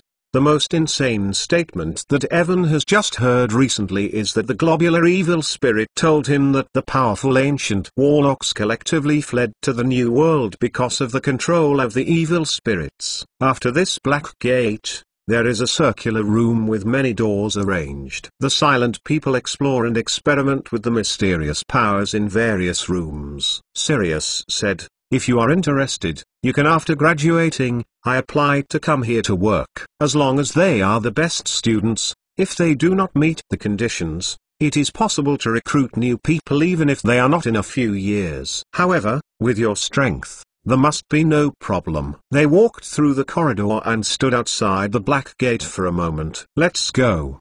Don't let Dumbledore wait too long." Sirius pulled Avon's arm and pulled him to the left, where there was a gap leading to a ladder. "The following is the special courtroom of Wissengamble. The door key to Azkaban is reserved there," Sirius said as he walked. "If you are convicted, you will be sent directly to Azkaban. Don't have to spend a few days at sea." They walked for a long time, went down to the bottom of the ladder, and followed a corridor. To be honest, the corridors to Hogwarts that lead to Snape's underground classrooms are exactly the same. Rough stone walls with a torch on the brackets. The passing doors are heavy wooden doors with iron latches and keyholes. "The 10th courtroom, we are here." Sirius took Ivan and stopped in front of a sinister black door with a big iron lock. He sneered, "I originally planned to be tried here, but after waiting for a long time, they told me that my crimes did not require a trial and they immediately plugged me into Azkaban." They opened the door and walked in. The walls around them were made of black stones, and the light of the torch was dark and gloomy. On both sides are rows of empty benches that are gradually rising. In front, Dumbledore is sitting on the bench with his eyes closed and wondering what he is thinking. They just entered, and Dumbledore sensed and opened his eyes. "You are here," said Dumbledore calmly. "I am sorry, we have to start from this place, but please believe me, the place we will arrive in a while will be more horrible than this, and it will be countless times." He waved his hand and signaled Sirius and Ivan to follow his footsteps. They walked to the top of the room, bypassing the huge round stone pillar. Behind the black credit, a hidden gate.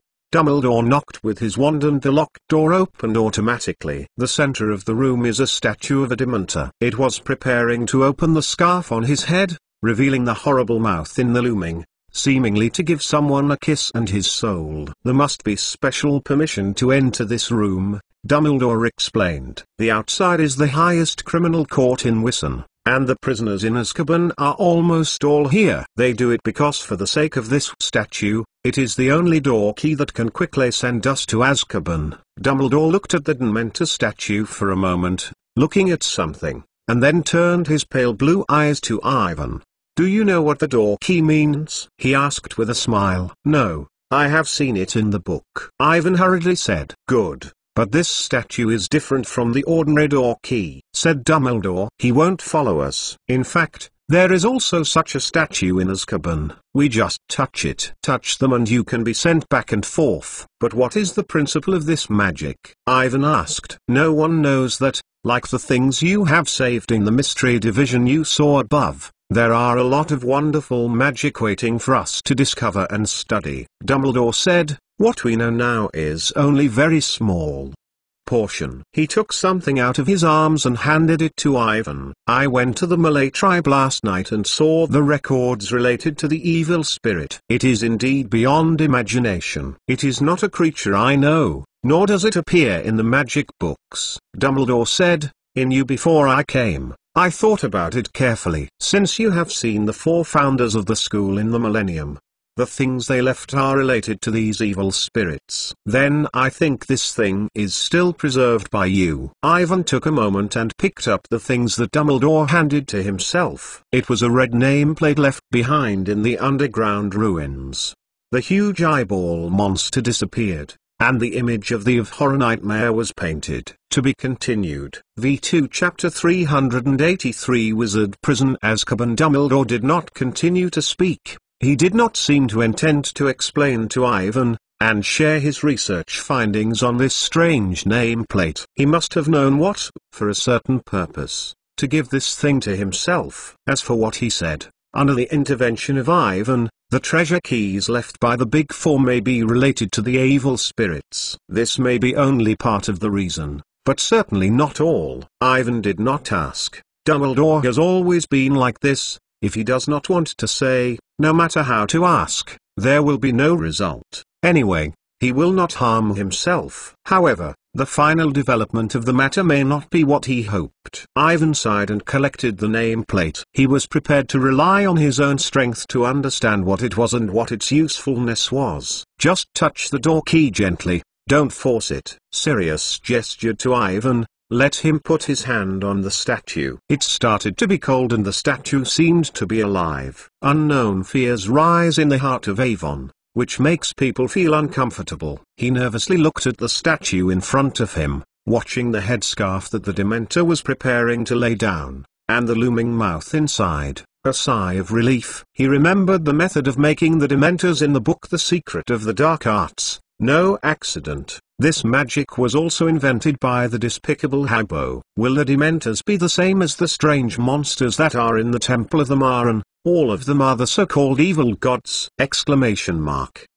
Their ability to imagine is directly acting on one's soul. And the patron scent will cause damage to them, which is too coincidental. Thinking of this, Ivan had a chill in his name. Be prepared, I count 3 times, and set off. Dumbledore said, also put his hand on the robe of the Dementor statue. 3, 2, 1.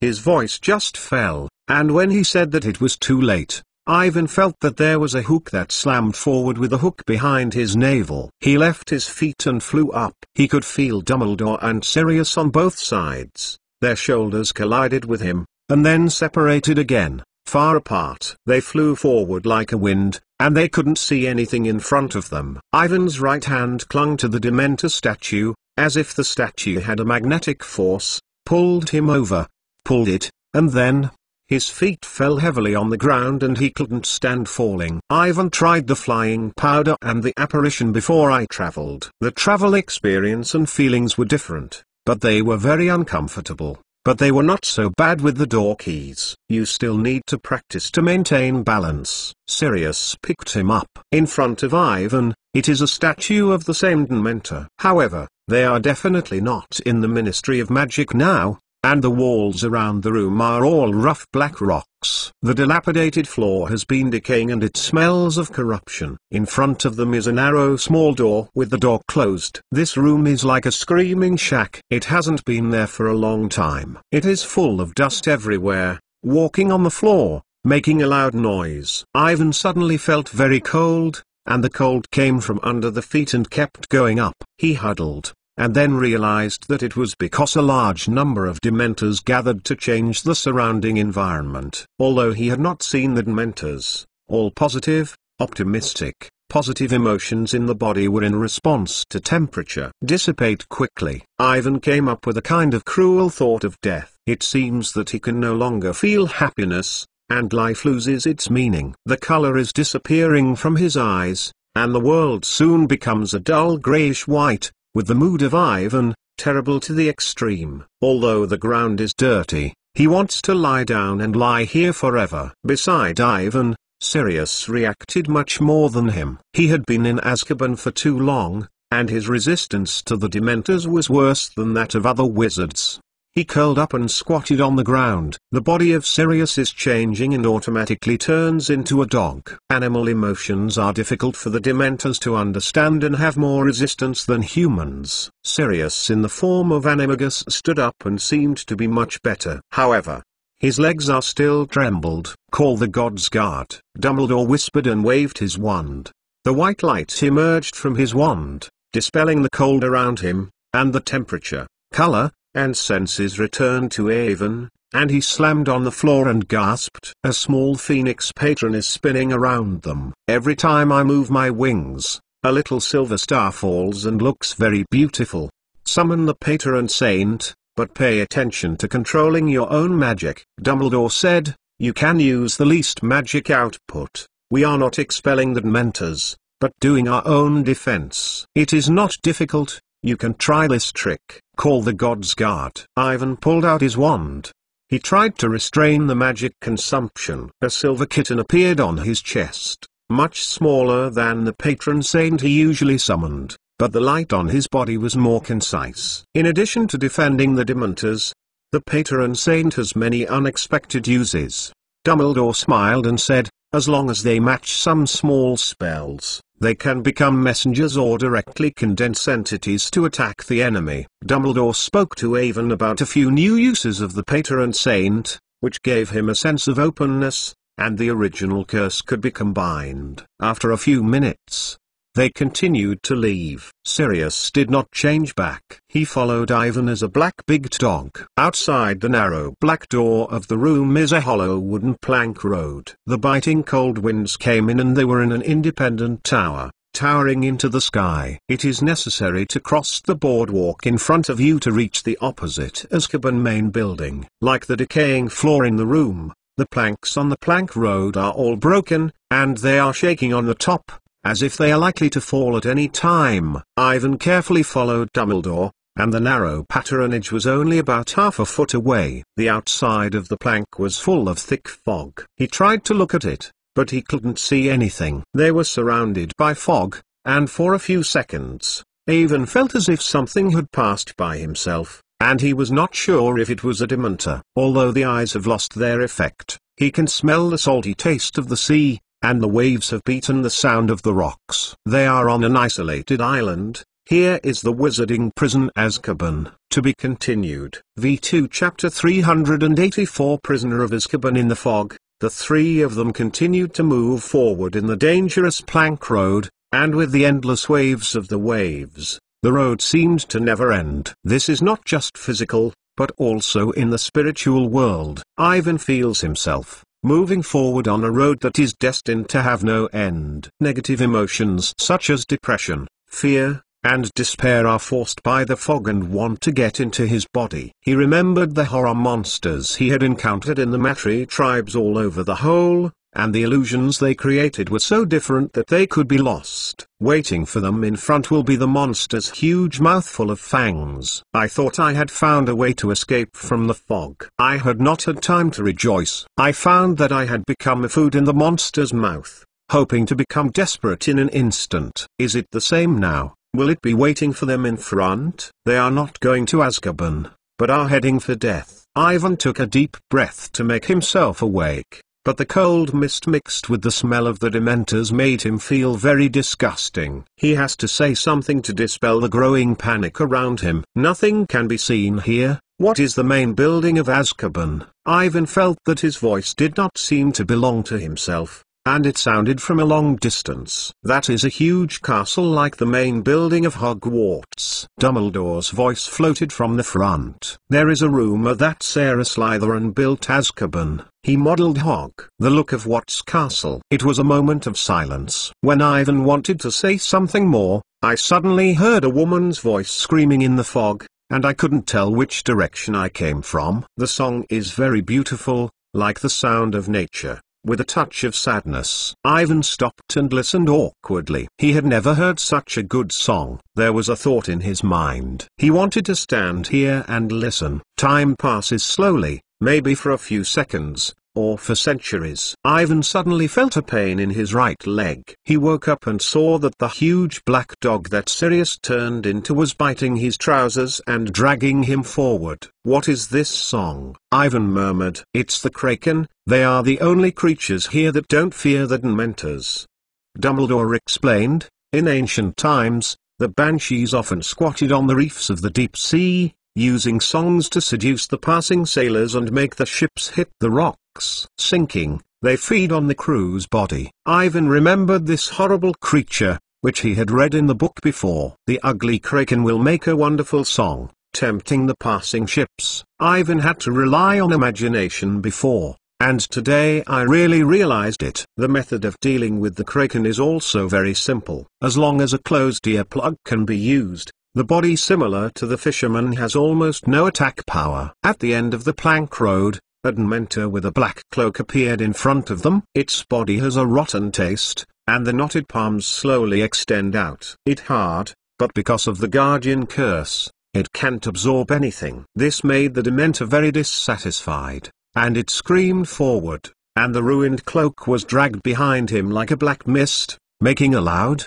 shaking sound. Almost at the same time, Dumbledore's patron Saint Phoenix ushered in front. The Dementor went back and it seemed to recognize Dumbledore. Under the gaze of the old wizard's cold blue eyes, Ivan obviously felt that this Dementor was afraid. We got permission from the Ministry of Magic to come here to visit the little dwarf Peter, Dumbledore said quietly, without any feelings in his voice. The Dementors slowly receded and eventually disappeared into the endless fog. Let's go. They allow us to go in, said Dumbledore. They walked into the building in front and it was dark. Obviously, the Dementors don't need lighting such things as torches, nor do they have plans to prepare the people for this. The surrounding temperature has dropped a bit. Even with the help of the patron saint, Ivan couldn't help but feel the cold, and the dark building seemed to be an ice store. They are like giant mouths that go into the monsters to choose people, and go deep into hell.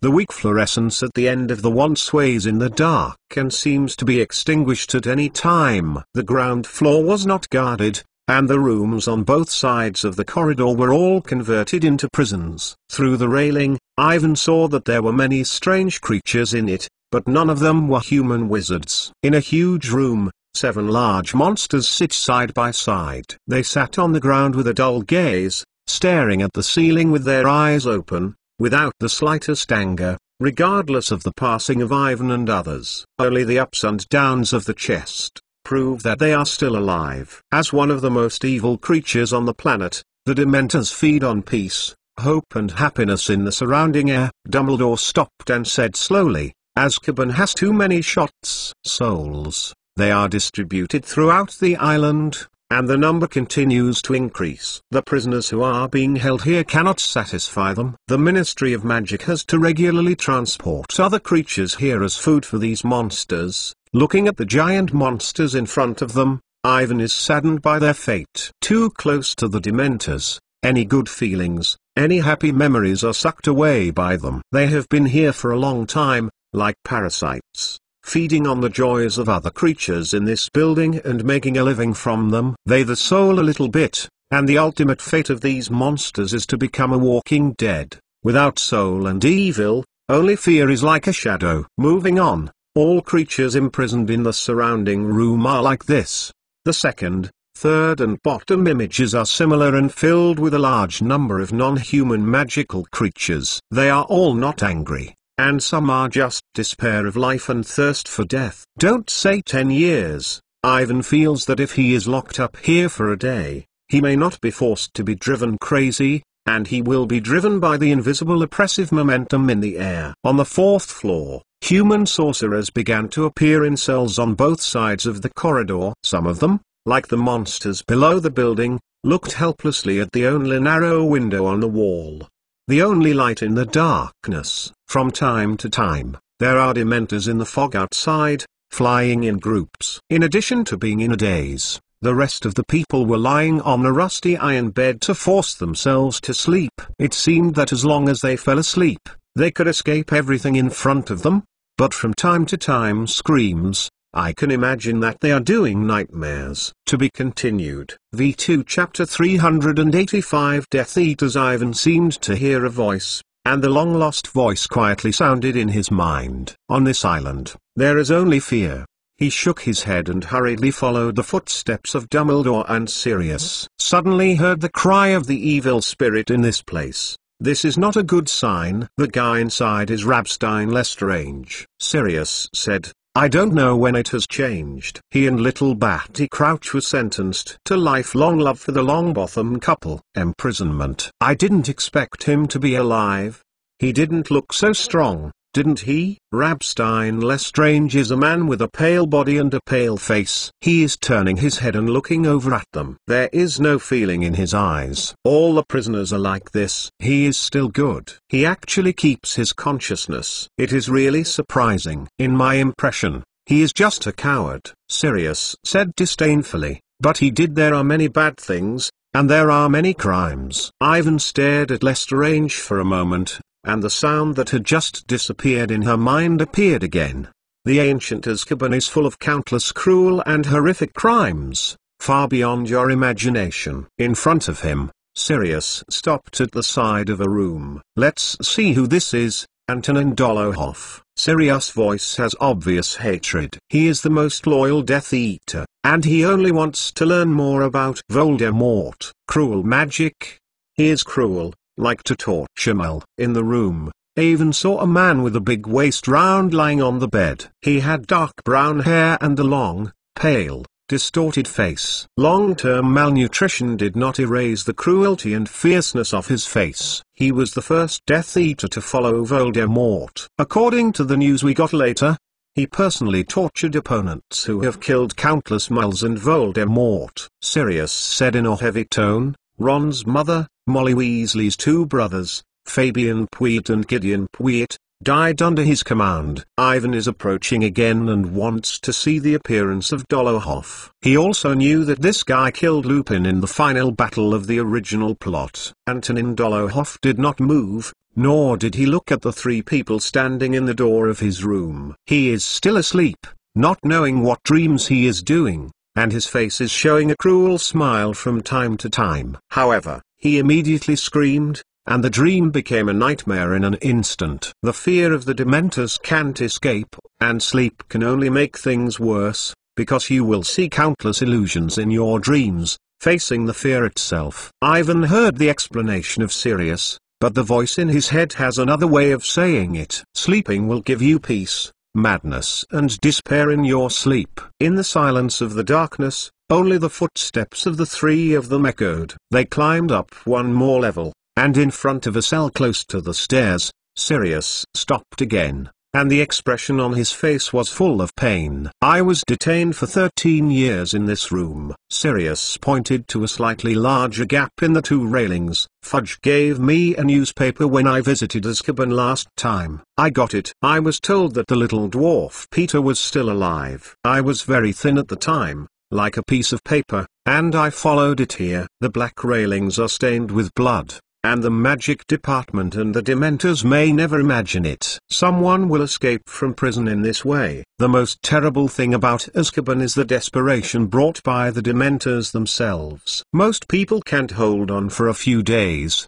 and the spirit is broken. The only thought is death, Sirius said. I thought of it at the time. Dead, if not because I firmly believe that I am innocent, the horror has already collapsed like everyone else. Ivan nodded, and the low voice once again quietly sounded in his mind. Crime and disaster will not end with death, and the deceased will not rest forever. He looked around and surrounded Dumbledore and Sirius around him. No one else. He didn't know who was talking, maybe the darkness itself. In a cell not far ahead, there is a female prisoner. She is my dear cousin, Bellatrix Lestrange. Sirius simply commented, a madman who bites people. Bellatrix seemed to hear the words of Sirius. She suddenly squatted next to the iron railing and made a burst of laughter, which sounded chilling. I have seen her photos in the old house of the Black family. Bellatrix has black and smooth hair and godlike eyes, but for more than 10 years, Azkaban's imprisonment career, stay to her is a sly face and crazy eyes. She and my dear mother, like the rest of the Black family, are the most loyal supporters of pure blood. Sirius looked at Bellatrix and said, I have always been prejudiced against Muggle and mixed-race wizards. This is the case when I go to school. Sirius. Bellatrix did not completely lose her senses like everyone else. At the very least, she could still speak. She screamed, the renegade of the Black family, you tarnished the glory. Her voice was hoarse and harsh, which sounded uncomfortable. Shut up, don't you have to teach me what to do? Sirius shouted. I'm outside, and inside, it's all about it. I will go out, I will kill you personally, I swear.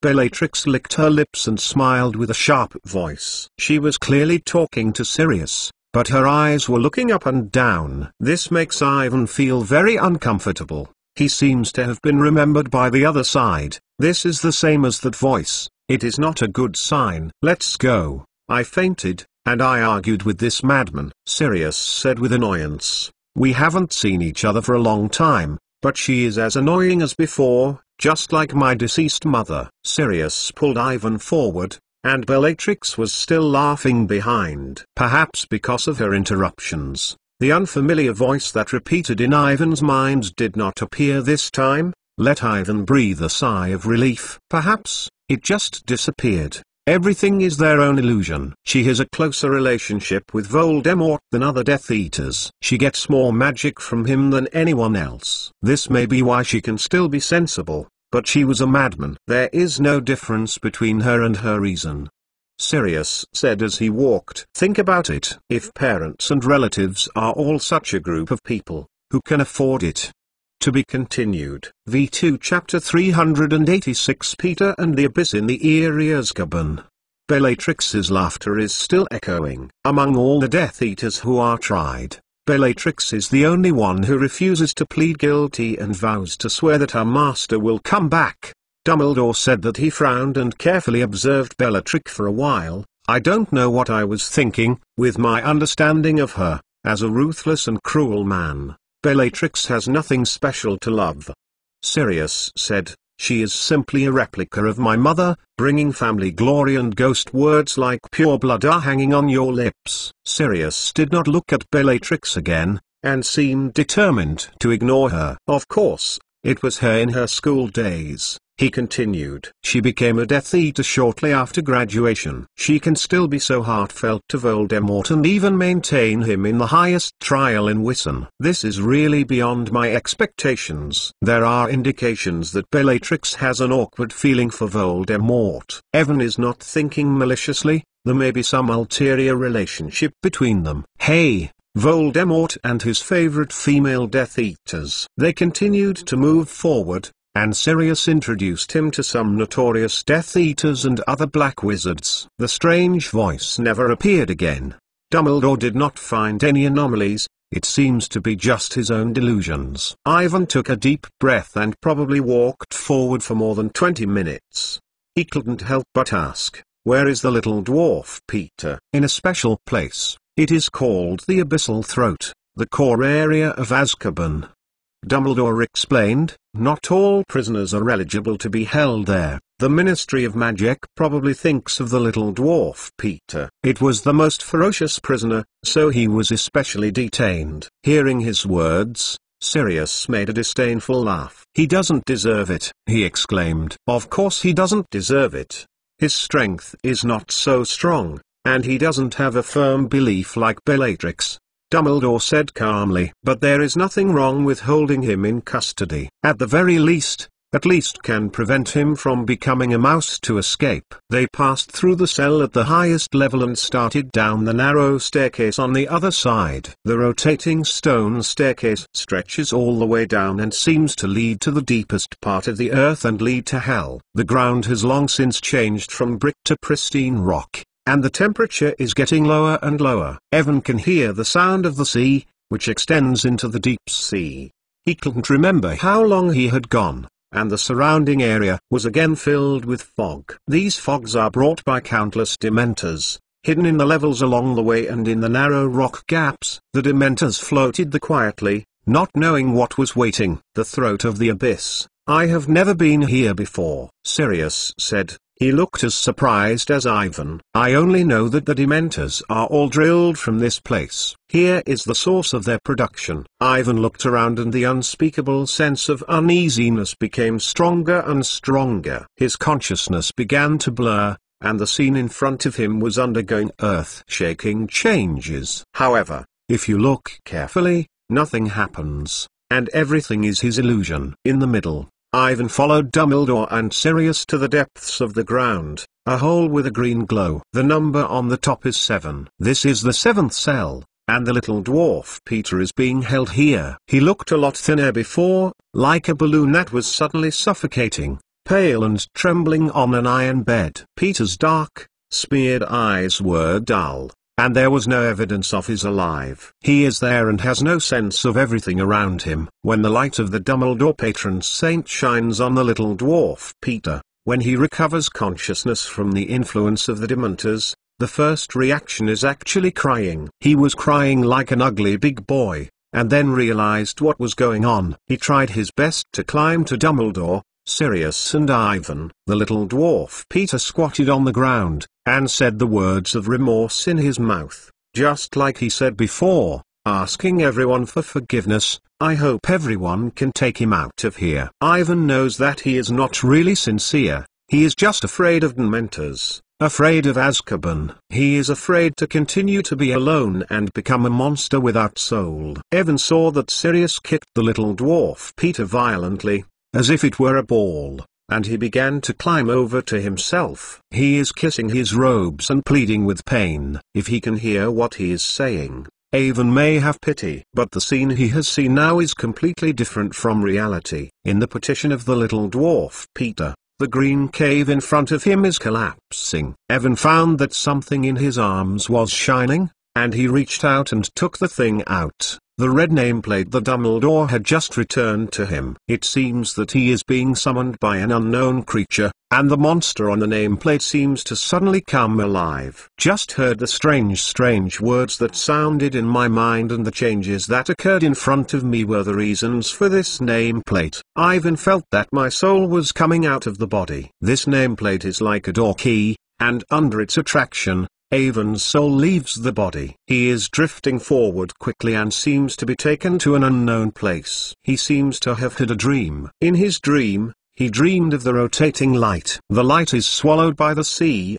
and the front is an endless abyss, a rotating universe. He followed the nameplate from the abyss to the moon and returned to the abyss from the moon. Many Dementors and other ugly devils have emerged from the depths of the deep underground. They all look at Ivan. The distorted, noisy old devil is laughing. The green devil with the bat wing I am also laughing. Even the Dementors have all become excited. The Dementors are particularly sensitive to changes in the soul, and whenever someone dies, they become extremely excited. Ivan remembered what Sirius had told him before. They were so excited. Would they die? Exclamation mark. He pulled out his wand and wanted to use the patron saint, but before he could read the spell, he found that everything around him had disappeared all the time. The scene was calm, and he stood in the same place and gasped. His soul has reached his destination under the traction of the nameplate. It is still the cell where the little dwarf Peter is, but there is no one other than Ivan. Dumbledore, Sirius, dwarf Peter and those Dementors, they seem to have never existed before. At the location where the original iron bed was located, a deep pit appeared in the abrupt. This is a channel that continues down. Although no one told Daywin where it is, he suddenly realized that it is the true abyss throat from now on. To be continued. V2 Chapter 387 Dead God. Ivan looked around and he felt that his body didn't seem to have weight. Gravity seems to have lost its effect, and he can touch the top of the rock wall with a single jerk. Then, Ivan realized that he is now in soul state. His soul has left the realm, separated from the real world, and came alone here under the influence of the strange nameplate from the evil spirit. He doesn't know what the world is in the real world, and he doesn't know where it is. Maybe it's the same as what he experienced last night. It's another illusion. The illusion magic left by Slytherin. Is this another test? Exclamation mark. After all, in the legend, Azkaban was built by Sarah Slytherin personally, and it was also the place where he lived in his later years. There must be something unusual here. Will he hide a certain part of the body of the evil spirit, so the nameplate will react? If this is the case, will it be the brain or the body? Exclamation mark. Ivan thought about this idea for a while, and it didn't feel right. If the evil spirit created by the despicable Hybo is really here, then it can't be as quiet as it is now, and the whisper that I just heard is completely different from the last time. Even if it is an evil spirit, It will certainly not be the same guy. Ivan looked at the darkness in front of him, and there was a huge hole in his bottom. There was a sudden thought in his mind. There is the throat of the abyss that Dumbledore said, the real underground abyss. There is a voice calling Evan in it. He hesitated whether he should go in. Time has passed for a long time, and Dumbledore has not yet arrived. This shows that his current situation is extremely bad, and he may not even have a way. There are no other exits in this room except for the deep pits in front of them. It is not the way to continue to wait. If this is really the illusion left by Slytherin, then nothing can be trapped here forever. Ivan was not thinking about it and decided to listen to his instinct. He walked over to the dark pit and stretched in with a fluorescent wand. The following is black. Everything is seen. It seems very deep. In the next second, Ivan jumped in directly. Anyway, he is now in a state of soul. Except for the evil black magic, nothing left will hurt him. He went straight down and fell down in the endless dark abyss. Despite the best efforts, the light on his wand did not play any role. The darkness came from all directions, and Ivan could not see anything. Despair and fear go hand in hand, and the sense of oppression is getting stronger. Ivan seems to be so falling and will never reach the end, but very quickly, he found out that he was not surrounded by air, but a strange cold material appeared, wrapped him completely. Ivan took a moment to realize that these things are water. He is now in the icy waters of the North Sea. After jumping from the deep pit, he has come to the bottom of the island where Azkaban is located and has come to the bottom of the sea. Because it is the state of the soul, Ivan does not need to worry about oxygen and breathing problems. He completely relaxed and looked around with the light of his wand. Unknown fish swam by him, turned around Ivan for a while, and disappeared into the cold water. I don't know how long it took, and Ivan suddenly found himself free to move. He is not going down, and the strange nameplate that is shining in his arms is gradually calming down, which means he has reached his destination. Although what happened in front of you has completely exceeded the scope of Ivan's understanding, but there seems to be something around him that attracts him. He can feel it. He tries not to think about it. He doesn't use magic or science to explain these unreasonable things. He only knows that if he finds something that the nameplate needs to let him see, he can leave here and return to the real world. Ivan swims in the dark water, and the next second, he seems to have encountered something. He raised his wand, and in front of him was a grey creature's body, round and long. No matter which direction he looked, he could not see the end. This creature seems to have died for a long time. Its body is motionless, and its surface is not shiny, showing a dark grey that is about to decay and deteriorate. What is this? Ivan said strangely. Looks like a huge rubber tube.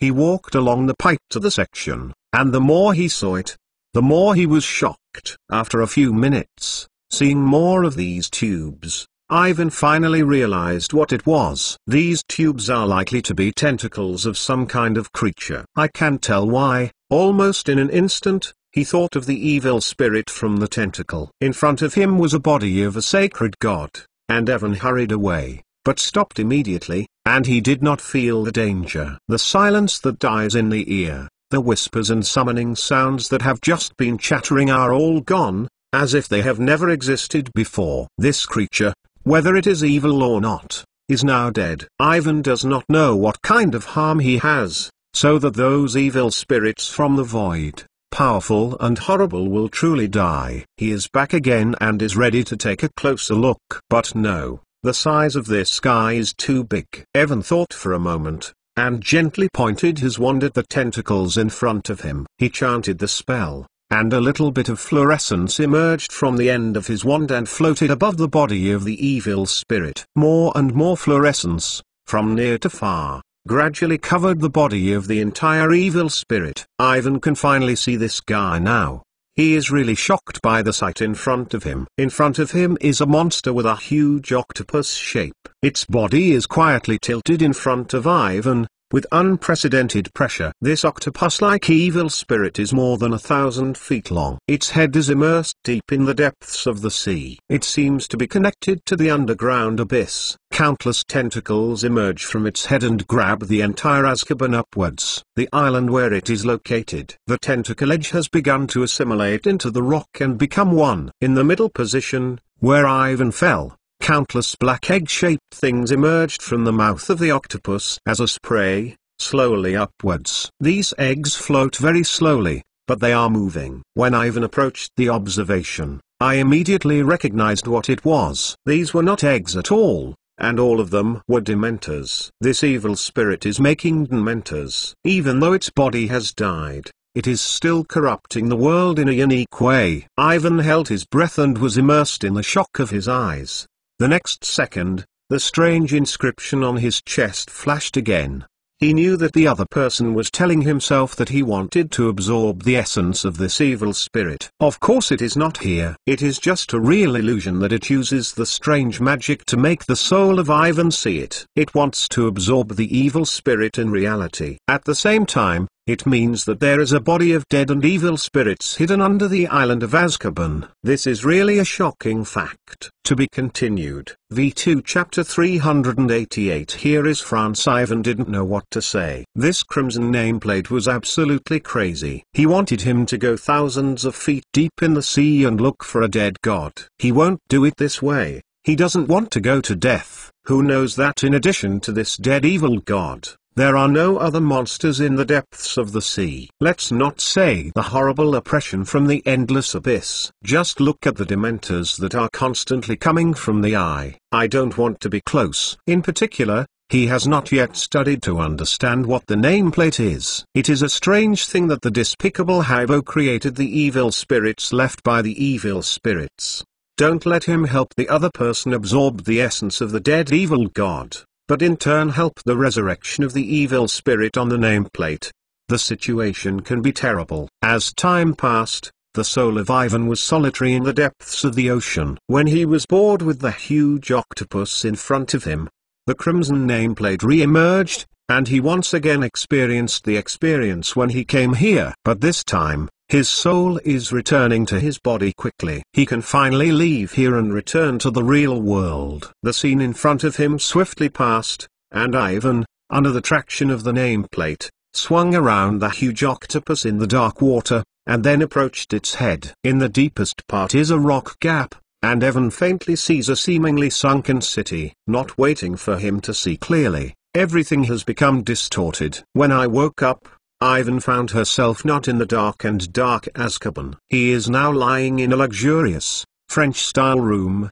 The mattress underneath is soft and comfortable, and the room is decorated with noble and elegant aristocratic style. There is a faint scent in the air that smells like a strawberry. A string of Myanmar-shaped wind chimes hangs by the window, and the breeze sounds like a breeze. In the afternoon, the golden sunlight shines through the beautifully carved windows, and the outside temperature is radiated. The colored magic hanging lights are constantly rotating, and everything is full of warmth and dreams. Where am I? Where is this place? Ivan sat up and couldn't believe it. Is it a dream? Everything in front of you and Azkaban's dark style are too much difference, so that Ivan has an unreal feeling into the dream. This is France. The voice of Sirius came over. He walked in from the outside living room and said with delight, "Thank God, you finally woke up." "How long have I been in a coma?" asked Ivan. "It's almost 3 days. Dumbledore said that you have strange magical traces on your body, but there is no problem. He doesn't think there is no need to forcibly wake up." Sirius explained, "When the magical powers in your body dissipate, it will naturally wake up." Sirius pulled a chair and sat next to Ivan. "What happened in the end? What did you see?" he hurriedly asked. "A horrible monster corpses in the sea beneath Azkaban." Ivan sighed and said, "No accident. The evil spirit I told you before." "Is that guy again?" Sirius frowned. "How could they appear in Azkaban? It is hidden deep in the sea." "Not the two that I saw before. This guy is a new evil spirit," Ivan said weakly. "But this is no longer important. It is dead now, only one body remains there. Produce Dementors outwards. It was born that the Dementors were born, and Sirius was shocked by accident. Ivan did not care to wave his hand, no matter who it was, watching the guy and the Dementor that had just been born, day and night, would feel numb like him. Well, you should tell me now, why are we coming to France? Ivan asked. And, where did Dumbledore go? 3 days ago, after you fainted, we talked to the little dwarf Peter and asked him all about the curse left by Voldemort. Sirius sighed and continued, what is he? They all told us, but Dumbledore thought that the information he had no meaning. Voldemort did not seem to trust him, but he was deceiving and did not tell him the real way to crack the curse. He looked extremely dissatisfied and forced his fist in the air. Peter's idiot used to be like this. He worships powerful power, but even the simplest true and false can't recognize it. He is easily fooled by Voldemort in the palm of his hand, and nothing is obtained. Sirius said with resentment, James actually died because of his whistle. It's really not worth it. I never thought it would be such a stupid thing. Since I can't know exactly what the curse is. Ivan looked at the circular snake ring on his right wrist. There is only one way to restore the magic stone. We should investigate this. Yes, Dumbledore has a clue. He is going to confirm. Sirius looked at Ivan. Before that, he thought it was necessary for his friends to take a look at this magic stone. So we will first came to France and look for Alchemy. Nicolim said here, Ivan has all known, he is the last master of alchemy.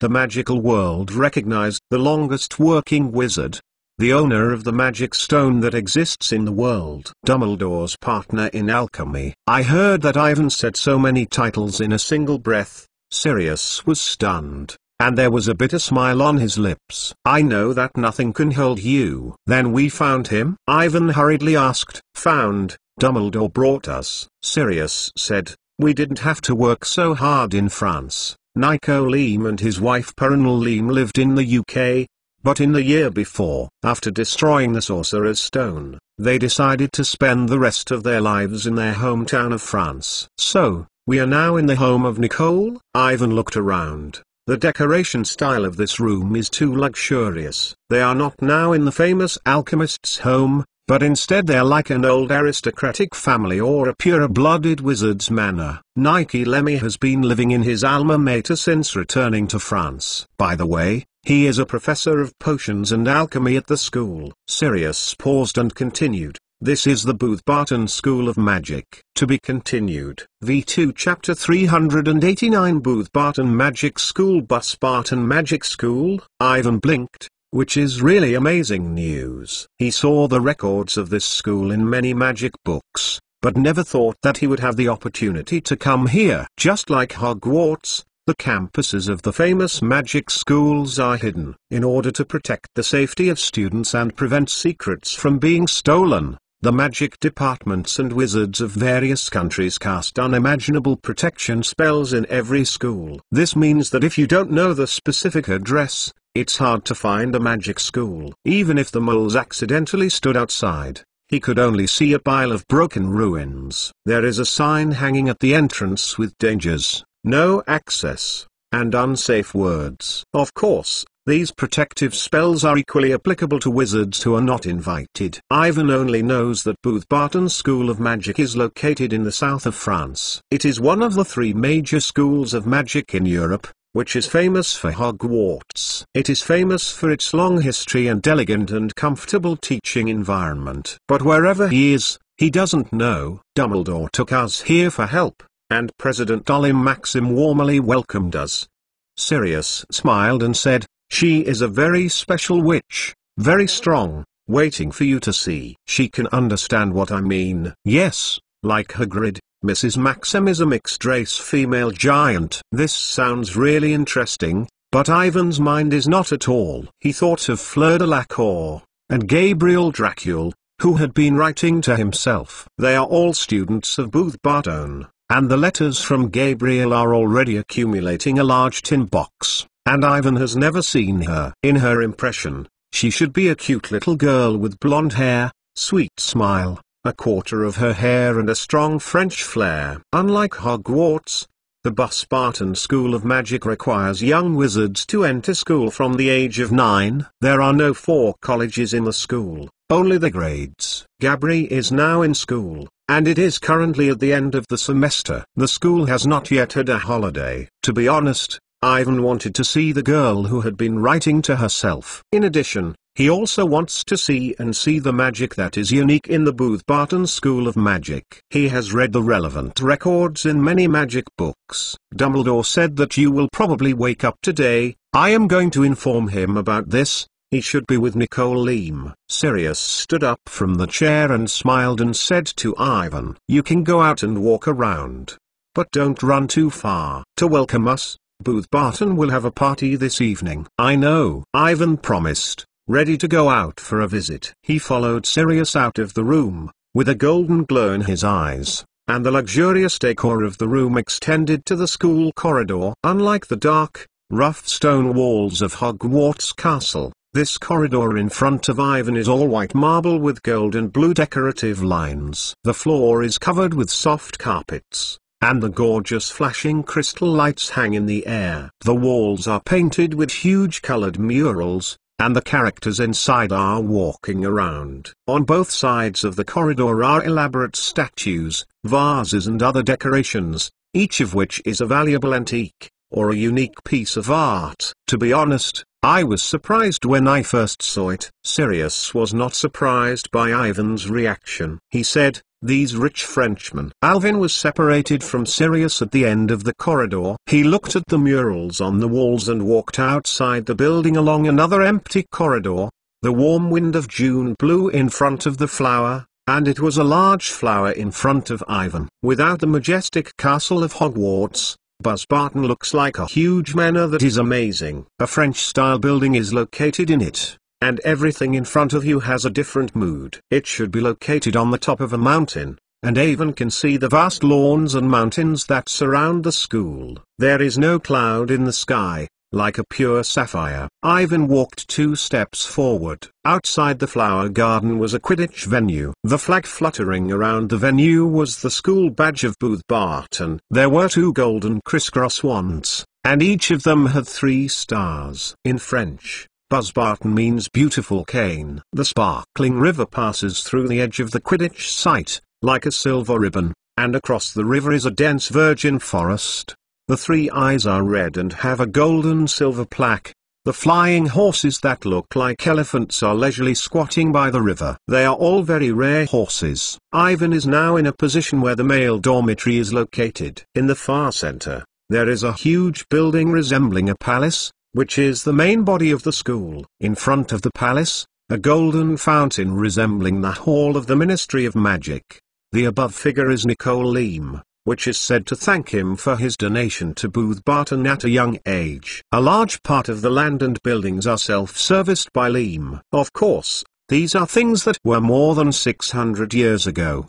What Ivan is interested in is that this spewing obviously uses a lot of alchemy-related knowledge. Although he doesn't understand too much, he can clearly feel that the ordinary spring water passes through the statue of Nicole Leam, contains a touch of magic. These magical powers are wonderful and seem to have the function of repairing and beautifying. Ivan couldn't help but walk over and study it carefully, but he quickly found that the situation was a bit wrong. I don't know when it's time to start, and there's more and more people in the surrounding area of Bustable. Their school uniform robes are all light blue, made of fine silk, and compared with the uniform of the black uniform based on Ivan, he could hear the crowds in the crowd around him. Who is this boy? Hogwarts. The boy who came with Dumbledore and Sirius Black.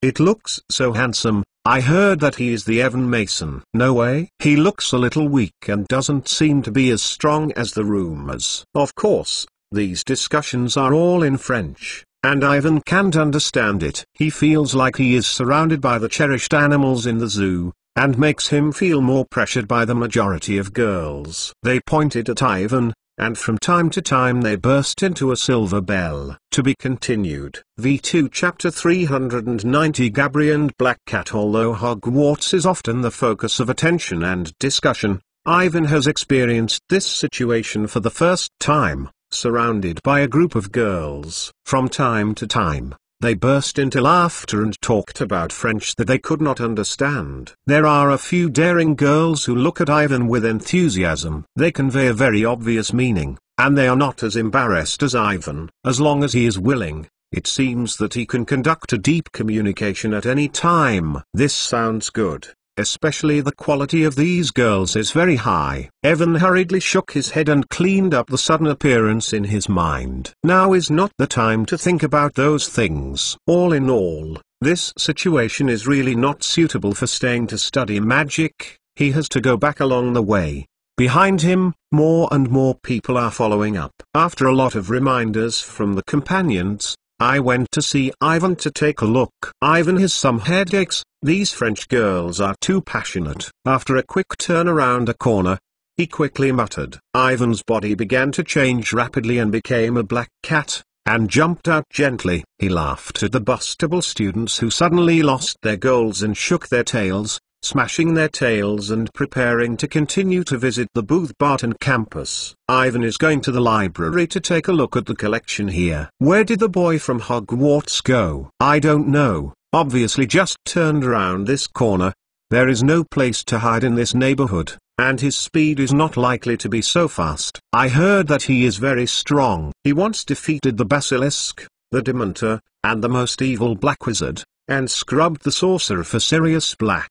What you said, we all know, he is almost the most sorcerer in the newspaper, and he can see reports about him every few weeks. I mean, will he be invisible? It's impossible. This kind of spell is not allowed in the school. But maybe Hogwarts has any special spells that are unknown, and the school is very strong. After the discussion continued, Ivan carefully passed through the crowd. He decided to go back and study French. Otherwise he really couldn't understand what these guys said. It should be discussing yourself, that is, not knowing whether to say good or bad. Just as he was about to drill out, his body suddenly stiffened. On the far side of the crowd, Ivan found himself naturally picked up from behind. He turned and saw a particularly beautiful girl, who was a few years younger than herself, wearing a light blue wizard's robe. She stared at herself with her eyes open, with solid waist and silvery hair. This black cat is so cute. The girl smiled. Her long eyelashes flashed up and down, like an angel shining beautiful and cute. Needless to say, Ivan recognized the girl as Gabrielle Dracule. She looks very cool, like a baby. This is a very rare lineage. It is estimated that only her and her sister Furong are like this in Booth Barton, which is very easy to identify. Ivan struggled a bit and wanted to break free. Although he said that he wanted to see Gabrielle, it was too bad to meet in this way. Hey, don't mess. Gabrielle ignored the struggle of Ivan, holding his back in his arms. A soft front, Ivan did not dare to force. He can only let the other side embrace himself and follow the crowd around him. Let's go, Gabrielle. A few minutes later, a girl next to her said with disappointment, the Evan Mason didn't know where to go. It was no longer here. But I haven't seen him yet. There is a welcome banquet tonight. I will see you sooner or later. The girl took Gabrielle. Moreover, your sister is not assigned by the principal to lead the guy to visit the campus. You can follow it. Remember to take me with you. As they chatted and walked to the school, the topic naturally shifted from Ivan to the black cat that Gabrielle was holding. I have never seen this guy on campus, said the girl with short brown hair. Black cats are very rare. In legend, they have a strong magic, perhaps a pet for seniors. In this case, I can go and ask my sister to help, Gabrielle said, holding Ivan in front of him and staring at his eyes. Ivan is immersed in the beauty of the girl, feeling that her heart is jumping. His mind became blank and only felt an extreme joy. Everything in the world is not important, as long as he can always look at her. This feeling was only a moment, and as soon as I passed, Ivan immediately woke up. He knows that this is because the other person has the pedigree of the pedigree, and this lineage itself has magic power, which will automatically create an irresistible attraction for men. Evan screamed low and turned his head and stopped looking at Gabrielle. He wants to say that he doesn't have to bother to find himself with his own troubles, just put him down. But Gabriel turned Ivan back in her arms. In fact, at that moment, she also felt that her heart beat faster. The black cat in the arms seems to have a magical power. Its eyes can reach the deepest part of the human heart. Gabri has never felt this before. You go back to the common room first. I will go to my sister to help.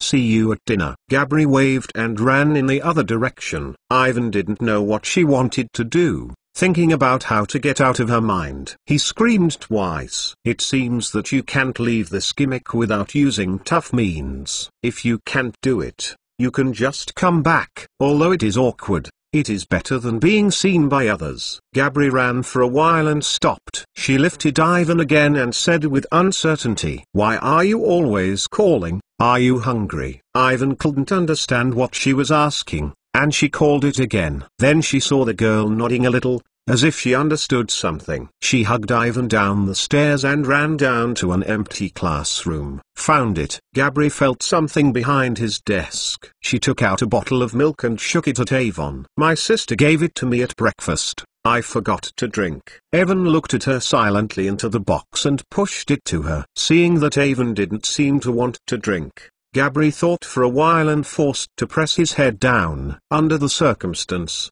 the splashed Ivan was full of milk. Gabri haha laughed and released Ivan, and drank the remaining half of the bottle of milk. Her mouth was stained with some milky white stains, and she picked up Ivan, who was cleaning her face, and her arms curled closer and closer. Seeing her look, it seems that because the Ivan black cat is too cute, I can't help but want to come over and kiss him. To be continued. V2 Chapter 391 Kiss and Welcome Dinner. Is the French girl so open? Ivan looked at Gabriel, who was getting closer and closer to himself, trying to hide behind. His heart was so powerful that in front of him, the girl showed a lovely smile, and the mouth was still covered with white milk stains, giving off a sweet taste. She wants to kiss herself! Exclamation mark. Ivan could feel that Gabriel's nose was warmly sprayed on his face. He thought of what he had done on Diagonal Lane and Hermione on Christmas Day. It was also like this, the unique feeling of the girl. "Hey!" Ivan screamed weakly, almost like a gasp. The boys gasping. Wrong, the soft voice of a kitten. At this time, this weak approach can not only prevent the other party, but can even rouse the girl's interest and play a negative role. Ivan is almost suffocating now, and the brain has stopped working. Only the remaining reason tells him that there must be something to stop Gabriel. She thought she was kissing a cat, but she was not a cat. But there is an impulse in the depths of the heart. Nothing to do. Anyway, he is now a cat. No matter what happens, it will not be discovered. Besides, this matter is the initiative of the other party. Meow. Just as Avon was still hesitating, Gabriel's cold lips had been printed on Avon's face. The heart that beats constantly returns to silence, but the body is suddenly tightened. The girl's lips are very cool and soft, like the swaying moonlight. Gabri gently kissed Ivan, and he snorted on his face. In the tremor of Ivan, all the white milk stains on her lips were on his body. I have to admit that the picture in front of me is very beautiful. With a long blonde hair and a cute little girl like an angel, she holds a black kitten in her arms, and in a sense is equally cute. Gabriel's little face smashed on Ivan's body, and it's still unfinished. Immediately, she lifted him up again and seemed to want to kiss his lips. All looked at each other pitifully, watching Gabriel's cute little mouth approaching himself again. He gasped and felt that he couldn't stand the excitement. Keep going this way, he is afraid. Ivan blinked his eyes, and while Gabriel's little mouth was about to touch himself, the pure black claws lifted up subconsciously. With a bang, gently press on the girl's face. Hey! Under the defense of the other party, Ivan took advantage of it. He squatted on the windowsill not far away, ignoring the shouting of the other person behind him, smoothing his breath, and leaping out without looking back. When Evan returned to the room, Sirius was back. How? How does Booth Barton feel for you? Sirius said, there are the most beautiful campuses in Europe. There are many kinds of plants in the nearby woods. There are more than 300 kinds of magical creatures. If Hagrid can come, I will definitely fall in love with it. It's really beautiful, Ivan muttered. He touched his right face, and it seemed to be stained with the milk stains left by Gabriel. In addition to the beautiful campus environment, France is also full of beautiful women. Sirius looked at the red face of Ivan. If there is a sense of enlightenment, have to admit that the girls here are all very cute. I just got in Maxim. The lady saw one. She definitely has the blood of Maïwa. If I am 10 years younger. Sirius just saw the hibiscus, and heard him repeatedly suggesting it there. Ivan actually wants to tell him that he has just had close contact with his sister. This kind of thing is still not to be said to be good, if it is known by Hermione. They talked for a while before setting off for the welcome dinner. For this banquet tonight, Booth Barton is clearly prepared. The glittering auditorium is even more eye-catching, and the school badges, credits and decorations on the walls are all new. Numerous candles that emit golden light float in the air and look spectacular. Just above the auditorium is a round marble dome. Instead of Hogwarts directly reflecting the weather outside, it draws a beautiful mural, with blue as the main tone and clouds floating like a heaven. Ivan didn't know what the original mural was like, because almost all the ghosts, portraits, murals, and animals in the school were crowded there, staring at Sirius and Ivan, who had just entered the auditorium. Like them, they are the students of Booth Barton. They wore the latest school uniform robes and sat at different long tables according to their age. Ivan saw nearly 1,000 pairs of eyes looking at himself, with enlightenment and curiosity in his eyes. No one speaks, and the Booth Barton management system seems to be very strict. If at Hogwarts, there are people from other schools who come to the dinner. This time, the little wizards have estimated that they have been open. If you are daring, you should directly invite visitors to their long table. But it is totally different here, and the Bustable students are all trying to restrain themselves. When Sirius passed by, the students along the way would nod politely, but Ivan noticed that they were not so polite to look at themselves. He ignored all the provocations of the boys. For the gaze of individual girls, he also pretended not to see. Overall, the little wizards of Booth Barton are not very friendly to Avon. They don't know the superiority from wherever they are. These emotions are all unmasked and clearly written on the face. As the three major magic schools in Europe, the little wizards think that their school is the best, but because of Dumbledore, Hogwarts has far exceeded the other two magic schools in recent decades, but the strength is still there must be a lot of fame. In this case, naturally, there will be no good face on Ivan. On the bright side, many people want to compare with him to see who is better. However, Ivan will not pay attention to this boring thing. He looked around and noticed that Gabri was sitting in the first grade seat. She was lifting her neck and trying to look at herself. He turned and waved. The girl smiled and waved to herself. If she knew that the black cat she had kissed was not long ago, I don't know if it would be so calm. At the forefront of the guest table,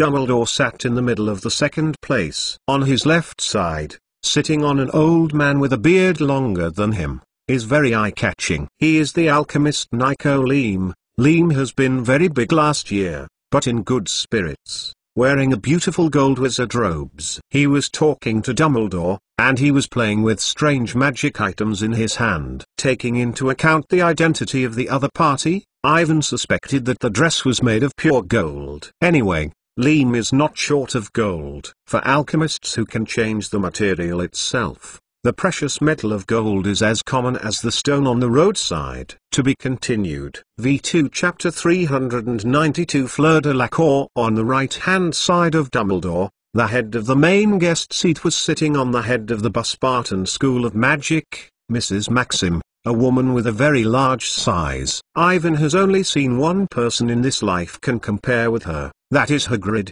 The height of the two of them almost no difference. Ivan knows that this is because they are all hybrid giants. However, it is not possible to say why. Perhaps just because he is used to Hagrid. In his opinion, Mrs. Maxim seems to be more bizarre. By the candlelight above, he found that Mrs. Maxim had a very handsome olive face, a pair of black, watery eyes and a sharp nose. Her hair combed behind her head and smashed into a shiny bun at the base of her neck. She wore a black wrought iron dress from head to toe, sparkling, and many precious opals sparkled on her neck and on her thick fingers. Mrs. Maxim, with an elegant smile on her face, politely looked at Sirius, who had just entered the auditorium, and invited him to sit on his right vacant seat. In the auditorium, the same striking thing as her is Furong Dracule, who sits in the first place in the student seat. She has a long, bright silver hair with a waterfall and looks very beautiful. She looks like an adult version of Gabriel,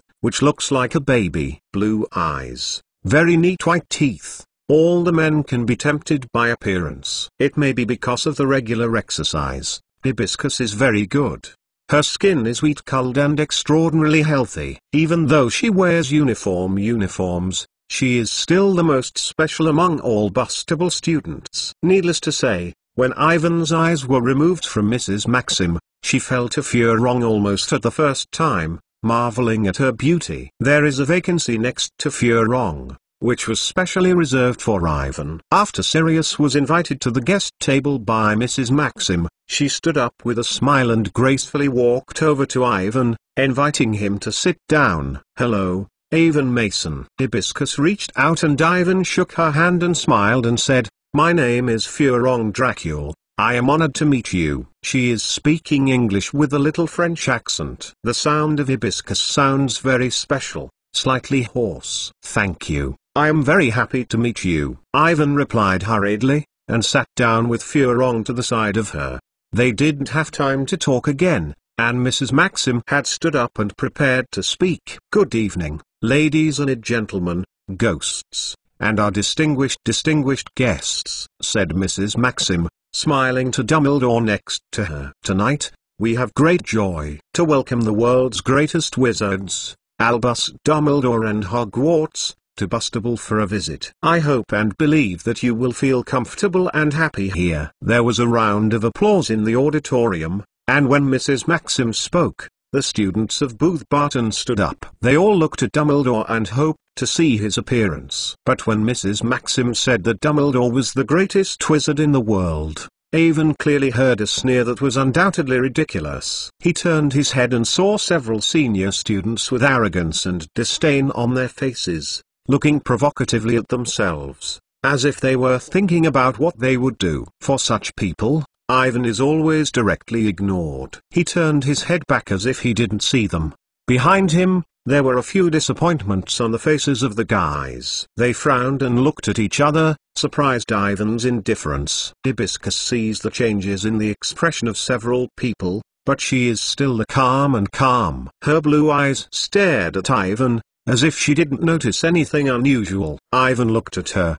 She smiled and rubbed her eyes. I don't know if it is an illusion. Ivan can feel that the popularity of Hibiscus in Booth Barton is not very good. Her classmates, especially those girls, were all alienated from her and deliberately kept a distance. But at the very least, so far, she still holds goodwill for Ivan. Or more accurately, it is very interesting. At the main guest table, Mrs. Maxim has already finished speaking. Instead of sitting in a hurry, she took out her wand and waved it gently. The light music didn't know where it sounded, and all the Bustable students began to sing songs. The voices grew louder and louder, and the auditorium fell into the ocean of music. They sang French songs, and Ivan couldn't understand. However, he can feel the tunes more and more light and relaxed. This song is full of a strong French atmosphere, like a pop tune, which sounds happy. A few minutes later, after the song ended, Mrs. Maxim signaled everyone to sit down. The banquet officially began, and the rich French dishes appeared in the empty plates. They were placed in front of Ivan, and he was not sure which one to taste first. "You can try this, French fish soup. The taste is very delicious. This is the authentic French practice. It is very difficult to eat in your UK. You will like it," Furong said, pointing to the front of Ivan. "It seems to be a hodgepodge of seafood." "Thank you. Ivan gave himself a bowl and asked indefinitely. The song just sounded good. Is it your school song? It's really the school song of Booth Barton. We sing whenever the semester begins or when there are major events. Furong frowned and said, but I don't like it. The tunes sound very light, but the lyrics are very tragic. This song was handed down from the Middle Ages. How to say, the style is a bit dark. After the fish soup, Ivan began to taste a quirky dessert. He didn't know the name of the dish because he had never seen it before. Ivan, can I call you that? Furong said with a smile. In fact, I often listen to my little sister talking about you. You are her idol. We are friends, and we often write to each other from Christmas. Ivan looked back at Gabriel, and the little girl was looking at herself, and looked down at his eyes. He smiled at the other Furong and said, he mentioned you in the previous letter. Oh, what did she say? Hibiscus was interested. She calls you the best sister in the world. Ivan repeated Gabriel's words and made Furong laugh. In general, the two of them get along very well. The faces of other people on the long table are not so good, not to mention those students who are provocative. Most of the remaining people also expressed dissatisfaction with Furong's exclusive occupation of Ivan. For this kind of gaze, Furong is also ignored. The feeling of Ivan just fulfilled, and Furong and his classmates were very unhappy. She seems to be like this at ordinary times. It seems that there is no one else. To be continued. V2 Chapter 393 Evan, welcomed by the ghost under the watchful eyes of others, the two of them chatted happily. Whether it is Ivan or Furong, there is no willingness to communicate with others. Booth Barton has more rules than Hogwarts, and he is not allowed to walk around during meals. Although I looked at some people's expressions, I seemed to want to come over to find Evan's troubles, but in the end they all did not act. There was a loud voice in the restaurant, because tomorrow is the summer vacation, and the students' topics mostly turned to the holiday arrangement and the just concluded school year exam. After talking about the adventures of Ivan before, in the name of her sister, Furong invited Ivan to visit her home in Paris this summer. If it weren't for the search for the other half of the Sorcerer's Stone, Awen wanted to look at it in the past, not just because of Gabriel's little girl. Before that, he almost listened to Hermione for a whole semester. About Paris unique magic is very appealing. Now, he has to euphemistically reject the invitation of the other party. There is nothing unpleasant about Hibiscus, and the topic is transferred to the upcoming Quidditch World Cup. The banquet continued. Under the influence of magic, the exquisite golden chandelier slowly spun in the sky above the huge ceiling, and the beating flames formed various patterns. The ghosts also flew down from the roof, made difficult moves in midair, swiftly swept around the huge circular restaurant, and then whispered together. It can be seen that the ghosts are very interested in Dumbledore, Sirius, and Ivan. They are talking about the past experiences of three people and getting gossip from other places. Strangely, the number of ghosts gathered around Ivan is increasing. The number far exceeds the main guest seat, and his attraction to the ghost seems to be beyond Dumbledore and Sirius. You are very popular, Furong said with a smile, the curvature of the corner of the mouth slightly upward, looking at the face of Hibiscus, like a crescent smile. Ivan is confused. Popularity is a good thing, but the objects are all ghosts. Then it is too strange, how to think he's not so happy. These ghosts pointed at Ivan, but none of them dared to go forward. So, you are the Avon Mason? Just as Awen was puzzled, a male ghost wearing a medieval French aristocratic costume fell to his side, looking a bit like Nick, who was almost headless. Like Nick, his neck is gone, and he disappears directly from the middle. Only the body and the head are floating in the air, which makes him look very weird and funny. If he didn't see the angry face on his face, Ivan couldn't help but smile. He hurriedly wiped his mouth with a napkin to cover the smile on his face. This is the Duke of Vincent de Teffelpeacock. Furong probed his head and whispered, you must have offended him. He doesn't always do this. Ivan had seen this ghost's name in History of Magic before. It is said that he applied a hidden spell to his neck to pretend that he had been beheaded and escaped. From the current effect, The effect of the hidden spell is too perfect. So after his death, the power of the spell has not disappeared. Of course, the main reason he can be loaded into history of magic is because he invented the hidden mantra based on the ancient magic, a epoch-making high-level spell. This spell can make something disappear forever, but the success rate of casting is very low,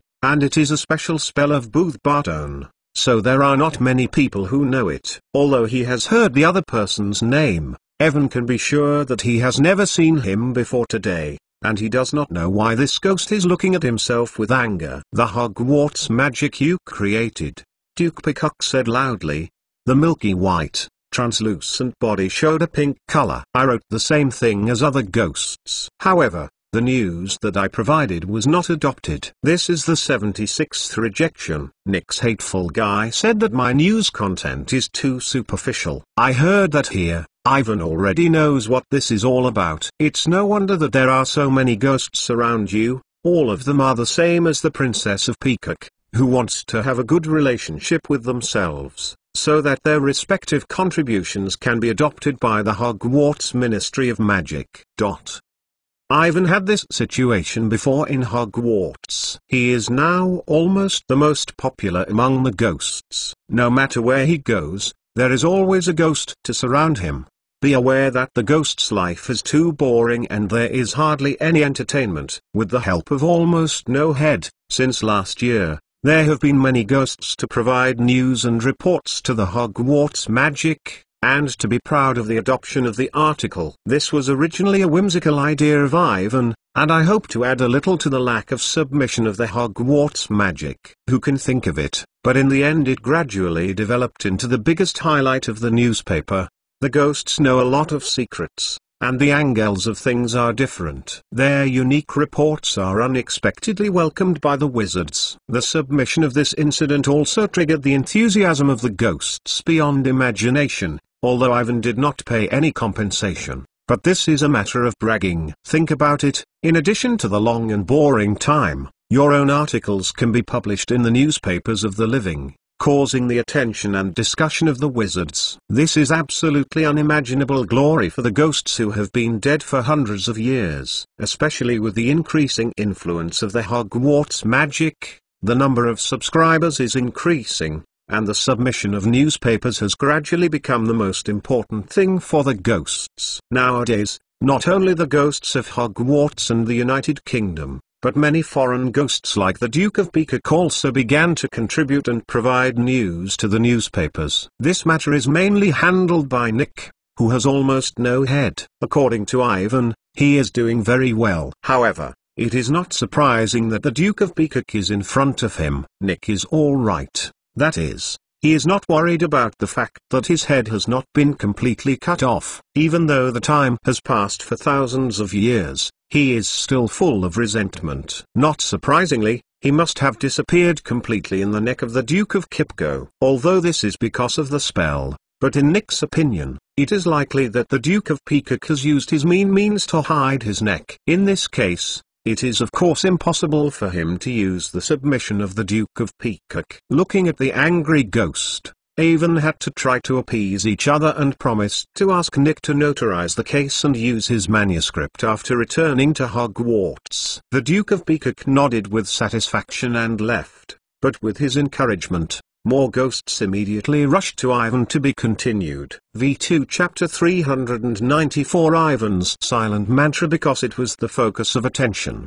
a few disturbances immediately caught the attention of others. The students at Booth Barton were surprised to find that this boy from Hogwarts was so popular with the ghosts in the school, which was incredible. The topic of discussion was retransferred to Ivan, and everyone was full of curiosity about him. Except for Gabrielle and Hibiscus sitting next to Ivan, no one knows what is going on, and the abnormal performance of the ghosts has added a mysterious color to Evanping.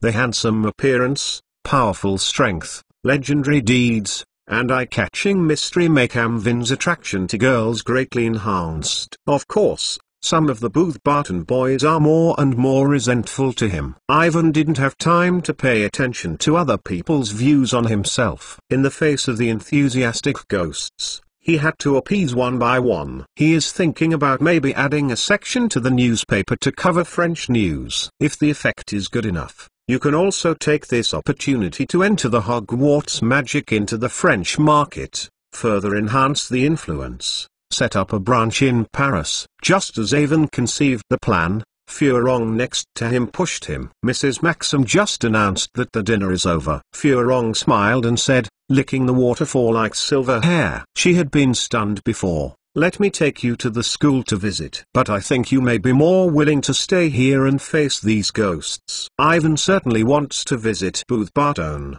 which is a very rare opportunity. He looked up and saw all the students in Booth Barton stand up. In the crowd center, Dumbledore and Sirius are leaving the auditorium with Mrs. Leem and Maxim. When the teachers all left, the atmosphere in the auditorium was really warm. The students of Booth Barton are no longer guarding the rules as before. They all crowded into the position of Ivan, and they spoke French that he could not understand. Of course, there are also many people who speak English, but it is not standard. All the sounds were mixed together, so that Ivan could not hear it. What are they talking about? Ivan asked aloud. Most of them are simple greetings. Many girls are asking if you have time at night. Furong said with a smile, close to Ivan's ear. Of course, some people are challenging like you, look like they think of a duel with you. Without the Lotus translation, Ivan has noticed it. In the middle of a group of senior boys, a tall,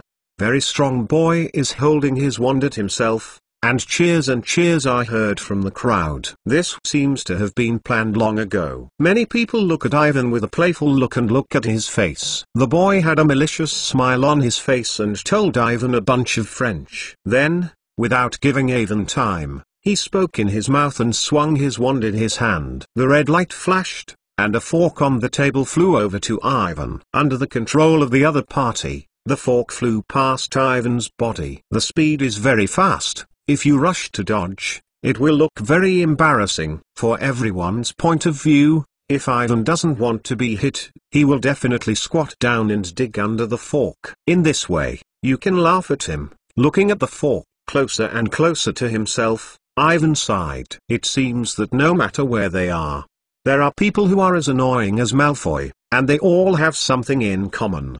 His right hand gently stroked his waist, and his wand flipped a circle, naturally falling into his hands. Evan shook his wand gently, and did not recite the spell. The fork that had already reached him stopped in midair. Everyone was stunned and didn't know how Evan did it. They didn't hear the curse at all, nor did they see Evan releasing the spell. He just shook his wand and it was very unbelievable to control the fork in front of him. Only students who are preparing to take the Advanced Wizards rank test will vaguely guess what this is all about, and Evan has just probably used a silent spell. This is a very difficult spellcasting technique. When you cast a spell, you don't read the spell out loud. You can achieve an unexpected effect. Although it sounds simple, this technique requires a lot of control and ideas to do it. In fact, most wizards can't do this. Don't say that there are no wizards who have graduated from magic schools. Even among the adult wizards in the magic world, the use of silent spells is absolutely rare. Like Ivan, there is no more than double digits in the magic world. Just as everyone is still guessing, the fork in front of Ivan immediately flew backwards. The fork flew away faster than it came, and the guy across the plane didn't seem to think that Ewan actually counted his spell. He waved his wand in a hurry and wanted to fight back. The spell in his mouth had just been read halfway, and he saw a red light and then hit his right hand first. Except for your weapon, the magic strength is just right. He had a pain in his right hand and the wand in his hand was shot and flew out. Looking at the fork that had already flew straight to his eyes, he hurried back and forth. His face became pale, and a large string of French was shouting in his mouth, seeming to beg for Ivan. Everything happened too quickly, and the others around me didn't react at all. No one thought that Ivan would be so embarrassed, actually aiming at the other person's eyes directly with a fork. If this is hit, then the consequences. Even if she stood by and watched the lively Furong, her face flashed a fluster and hurriedly stopped. In fact, Ivan did not let go of the control of the fork. He has a panoramic view of the reactions of everyone around him, and the performance of these bustable students is really disappointing. Just a fork scares them like this. If you encounter real fears, such as those evil spirits, these people don't know if they will all be scared. It is no wonder that the three major schools of magic in Europe, compared with Hogwarts and Imstrom, Booth Barton has never had a strong wizard in history. If it weren't for Voldemort's curse restriction, Avon couldn't use too much magic now, or he really wanted the other to see what real magic was. Evan gently pointed his wand, and the fork that had already flown to the opposite boy immediately stopped and turned in a straight direction. Slamming, fell to the ground, inserted in the corner of his school uniform robes. The boy has not noticed that he only subconsciously backwards and dodge. The next second, he was stripped under his tight robes and fell heavily on the ground. To be continued. V2 Chapter 395 Court of Courage. Ivan held his wand and looked at him. Everyone subconsciously stepped back and avoided. There was no sound in the auditorium, only the boy was screaming on the floor. Everyone was surprised by the performance of Ivan. No one thought that this 12-year-old boy from Hogwarts, who looks a little thin, would be so strong. After the senior students had the possibility to use Ivan's silent mantra and guess his true strength, the crowd was even more surprised. A few students who had just laughed at Ivan had a hint of fear on their faces. As a guest, Ivan represents Hogwarts, and they intend to fight against Ivan, so as to devalue Hogwarts and highlight the power of Booth Barton. Everything tonight is going according to plan, but no one thinks that Ivan's strength will be so strong. The magical control level and spellcasting skills of a 12 and 3-year-old wizard are even more powerful than most adult wizards. This is simply unbelievable. Admirers on the one hand, after a brief shock, there are still a few boys standing up. They shouted loudly to the crowd in French. After hearing the shouts, many people took out their wands and pointed them at Ivan. The number of people is increasing and the atmosphere is getting more and more dignified. The rest of the people even hesitated, and with the help of their companions, they pulled out their wands. Regardless of whether this is their responsibility or not, no matter how powerful Ivan is, the dignity of Buzz Barton cannot be trampled by an outside school student. Ivan must have an account and must apologize. If you don't do anything, just let Ivan leave the auditorium, then Booth Barton will become a joke, and it will not be long before it will spread throughout the magic world. At that time, this magic school will wipe out its reputation and have no honor. The noise in the crowd is getting louder and louder, and Ivan hears someone swearing at himself with a lame English, saying something that doesn't know the words. It's really unfriendly. He shook his wand in his hand. This group of cowards is calling on everyone to unite and fight for the glory of Buzz Barton. Furong said faintly, "They want you to apologize and bow down and admit your mistake. Buzz Barton's hospitality is really special. I have seen it today. First, it is a sneak attack. Is it ready for the group? I don't want this to happen. Mrs. Maxim asks me to take care of you." Furong frowned and said, "But I think, you better apologize, no matter who is right or wrong. You are after all. If you attack the students of Booth Barton, you must." Ivan blinked, so it seems that Hibiscus is not on his own side. Judging from her reaction, she must have known this before, but she did not stop it. She did not want to see her own joke. "I don't think I can apologize," Ivan said firmly. "It was his first attack on me, but the strength was too bad. I can't see any apologies for this." "Are you crazy?" Furong said in amazement. "Just apologize. You know, you are facing the entire Buzz Barton. There are thousands of wizards." "You just said that a group of timids," Ivan dismissively said. "If the wizard has no courage, even if there is more,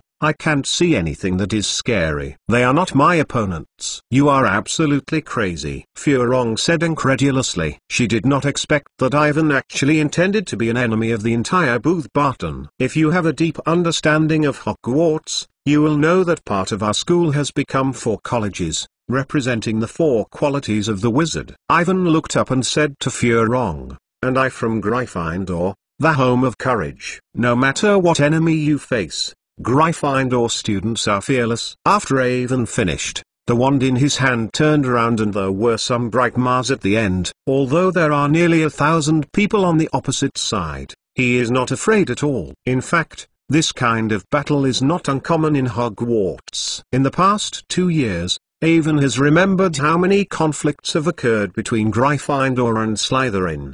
The most intense one. Even the students of Ravenclaw and Hufflepuff participated in the battle, from small-scale battles to a school-wide battle. Finally, the Weasley twin brothers made a mess with the big dung eggs. In this kind of thing, Ivan has never been afraid. If it weren't because of the curse on his wrist that limited the magic, he would even try to sweep the entire Booth Barton. Hogwarts, Gryffindor, the Hospital of Courage. Furong repeated gently. She stared at Ivan for a while, and smiled. If this is your insistence, then I can't help you. However, I will guarantee your life safety. This is the task that Mrs. Maxim has given me. Good luck, little boy. She waved to Ivan and turned to walk lightly to the hall door. Ivan saw Gabri, who was standing in the center of the crowd and was anxious but did not dare to go to thousands of people, hurried to the side of Furong. They seemed to be arguing about something. Gabriel should be talking for herself, and she turned her head and looked at herself from time to time. Her delicate face was full of worry, but no matter what she said, Furong had been shaking her head, and the little girl even cried out in the end. In the next second, Gabri turned and wanted to go to the direction of Ivan, but was stopped by the prepared Furong, forcibly pulled away from the auditorium. The atmosphere in the auditorium was condensed to the extreme, and the departure of Seremban and Gabriel was a signal. Perhaps the faintness of Ivan further stimulated the sensitive nerves of some people. The crowds in Bushbart's crowd were so excited that the buzzing voice became louder and louder. Although because of the loss, no one dared to look at Ivan. But with the encouragement of several people, the situation quickly lost control. Without any warning, more than a dozen red rays flew from the crowd to Ivan. Ivan shunned, and he quickly pointed a few chairs in front of his wand. The chair quickly flew over Ivan and blocked more than a dozen of the spells that flew. A few times, these chairs were broken into pieces and the wood chips splashed out. Ivan didn't hesitate. When the second round of attack had not yet occurred, he waved his wand against the huge long table not far away, and quickly recited a spell in his mouth. 100 meters long table banged and tumbling to sweep away the crowd. The long table rumbling. This is the limit of magic control that Ivan can currently use. In the past, he could transform this long table into monsters such as monsters and giants, but the current magic can't support the high-intensity operation. But this is enough. The students at Booth Barton are too dense, and I don't think that Awin would actually do this. Looking at the table that whizzed from the side, many people were scared to stand there. Even the wand forgot to wave. Boom, bang, bang! Exclamation mark. A violent impact. I don't know how many people were knocked out. Cries and screams come and go, and under the violent impact, many people can't climb on the ground. Ivan swung his wand a lot. The long table was like crazy. It swiftly rolled and rolled in the wide auditorium of Booth Barton and swept it away. Everything was hit by it, and a lot of food, plates, knives and forks that had not come and been removed from the table were turned into sharp weapons and sputtered around. To be continued. V2 Chapter 396 Buzz Barton in the auditorium. The ghosts screamed and fled. Some people squatted on the ground, some tried to stop the long table, and some people attacked Ivan. Although Bush Batterton has a large number of students, it cannot form an effective attack. Now, only a few dozen people in front can see Avon. They avoid the crazy long table, quickly swing their wands and throw out dozens of curses. The curse took a sly light and attacked Ivan. There are so many attacks, almost all of them are covered, and there is no way to dodge. Regardless of what these curses are, if they are hit, Ivan may be shocked by the powerful magic contained in them. The damage of many spells is irreversible, and may leave a lifelong disability. Ivan took a deep breath and did not evade. The wand in his hand made a complicated movement, and a light green ring-shaped magic halo spread around him. In contact with the green glow, All the curses are all in a strangely different direction. They shunned Ivan from falling into the air beside him, as well as the magic that followed. The students of Booth Barton all blinked hard, and in front of them, Ivan's position began to become erratic. He flicked back and forth in different places and couldn't position himself. This is a black magic that works directly on the soul. Ivan has seen it in the book The Secret of Dark Magic, but the power of the spell above it is stronger and more evil than the one he uses now. He improved the spell with the illusion magic he saw in the Ministry of Magic, adding some illusions. Although the power is reduced a lot, it is no longer as evil as before. His magic worked, but after less than 3 seconds, Ivan stopped. Because of the great consumption of magic, the curse left by Voldemort in his right wrist began to spread and spread outward. The black snake ring mark above becomes darker and can survive at any time. In the next second, the magic stone placed in the Slytherin's locket box on the chest glows softly red, and the fiery magic is poured into the body of Evan in the pendant box. A circle of rotation gathered into his wrist, and Ivan suddenly woke up. He looked at the snake ring that flared outward at the wrist, knowing that this is the limit of his current magic. He can't keep going. It is time to prepare to retreat and leave. Along the other side, those people have not recovered from the illusion, and Ivan jumped behind the marble pillars. He let go of the control of the long table. The end of their wand began to emit dark blue smoke, and soon covered the entire auditorium. In the smoke, visibility is getting lower and lower, and soon people around you can't see it clearly. Everyone shouted in a panic, screaming like a headless fly, and trying to attack Ivan could not find a target. When the smoke was almost the same, Evan used the wand to order the plates that fell on the ground. Several plates began to distort and became dozens of snakes. These snakes are very small, but the sound is extraordinarily large. They screamed and slid quickly toward the center of the crowd, creating the effect of having hundreds of snakes coming out at the same time. Not surprisingly, in the dense fog, suddenly heard the sound of the snake.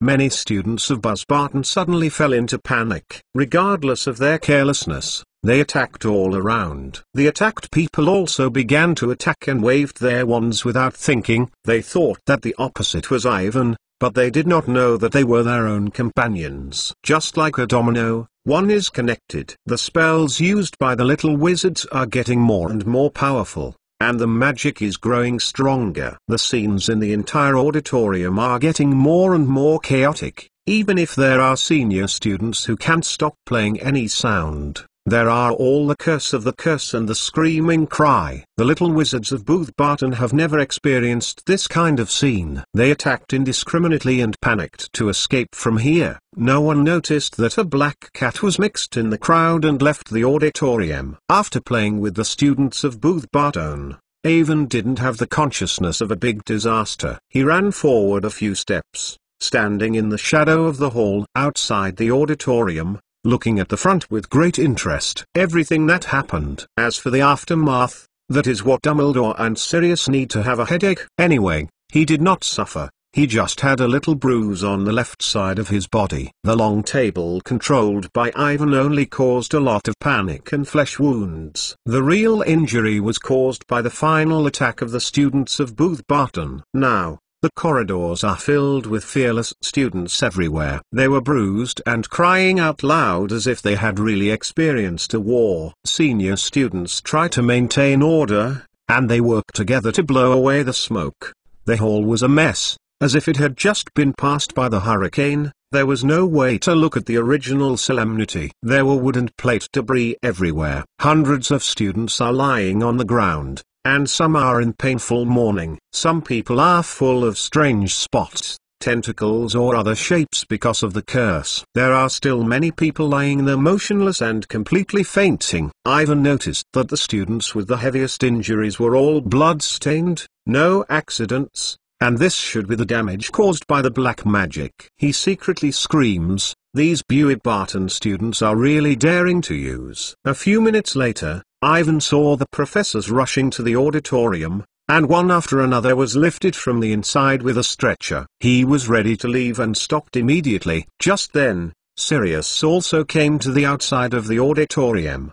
He looked around and seemed to be looking for the sound and shadow of Ivan. Soon, he noticed the black cat in the corner. Ivan waved his paw and ran to the corridor where no one was. He stood on the windowsill and waited for Sirius. After a few seconds, Sirius came over. He looked at Ivan on the windowsill, and the expression on his face couldn't tell the strangeness. He seemed to have the excitement of forcibly suppressing it, and he wanted to blame Ivan for his face. In the end, Sirius' expression turned into a bitter smile. "Look at the good things you did," he said weakly. "You can really get into trouble. I actually played with the entire Booth Barton, and I have never done such a crazy thing." "Hey!" Ivan screamed softly, which was a response. "Don't worry about this, keep your animagus form, find a place to hide. Don't go back to the house. I see a lot of Bushbart students looking for you everywhere." Sirius waving his hand and not telling him with confidence,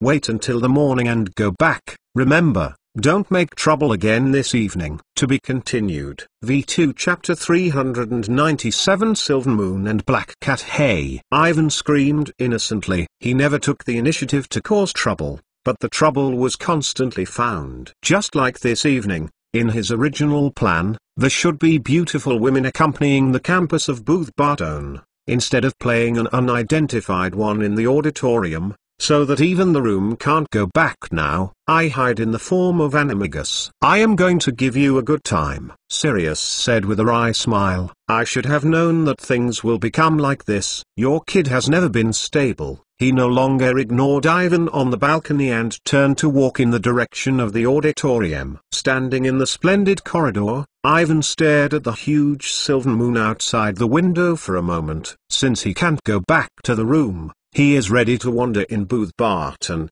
Because everyone is concentrated in the auditorium, the current Buzz Barton campus is exceptionally quiet, and there are no people on the sides of the corridor. The style of Booth Barton is completely different from that of Hogwarts. Although there is no atmosphere like Hogwarts Castle, there is no such cold feeling. Gold and red drapes are hung on the walls on both sides, and the ground is covered with thick soft stalls. Perhaps because of Nicole Leam, wonderful alchemy installations and decorations can be seen everywhere on campus. They are constantly spinning, and Ivan can feel the magic of it, but he doesn't know the usefulness of these things. But he can recognize their materials, all made of gold. The alchemist is really a promising career. For Leam, who has the last magic stone in the magic world, gold is as common as a rhodocide stone. Just as most wizards are still squatting for livelihoods or expensive magic materials, people are extravagant to make decorations or buildings with gold. Of course, the most precious place of the sorcerer's stone is not to make stone into gold, but to make elixir, delay the aging of and let the user live forever. It's probably nothing to hear or see a similar description from the book. Only seeing it with your own eyes, seeing a huge gold statue, and seeing Nicole Leam himself who lived in his 600 years can truly feel it. The magic stone brings the miracle of shock. Ivan couldn't help but think that if the magic stone hanging on his neck could have this effect, he would. However, he just thought about it. Gryffindor has completely eliminated the original use of this magic stone. Now only the powerful magic is left. Because of Voldemort's curse, Ivan can't use these magic. In the silver moonlight, he climbed up the stairs. The stairs of Booth Barton don't move, so don't worry about getting lost. Ivan stopped and visited the classroom in Booth Barton. On the second floor, there is a circular classroom that is very large, all made of pure white marble. The round platform is just like the stage, and the students' seats are all suspended from the platforms on the sides. Above, there is also a steel chandelier on the top of the classroom shed. The lattice around the room is filled with the skeletons of various magical creatures. There is a strange smell in the air. Ivan even has a unique angle in it. The skeleton of the beast. The corridor on the left side of the stairs on the third floor was sealed by stone statues, and on the other side was the Booth Barton Library. However, at this time, the door was closed and it was impossible to enter. Ivan can only stand on the outside window and look inside. The interior is a square room, very large, and seems to have been expanded with the magic of the extended space. Inwardly, A slightly smaller room is set one by one. Under the dark gold plaque, there is a huge brown-maroon bookcase filled with magic books. At the center of the square is a statue made of pure gold, with the school badge of Booth Barton, and the stream of stars turned into a stream of water ejected from the ends of the two wands. Ivan observed it for a while, and it was quiet inside. He knows that, like Hogwarts, there are many precious magic books in the collection area of Booth Barton, many of which are rare and rare. To be honest, Ivan wants to go in and have a look. This idea is very strong. He can feel that there are probably 3 defensive magic and an early warning spell on the front door. With his current strength, he can completely crack it. But as soon as he thought of Sirius's embarrassment, he still couldn't resist. Before the incident has not subsided, he is best not to get into trouble again this evening. What's more, the library is the most precious place in a magic school. It is not too good to break into it without permission. This is not the same as the book that was secretly brought out of the Black family. At that time, Sirius had allowed him to take it casually, without any scruples. Ivan secretly took the book away, but did not want to be himself studying the dark magic. He shook his head and continued on the side of the stairs. The 4th floor is the school hospital. When Ivan comes up, the outside corridor is already full of people, and people continue to carry the injured along the other side of the stairs. In addition to the painful morning, the rest of the bus button students were all angrily talking about what, and Ivan heard most people muttering his name. He saw several senior boys clench their wands and walk downstairs in groups of 3 and 5. It looked like they were going to find revenge. Although some professors are trying to stop, they don't seem to work. After the Battle of the Auditorium, Ivan almost became the #1 public enemy of Booth Barton. He looked at it for a while and decided to leave the place first. Ivan is ready to wait until tomorrow when the school is on vacation. No one will appear again, otherwise these students in Bustable may really find him desperately. When he was halfway up the stairs, he suddenly saw that Hibiscus led Gabriel from the corner above. Gabriel's silvery hair shines in the moonlight, her eyes are red, and she has been using her right hand to wipe her tears. Ivan's body was stiff, and he did not expect to meet them in such a place. There was nothing in Seremban, but Gabri saw his animagus form in the afternoon. She did not recognize Evan at the time, but simply thought that he was a lost black cat. In addition to holding in his arms and waiting for relatives to move, he also wants to feed him milk and kiss him. This is really too bad, and Ivan's first reaction was to find a place to hide. He secretly prayed, "Don't be seen by Gabriel." However, this is in the center of the stairs. There is no place to hide around, but it is also being touched by the other party. It is difficult to be not seen. Ivan quietly moved 2 steps to the side, staring down at the ground, wanting to let them both. The next second, he was now hugged himself. Along with the girl's unique faint scent, Ivan was soft in front of him. He turned his head and noticed that he was back in Gabriel's arms. To be continued. 8v2 Chapter 398 Nicole Lean, you are here, Gabri said with delight, leaning over and holding Ivan up. Ivan was stiff and had a bitter smile in his mouth, letting Gabri hug himself. Maybe it was too nervous, he didn't dare to move. "This is the black cat you just told me?" Furong came over and stared at him for a long time with suspicion. He said slowly, "I haven't seen this guy on campus before." Cat only. Under the gaze of Furong's blue eyes, Ivanching was afraid of being discovered something abnormal. As the warrior of Booth Barton, Furong's magical power is very strong. Although Animagus does not seem to be different from real animals, Ivan is still involuntarily nervous. He leaned back as far as possible and stopped immediately. A softness behind him. Ivan suddenly realized that he was in Gabriel's arms, and that was the girl's place. Ivan was there. I didn't know what to do. This cat Furong is moving closer and closer to Ivan, feeling the atmosphere of Hibiscus. Ivan held his breath and stared at her. "I am a cat now. I want to behave like a cat." He repeatedly told himself that he is now a cat. He tried to imitate the cat. He remembered the way Crookshank was in Hermione's arms. It should be. "Hey!" Ivan snorted and rubbed his eyes. "This cat is really pure black. which is very rare," said Furong, suddenly reaching out and gently patted Ivan's head. "Black Cat has a strong magic, and this little guy also very cute, the cutest cat I have ever seen. His eyes are very attractive." Gabri nodded and said, followed by Dot. Under the caress of the two beautiful women, Ivan breathed slightly. He didn't move, letting Furong and Gabri feel touched on himself. "He looks like this now, not a cat, but a lifeless doll. It is too stiff," but fortunately did not cause the other side's doubt. Ivan never dreamed of it, and she would actually be in contact with the girl like she is now.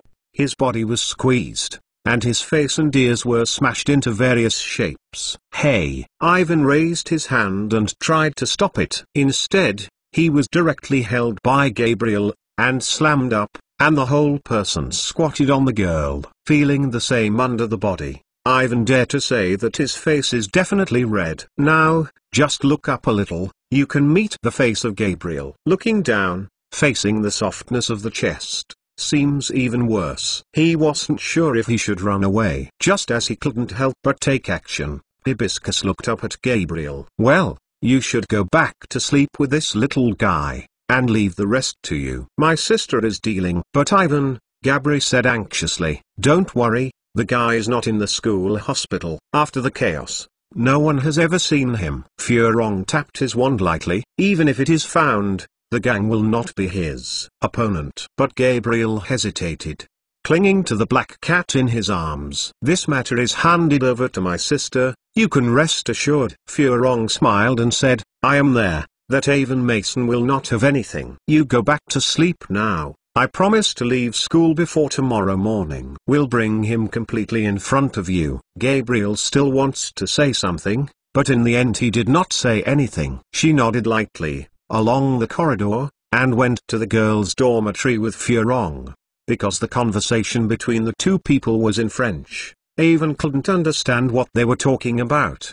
What he is most expecting now is that Gabri is able to separate from Furong faster. By then, he can find a chance to escape as before. Walking along the corridor for about 5 minutes, they took Ivan to a white, flamboyant unicorn statue. Hibiscus gently clicked on the statue with a wand and slammed, slowly descending a spiral staircase on the top of the head. "This is the Bushbart girls' dormitory." "Good night, Gabriel." Furong went to Gabriel. "Good night, sister." Gabri responded. "And you?" Furong looked at Ivan in Gabriel's arms. "Good night, little guy." She stretched her face and seemed to imagine kissing Kissy as she kissed Gabriel. "Hey!" Ivan subconsciously reached out and blocked. In the girl's silver bell-like laughter, Ivan was at the extreme. He didn't know how the little dwarf Peter had lived in the Weasley family for an entire 13 years as Animagus. This is hard to imagine. From this point of view, he had to admire the guy. But this is not the same as the situation I faced.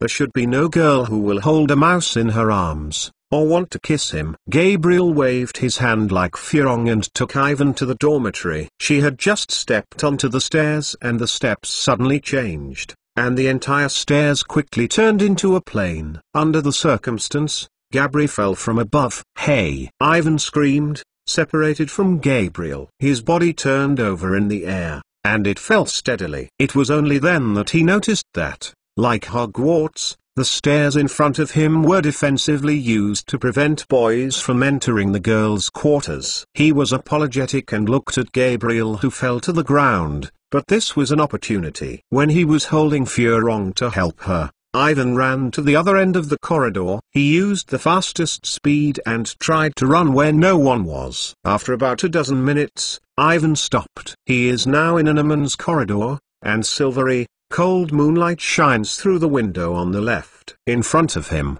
it seems to be a messy storage room. Many strange things are randomly discarded on both sides of the corridor. Some of them are rotating fast, some are dim light, and some. Needless to say, these things that look so wonderful and don't know the specific uses are all alchemy products, and Ivan can feel the magic that is slightly exuded. He walked along the corridor and carefully observed these things. Among them, he saw the fine silverware placed on the Dumbledore desk before. The number was more, and it was quietly spraying out the smoke. "Good evening, Avon. I am still thinking about when you will find it here. Just as Avon observed the silverware, he suddenly remembered a voice behind him. He hurried back and saw Dumbledore standing smiling and not far away. Beside him was a golden robe of Nicoleem. To be continued. V2 Chapter 399 Magical Alchemy. Good evening, Professor. Ivan leaps forward and his body changes rapidly in midair. By the time he landed on his feet, he had returned to the human form from the Black Cat. Ah! The wonderful Animagus variant. Nicoleem looked at Avon and said with appreciation, "Very perfect, because it is too esoteric and complicated, and few wizards can master this magic. Centuries since then, you have been the third wizard I have ever seen to be able to do this at this age. It is really amazing." He spoke very slowly. His voice was very low, and his old voice was like a knife on the bark. It sounded very hoarse and strange. It was very unpleasant. But his mouth was smiling, and he looked extraordinarily kind. "Thank you for compliment." Ivan nodded. While Nicoleem looked at him, Evan also looked at the other side curiously, taking a close look at the longest-lived old wizard in human history. The long life of more than 600 years left the years with obvious traces on his face. Like Dumbledore, Leem has a long white beard. The wrinkles on his face were already deep, and the twists and turns were uneven, like the mottled print on the wall, and the face was covered. But his green eyes are extraordinarily fascinating and full of vitality. The most striking thing is that the surface of the skin reflects outwards from time to time with a hint of golden light. Ivan guesses that this is a side effect of taking long-lived medicine for a long time. The magic of a large number of magic stone transformations accumulates in the body and manifests through the skin. Ivan, you should already know, this is my old friend Nicoleem. He is my partner in alchemy. The world's greatest alchemist. Dumbledore said gently, to Ivan, rubbed his eyes and then turned and introduced to Lemmy. "This child is the one I just mentioned, Ivan Mason. Albus, your student is very good." Leem nodded and said, "I can feel that he is very similar to you when you were young, with magical power far beyond your peers, precise magic control, and unknown the spirit of inquiry and learning in the field of magic. But when I was young, I never tried to break into the girls' dormitory in the form of Animagus," Dumbledore said with a smile. Ivan took a moment and realized that what happened just now was seen by these two old guys. No wonder they would stand here and wait for themselves. "This is not a mistake. I did this when I was young." No boy can refuse the enthusiasm of the girls. Lemmy recalled, Bus Barton was not so big, and there was no girl dormitory. Defensive magic, as long as someone is willing to give you a door inside, you can sneak in at night. The key is to master the time. The professors and the castle administrator will go to bed. If I master Animagus, will not. This topic is too embarrassing, and Ivan does not want to listen to Lem's experience of re-entering the girls' dormitory, especially considering that this is more than 600 years ago. No matter who the girl who is willing to leave him or who the girls were, it should have become a bunch of bones now, which is too horrible. About more than 400 years ago, when Buzz Burton recently rebuilt on a large scale, I proposed to emulate Hogwarts to join the defensive magic, which can effectively identify and prevent boys from entering the girls' dormitory. Leem continued, "This magic seems perfect, but it is actually flawed. You just have to." I heard that the other party was ready to say how to enter the girls' dormitory. Although Evan was a little embarrassed, he still could not help but concentrate. It is not difficult for the defensive magic to force the crack,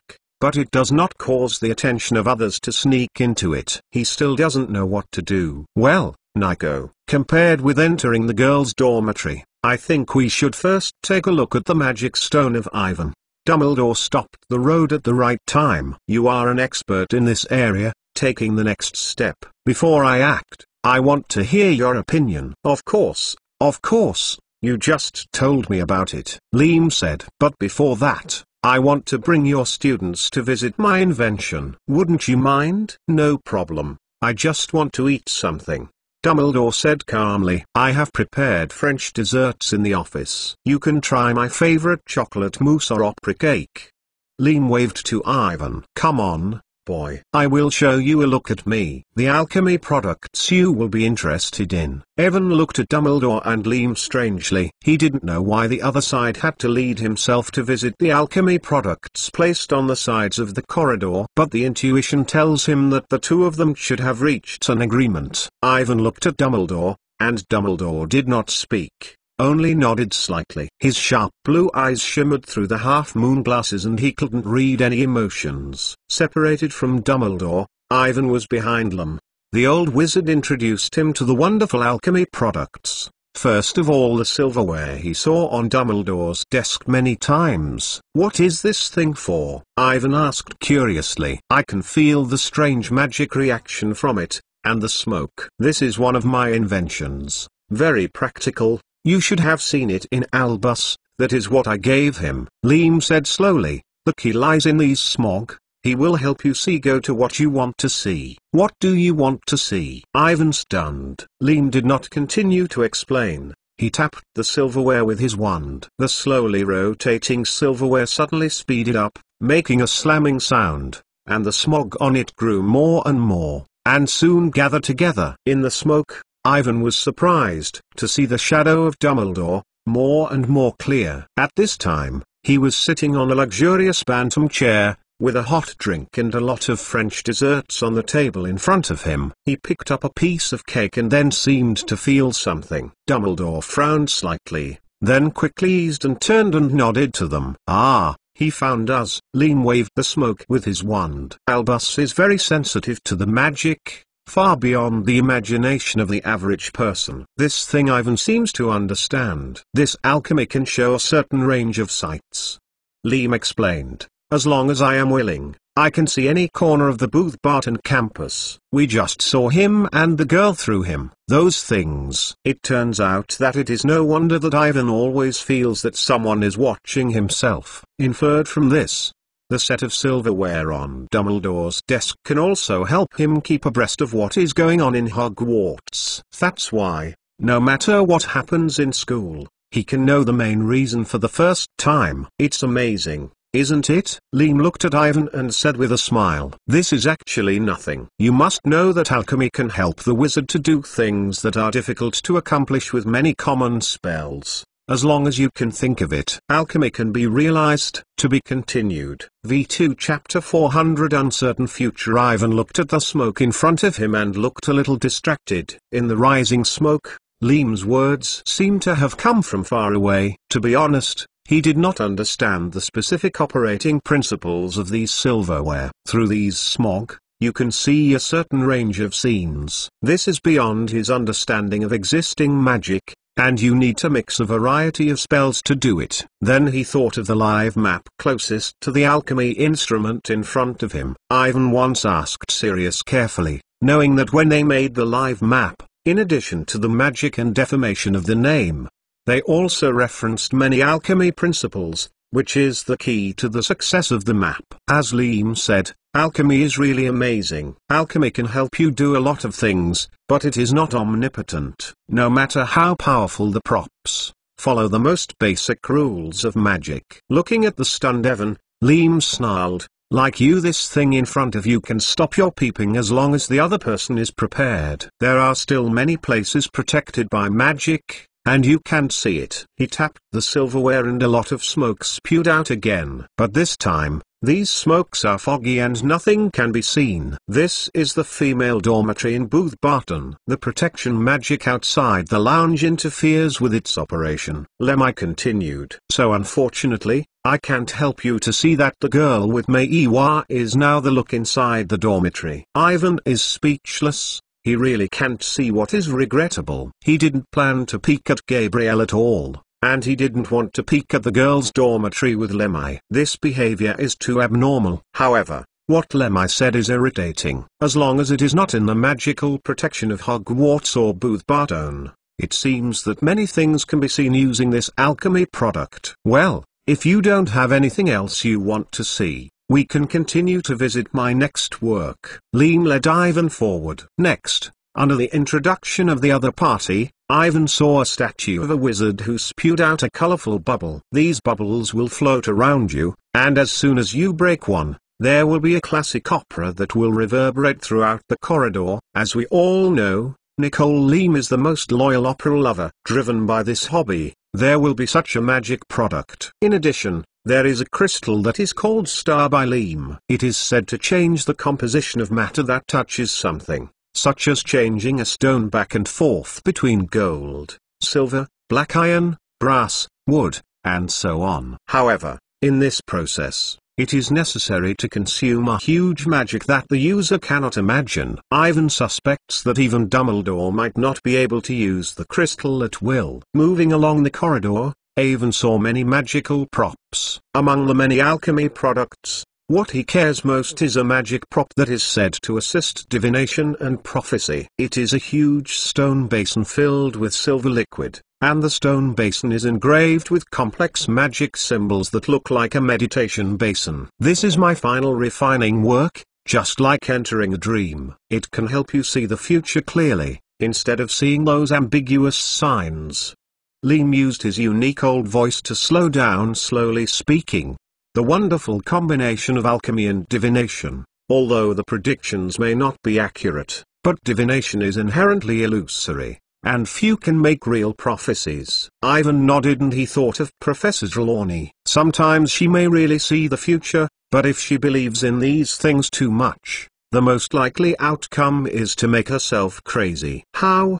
Do you want to try it? Leem signaled Ivan to stand in front of the stone basin, staring at the liquid inside, relaxing and relaxing. Leem waved his wand and muttered a spell that Ivan couldn't understand. A shimmering dark grey glow emerges from the end of the wand, and the silver liquid in the stone basin begins to spin rapidly to form a vortex. Ivan felt that his soul was inhaled, and there was a blur in front of him. He rubbed his eyes hard. In the next second, he saw a huge space in the silver basin of the stone basin, which was covered with huge, rough black stones. The surrounding area was foggy. Ivan does not understand. What is going on in the end? Is this what is his future? Exclamation mark.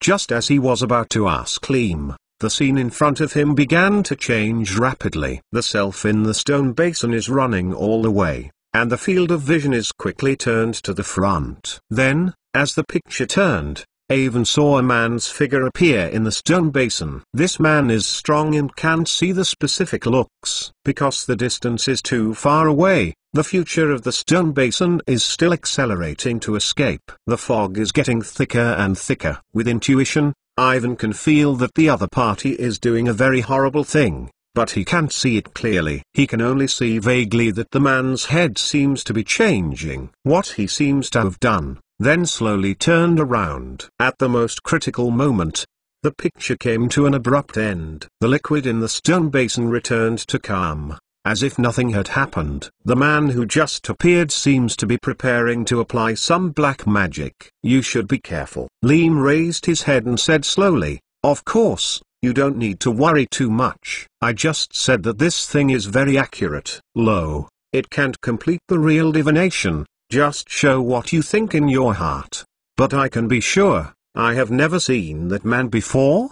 Who knows?" Leem did not stop in front of the stone basin and continued to move forward. It seemed that he did not care much about the future of Ivan. Maybe it failed. It is normal. Use an alchemy product to divination of fate. This is a crazy thing in itself. An unrealistic reverie of an old man who has lived for too long. Nick Leem stopped and turned to look at Avon. But you have to know that when this thing was refining, it consumed a lot of my efforts, which is the final result of my knowledge of alchemy. He paused and continued, although I am not very proficient in divination, but I said that it might be effective once. This sentence sounds really unpleasant, and the other party seems to euphemistically tell Ivan to accept the bad future. Who else used the stone basin?